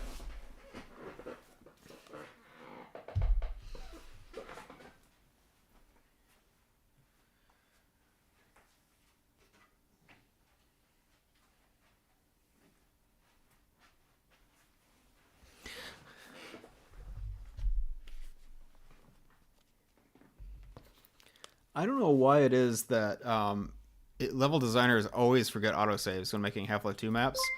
I do. Ooh, Max Martian is now following. Thanks for following. Glad you could join us today. What was I going to say? Yeah, autosaves. I always forget them when I'm making maps. They mostly map for multiplayer. It's understandable to forget. I only map for single player and I forget all the time.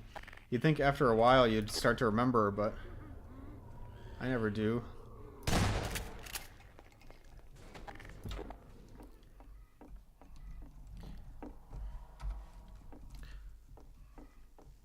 So how do I... Let's see. Okay. Autosave. Or quick save, rather. What can I do? Oh, okay, that... I didn't expect that.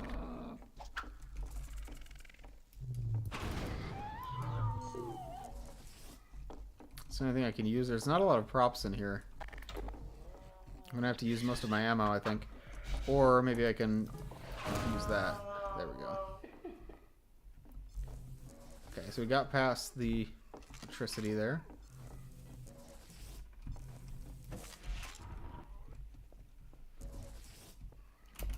I'll probably go to sleep now, so good night, I guess. Yeah, thanks for joining, Gildon.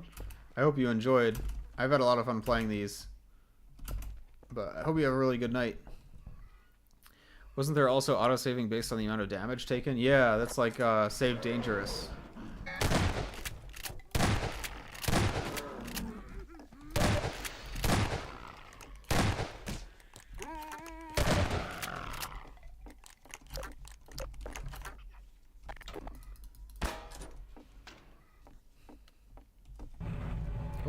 Oh, okay, I guess we're on an elevator now. Oh, there's Combine. Uh-oh. Wasn't expecting to be in a gunfight.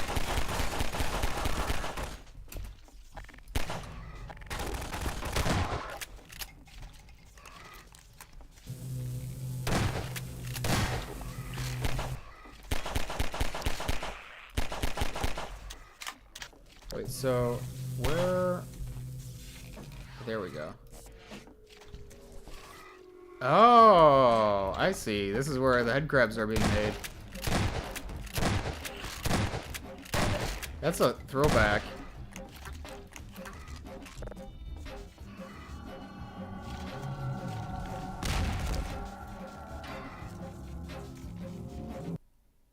Adorable brush Garnark sack. Yeah. It's the Gonark. You know, I liked that. I thought that was good, simple fun. We don't see a lot of challenge entries that have the classic, like, Half-Life 2 gameplay.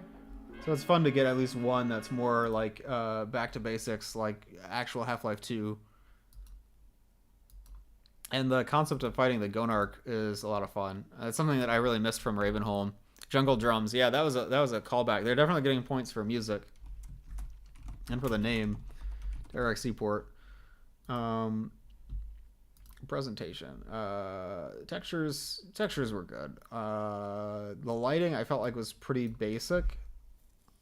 It wasn't bad, but I found myself using the flashlight for most of it. It was all right. I don't know. I don't know. That's fine. Reflections, no reflections. Not in any notable way. The prop placement was lacking in a few areas. Composition was actually pretty good with the buildings. I thought that was all right. I'm gonna say that is good. Soundscapes were good. Music choice was good, but there were lots of box rooms.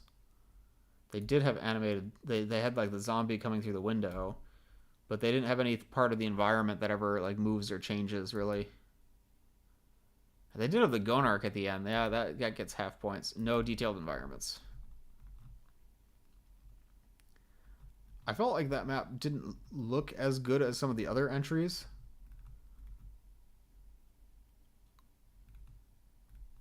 It wasn't the composition that was wrong, though. It was just very empty for parts of it. There was a texture error. I'm going to mark that down, I think, actually. I think that would be more fair. I was able to play through without getting stuck. It used newer existing gameplay in a notable way. It wasn't very notable. It did use existing gameplay. I understood the story. There were no bugs, and I did enjoy it. But I don't know. There's something missing. Like I feel like that it shouldn't score as highly as some of the other maps because it was very basic. There wasn't anything. Maybe I'll remove this one. Yeah, that seems fair.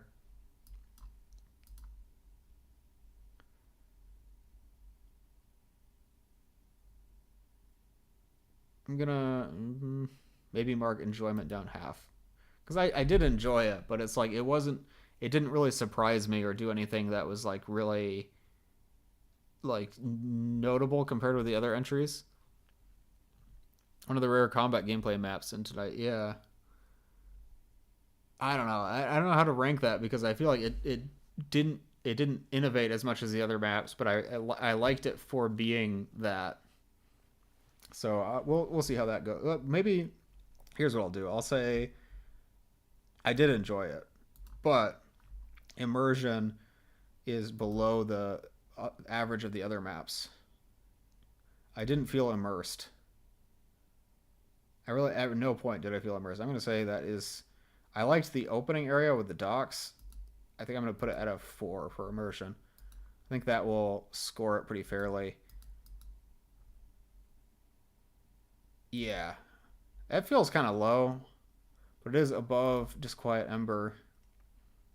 I don't know. That's probably fair. This scoring thing is going to be really hard. I'm glad that I'm practicing before I actually judge anything, because that will give me a lot of time to learn from it. So there's one map left. It's called ALs, or is that AIs?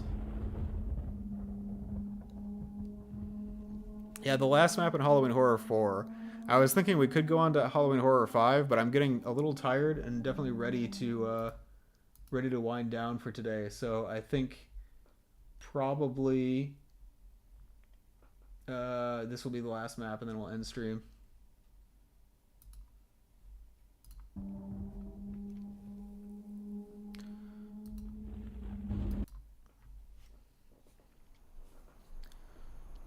AIs? Interesting. Ooh.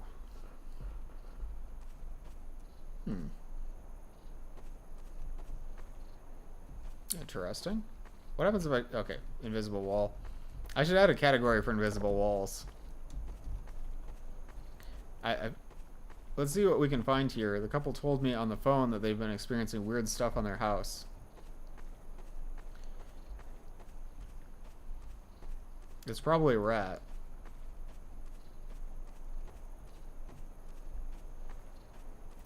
I'm not sure if this is supposed to be AIs or ALs. ALs Pest Control.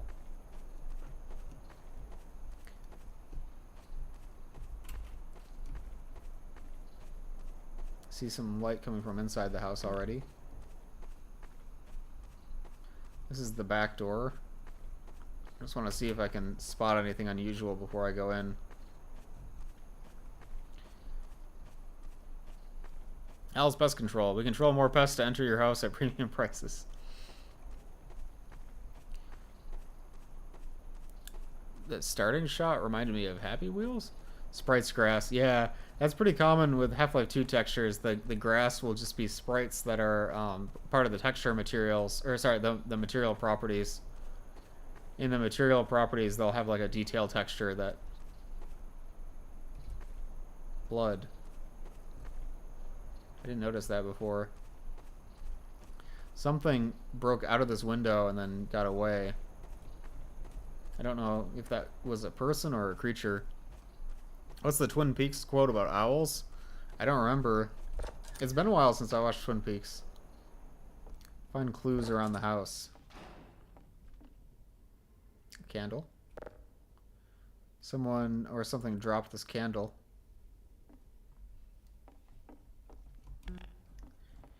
There's the broken window. What happened here? The owls are not what they seem.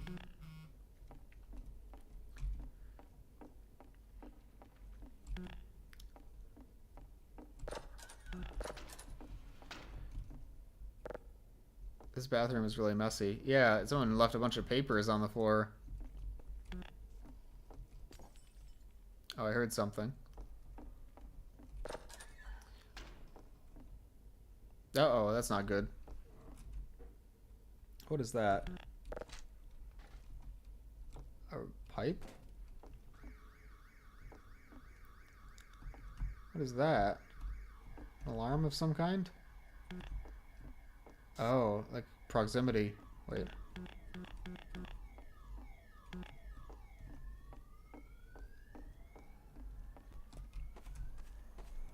I saw that. Did you see it? Did you see it?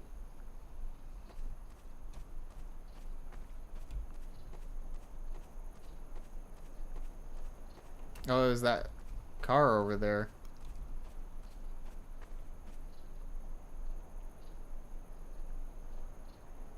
Am I supposed to head back to my car now?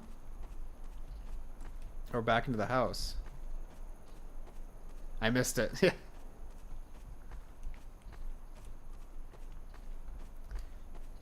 This makes me really want to see some of those like spooky like fake ghost videos, compilations. Oh, that's not what I was expecting at all. Okay. Goodbye, chat.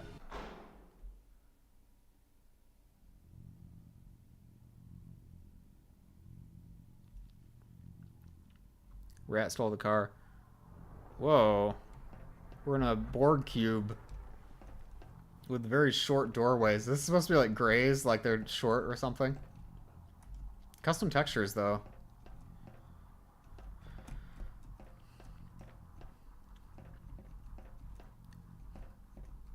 Ooh, I like the aesthetics of these, like, support, I don't know what you would call those, bulkheads? Aliens are selling your organs. Oh, we're in space! Chat, we're in space! Space!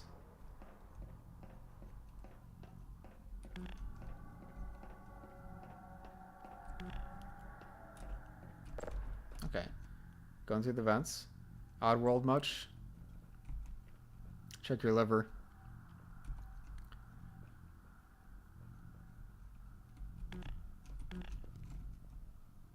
I heard that. Didn't see anything though.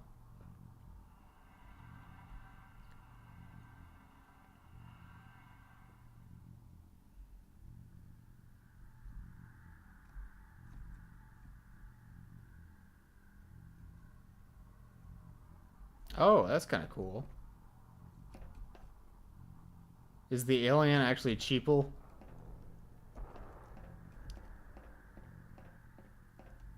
That's actually kind of cool.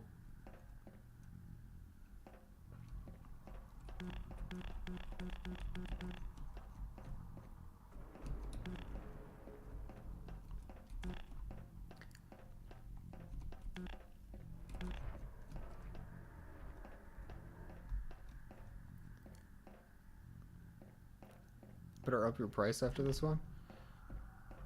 Oh, for the pest control? This is a cool corridor with the angle.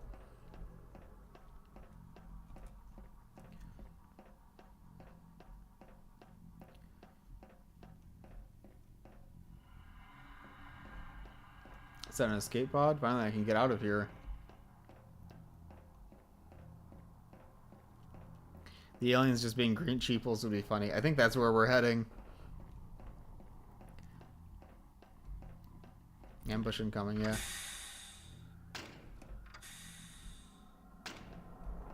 Something's gonna happen.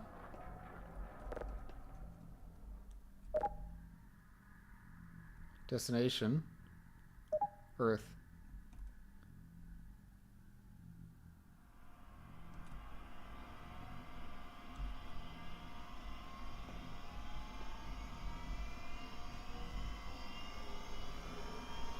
They want to steal your polygons.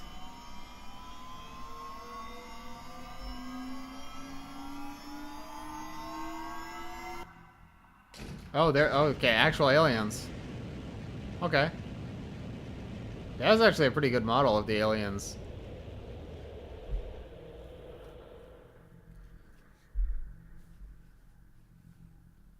I wasn't expecting that.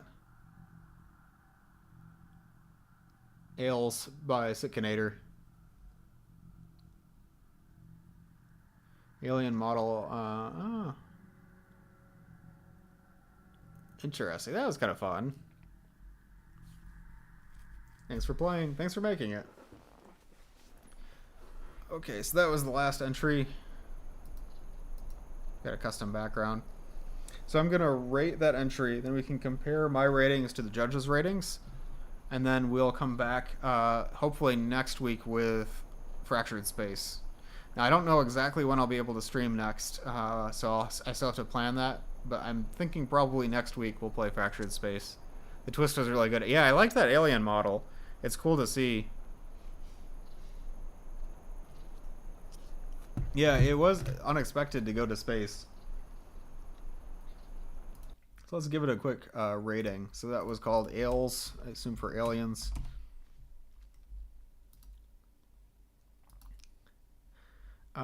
Textures were good. There were some textures that I thought were applied weirdly, like the metal beds, but whatever. Color contrast was good. No reflections. There might have been reflections, but none that were noticeable. Prop placement was good. I feel like there was some level of emptiness, but the exterior section was pretty well detailed. I'm going to mark that up. Composition. We'll say down prop placement, up composition. Soundscapes were pretty good. I don't remember music in that. There were box rooms. I think those were prison rooms unopened, so the beds weren't supposed to be comfy. Yeah, exactly. Yeah, I was thinking the same thing, Nathan. There was actually an animated set piece this time, but the environments were not highly detailed. Marking down interesting geometry feels wrong because it did have box rooms, but it also had the really well-designed hallway with the angles. So I don't know.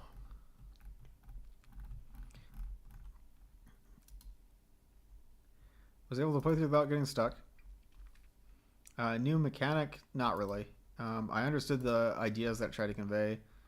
No bugs, and I did enjoy it. Immersion, I'm going to say that was a 6. The alien ship deserves extra points to combat the other boxes. Yeah. Okay, so these are my scores. So if we were to take this and... wait, so if I sort this... No, we want to sort probably... Yeah. So what remains scored the highest. Then Dive 182, which I don't know. I wouldn't rank Dive 182 as the second one. The Last Job got in the third, which also I probably wouldn't rank that as the third. Home came next. That seems fair. No Player Online Offline tied with Home. I don't think it should have tied. I think the gameplay wasn't interesting enough in No Player Offline. Then Serenity and 46 and 2. I kept saying 156. What's wrong with me? That's 46 and 2. 75. Awakening got 75. I think Awakening probably should have been less than 46 and 2. And then we got Owls, Came from the Lighthouse, Direct Seaport, and Disquiet Ember. Direct Seaport probably could have gone a little bit higher. But yeah, let me actually find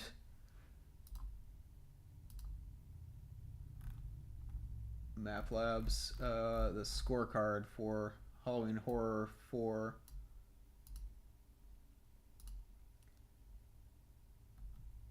Yeah, it looks like Fractured Space is about to release now, which, I mean, that's kind of unfortunate, right? Oh well.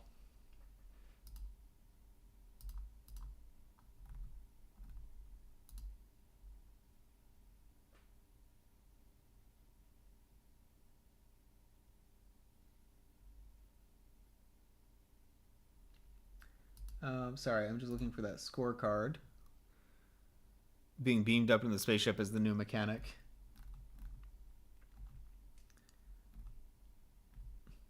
I don't know, maybe I should just do a double stream and just start streaming Fractured Space the minute it uploads. I think I would burn out so fast on that.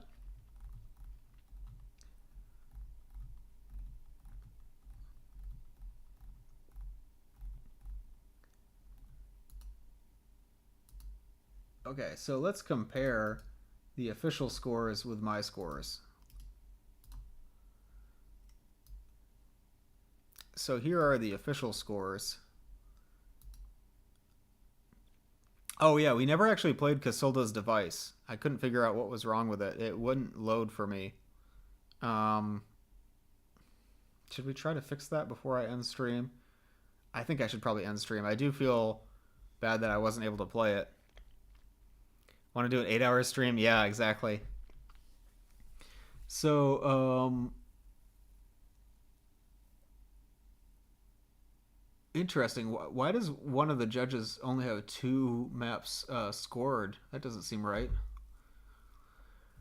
So, 46 and 2 got 40. That seems very low to me, honestly. I don't know why they scored it so low. That doesn't seem right. Casilda's Device we weren't able to play. You know, it would be scary hearing what would be real T-Rex noises that are not roars in a dark forest. You mean like those, like, the very deep, like, vocalizations that they supposedly did? Yeah, that would be scary. Serenity got 59 points. That seems awfully low to me. What Remains got a 95. That's totally deserved. Although that was a bonus map from what I remember. Disquiet Ember got 42. Why did Disquiet Ember score higher than 46 and 2? Like, that just doesn't quite seem right to me. Awakening got 56. That also seems kind of low. The Last Job got 64. Home got 85. That seems reasonable. Dive 182 got 78. No Player Offline was 53. That's a lot lower than mine. It Came From the Lighthouse was 50. Why are the presentation scores so low for that? Like, that was a really well executed map. Like, the problem for me was the story, not the graphics. I don't know. Direct Seaport 47 and Al's was 35. I don't quite understand the scoring, to be honest. Like, my scores are across the board way higher. In order for a map to score really low, like below a 40, I would expect it to have to be something that I like really didn't enjoy playing, or I thought was like not fun to get through. But most of these maps were really good. Like, for comparison, let me see if I can maybe I can just pull this out and do its own tab. So like, here's my scores on this side. And then we've got the official scores here.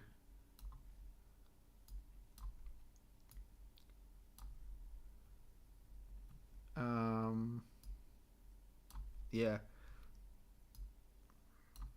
So maybe these were alphabetical.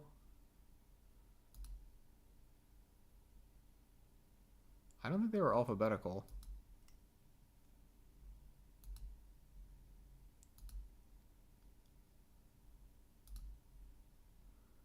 Yeah, so my What Remains score and their What Remains score were pretty much the same.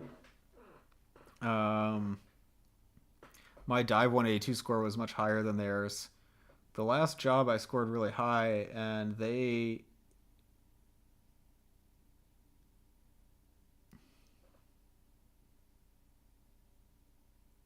I'm confused.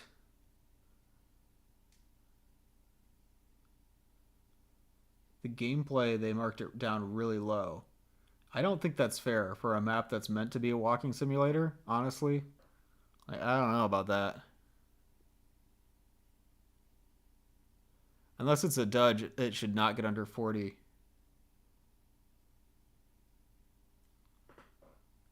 See, I thought this was going to be basically evaluating my scores, like how well do I think that I scored the maps, using the official scores as like the benchmark.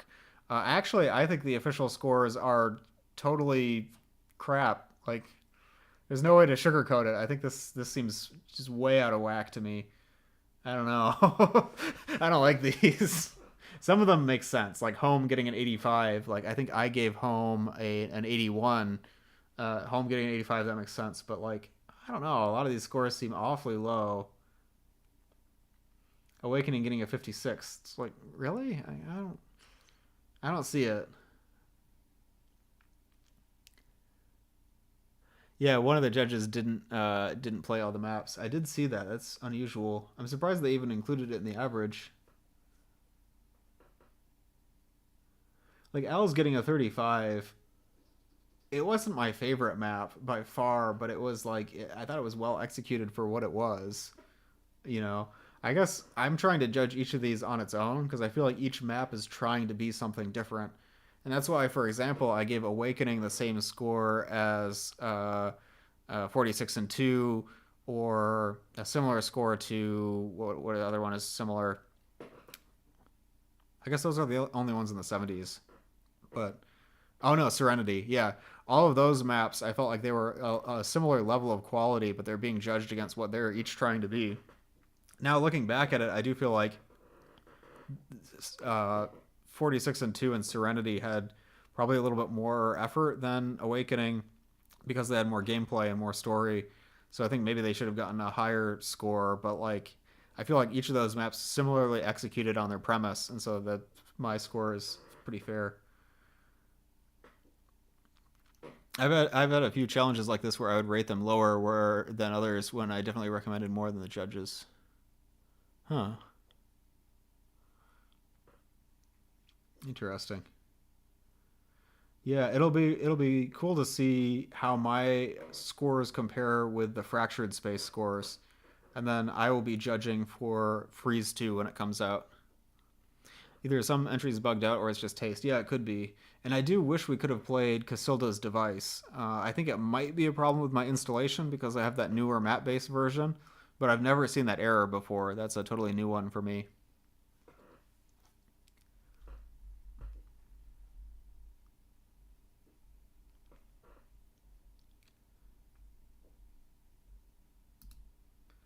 Yeah, I guess in some ways I do think that if you look at my scores compared with the judges' scores, there's a much wider range on the judges' scores. And that's probably where I'm going wrong, is that I'm trying to be too fair to the maps to the point where it's hard to differentiate them. Whereas I should probably try to judge them more objectively to get a wider range of scores, so that we can rank them against each other more fairly. Because that was one thing I did struggle with, is like I think the order that I put them in doesn't fit my actual order. Like my actual favorites were What Remains, of course, was the top one. I think after What Remains, which was my favorite? After What Remains, I think probably Home would be my second pick. And then Serenity, I think, after that. And then Dive 182. So my own rankings do not match what I would actually say are my favorites. So I need to adjust my scorecard a little bit, but I do think this was a good exercise.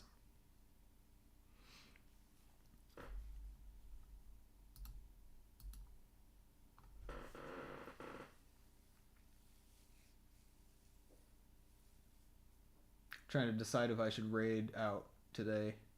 There's nobody I really know who's streaming at the moment. What usually happens is somebody I know will start streaming as soon as I end, but oh well. It can't be helped. I think for now, I'm probably just going to wrap it up. Get some background music. But yeah, thanks so much for joining me today. I hope you've enjoyed watching these as much as I've enjoyed playing them. It's been a lot of fun going through all the Map Labs entries, the Halloween horrors at least. And I'm looking forward to doing more streams like this. What was the error for Casilda's? The error was, let me pull it up again.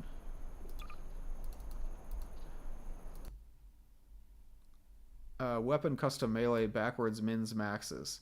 Weapon custom melee is something that I added to the source code in 2018 for the Shadow Walker NPC, so that you could give a Shadow Walker a melee weapon and then tell it to apply any 3D model to it that you want. Going to sleep. See you next time. Yeah, see you, Danskart. Thanks for joining. Yeah, so I don't know what this error is. Maybe I'll ask around on the Map Labs Discord. But oh, one last thing. Keep an eye out for Fractured Space. That should be coming out today. And I won't be able to play it, unfortunately, because I have to wait until I can stream it. But you guys can go ahead and play that if you're up for it. And I'm really eager to see what people think of my map in that challenge. But yeah, until next time, have a good one and happy Halloween. See you next time.